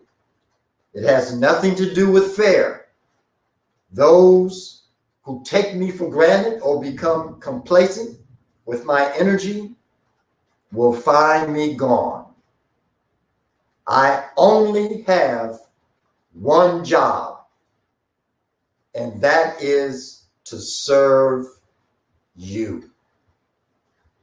So when it comes to creating abundance, the first thing that we have to deal with is shifting consciousness. What does it mean to have abundance? What does it mean to live in abundance? In this culture, it has been known for a long, long time with respect to the ability and the science of abundant generation, how to generate abundance. When you look back over books that have been written, you know, whether it's latest books like Rich Dad, Poor Dad. I mean, there's so many books that are out there. That's one of the probably biggest books, successful books that have been written that creates really profound perspective on what it means and what it's like to begin to magnetize and create abundance. But you have older pieces like Napoleon Hill's Think and Grow Rich. Now, in the first edition, I'm going to read something to you. Napoleon Hill's, his work influenced profoundly people like Carnegie, Woodrow Wilson, Ford, Edison. All of these people studied under him. They studied his work. In his first book, the first edition, on page 33, there's one paragraph that is deeply profound that has been removed from the book. Removed, this para was removed. And this is what the para says. The ether in which this tiny little earth floats, in which we move and have our being, is a form of energy moving at an unconceivably high rate of vibration.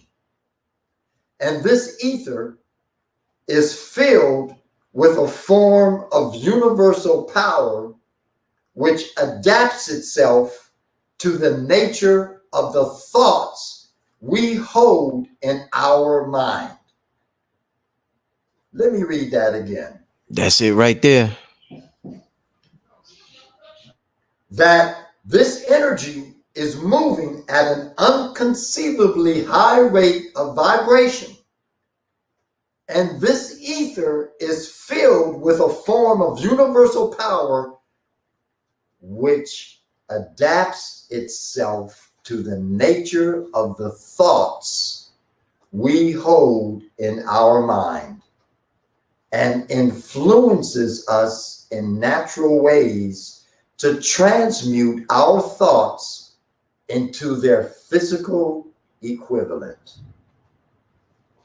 As you think it, so it is. Now,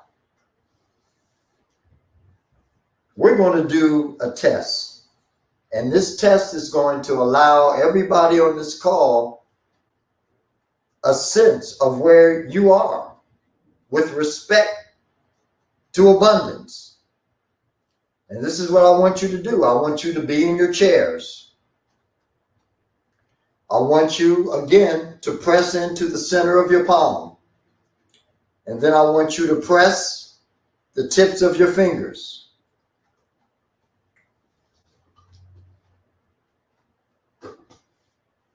I want you to connect your tongue. And if you have a wallet, get your wallet. I'll give you a minute. Everybody should be able to access their wallets within a minute.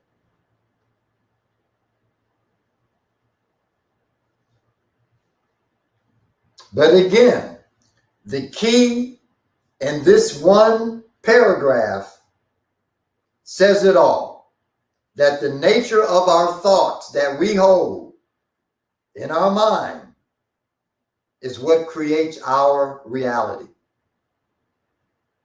What we haven't learned how to do is to take those thoughts and transfer them into a manifested state of abundance for us,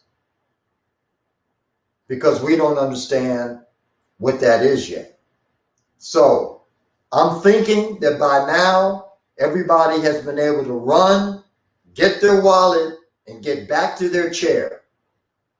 Now, I want you to take your wallet and I want you to place it on the floor in front of you. And again, press into the centers of your palms and your fingertips. Rub your palms together, your hands. And I want you to scan the wallet that's on the floor in the same way that you scan myself and Nicole.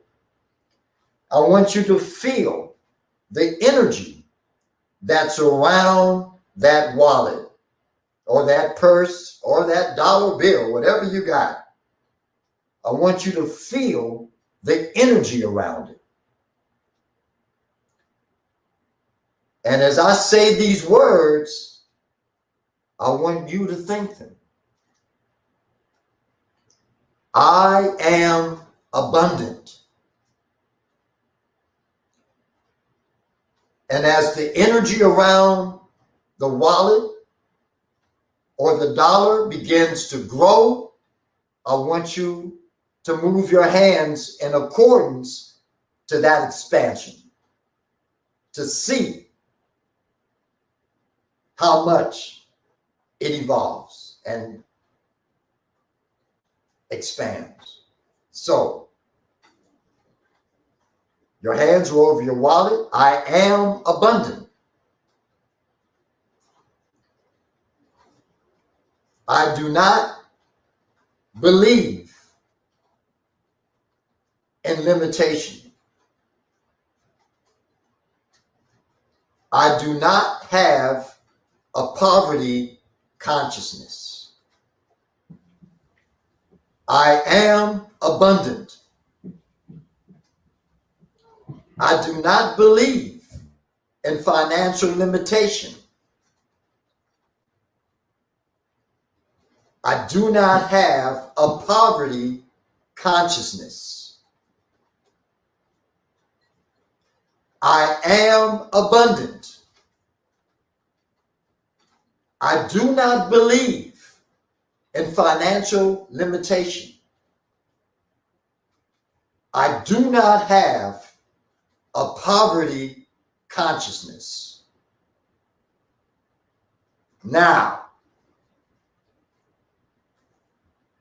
I'm hoping that the lion's share of you are like my man Vince over here, who's out here. Now, this is what I want you to do. If the energy is out here, here, or wherever it is, this is what I want you to say now. I am not abundant. I believe in financial limitation. I have a poverty consciousness. And tell me what the hell happens to that field of energy that's around that wallet.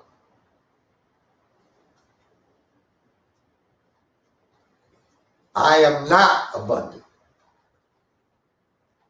I believe in financial limitation. I have a poverty consciousness. Now, flip it, because you don't want to leave it on that note. Flip it. I am abundant.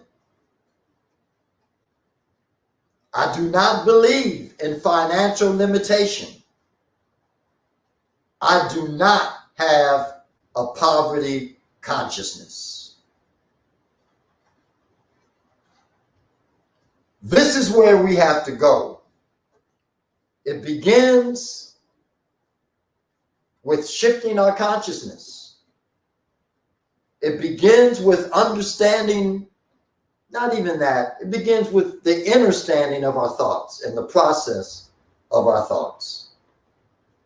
You know, those who have the ability, the dynamic to succeed, you know, are the ones who can adopt and adapt to change. That's the nature. Most of us, based on the culture, based on the societal limitations around us, we live in a place of neural dissonance. Neural dissonance deals with mental emotional chaos. It's disconnected. It is not in synchronicity with the whole and is fragmented, and therefore the possibility of generation of wealth is challenging. When you move into neural coherence, then you're talking about being connected. You're talking about being in control. You're talking about being in synchronicity, integrated, mental emotional synchronization, you know, and you're less susceptible to the programs that are being played out here to create the various distractions that most of us buy into. You will never earn more money, more income than your hidden image will allow you to. What is your hidden image? The subconscious mind. So the alternate nostril technique that we did, that is a practice that's imperative in moving up into the subconscious mind through the neural net of the impartial mind and completely and totally reframing its content by you laying a different intention upon it. Do you all get that? Do you all understand that? Our inability to generate wealth begins in the subconscious. And that's where we have to go to rework and rewire and reframe our intentions. So I can give you practices, but one of the things that I'm going to ask that you do is the alternate nostril, definitely. And I'm going to give you another practice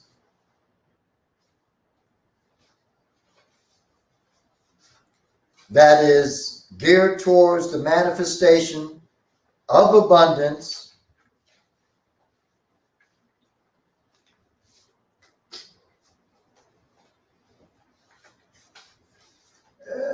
Let me see.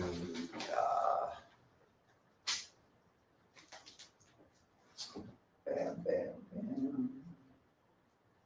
Here we go again.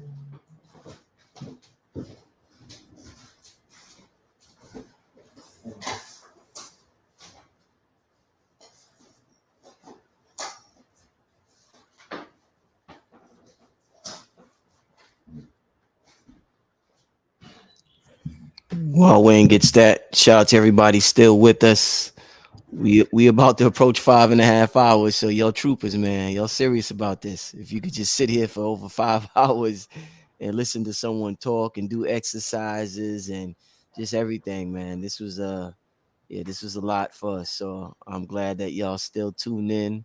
Y'all still with us. Like I said, the sisters, y'all will get a video from Nicole and the PDF, all types of stuff. All right, go ahead, brother. So there's a lot. I mean, I could go on and on and on and on, but I know Vince has things he needs to do tonight. I've been blessed to be in his space because he's a musician, he's a technician, and he's abundant. You know? So I've got to let him do his thing. I'm going to give you this. Everybody get a pen, get a piece of paper. Write this down. This statement. So grateful I earned $4 million or more in California next month. So thankful it materialized so instantly, rapidly, properly now. Say it again. So grateful I earned $4 million or more in California next month. So thankful it materialized so instantly, rapidly, properly now. Most important, always use the word properly. Most important, always use the word properly. Do not add, change, or remove anything from the second sentence. It always remains the same. Only specify the end result that you want and not the means to get it. Only specify the end result you want and not the means to get it. Do not write them anything or anything to obtain things from a specific person. Do not write anything to obtain things from a specific person. The thought form that's created will create an air of tension and anxiety in and around that person. For quantities of money, because this doesn't just have to be used for money, this is a Kriya Shakti manifestation formula. For quantities of money, always say whatever that dollar amount is or more. So you state your dollar amount and then you say or more.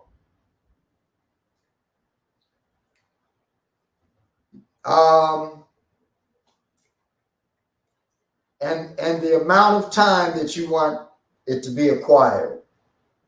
And for that, you always want to say or less. You know, I mean, that's how you want to do that. You always want to say or less. You don't use I am in Kriya Shakti formulas. And you avoid wanting to say it in your everyday life, in that it entangles the soul power and energy with the other various bodies that we carry, you know, in this particular framework that we operate in. Writing this 4 times, writing so grateful I earned 4 million or more in California next month. So thankful, second sentence, so thankful. It materialized so instantly, rapidly, properly now. Writing this 4 times in a row is 1 set. You always write it in multiples of 4 because of the 4 petals that operate within the base chakra, and the base chakra is your center and point for manifestation.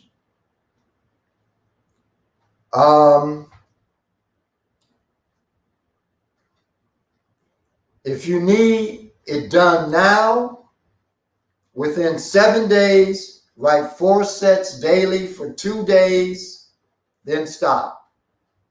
Within 7 days, if you need it done within 7 days, write 4 sets daily for 2 days, and then stop. If you need it within 6 months, write 1 set daily for 7 days, and then stop. Greater than 6 months or ongoing, write 1 set daily for 30 days, and then stop. So, again, so grateful that I have the right job with the right pay.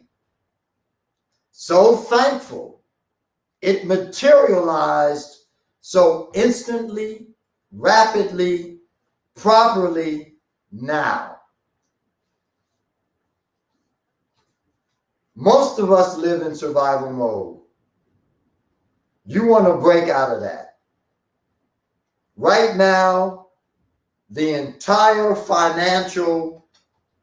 global landscape, financial landscape is about to change. We're about to embark on the issuing of a totally new currency that's being manufactured and given out through the central banks of the world. It's nanotech driven. It incorporates a biosensory mechanism in it, and it has an innate payment system. This was designed by Gates. Gates designed this. It's already being used in China and in Australia. Now, I could go on and on and on and on and on and on, but this is what I'm going to do. Because you want to have a way of manifesting your money. I can tell you that you need to generate abundance. I can tell you what you need to do in shifting your mindset to look at abundance differently? Vince and I have created what's called the WBC, the Wealth Building Community. We have meetings every Sunday night, and as a matter of fact, tomorrow is Sunday, so we have a meeting tomorrow, 8 o'clock p.m., and, you know, we make millionaires. We show and teach people how to acquire and generate abundance. The money that you're making right now is monopoly money. And I mean this in the technical sense, in the literal sense. The dollar is only worth 3 cents. 3 cents. The only thing that has been keeping the dollar afloat is that it has been the dominant world reserve currency. And the reason it has been able to hold that position is because it's been the petrodollar. It has been the dollar, the currency that the entire world has had to use when they want to purchase oil from Saudi Arabia. Saudi Arabia has now entered into a new contractual agreement with China. The dollar as the petrol currency is done. It's out. So what I can give you is an incredibly powerful program where we will show you how to make money and how to take that money and put it into viable assets that won't wither away. Yes, we talk about crypto, but we also have platforms that do all of our trading for us. So, for example, one of our platforms, if you put $100,000 in it, you keep that as your principal, you get paid a general 3.2% every week. 3.2%. Your bank is only giving you 0.1% a year. That's what you're getting. What we're giving you is 3.2% a week. A week. And you're getting that every single week. Now, there'll be fluctuations in that 3.2 when they go after the market. So, week before last, I pulled in a substantial amount based on my 3.2. But last week and this week, it wasn't as deep because of the way they're manipulating the cryptocurrency market and the Forex market. But still, even with that, I got several $100s to drop into my account just based on that. Now, if you go in, like say with 100,000 K, that's going to put you in a position where you're going to generate about $3,500 a week. You leave your principal and you just operate with that. And if you want to pull that out every week for living expenses, food, rent, mortgage, whatever it is, investment capital, then you can do that. So That's what I'm offering everybody on the call tonight. And I gave you the alternate nostril to connect with the impartial. I am going to send Brother Rich another program that you will use that will go into the subconscious mind and rewire it totally. Y'all getting hooked up tonight. And it uses tone frequency and neural linguistics to move directly into the subconscious and rewire it to an abundance generating program.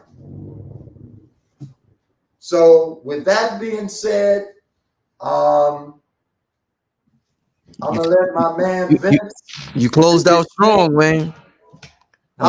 You closed out real strong, Wayne. You closed out real strong. I can't believe you was about to pass that abundance part, man. That was one of the coldest closings I ever seen, bro.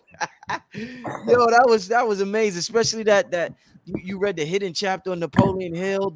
Oh man, it was amazing, man. I can't wait to watch this again.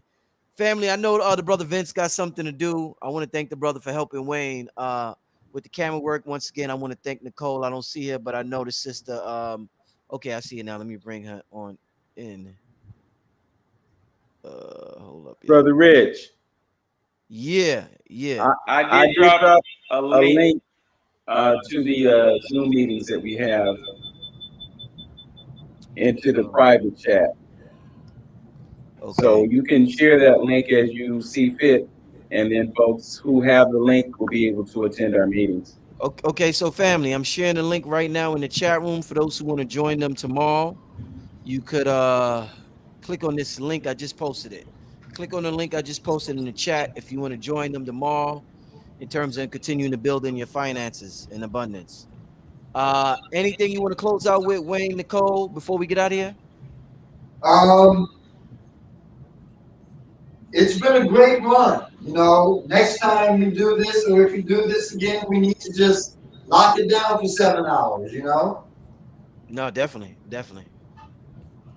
Yeah, Nicole? And people who are interested or who may think they're interested in coming on the retreat the second week of August in Mexico, it's going to be off the chain. They can reach out to me, or they can reach out directly to you and give you their information. And that way, it actually kind of creates a filter so that my email doesn't get inundated, beyond recognition.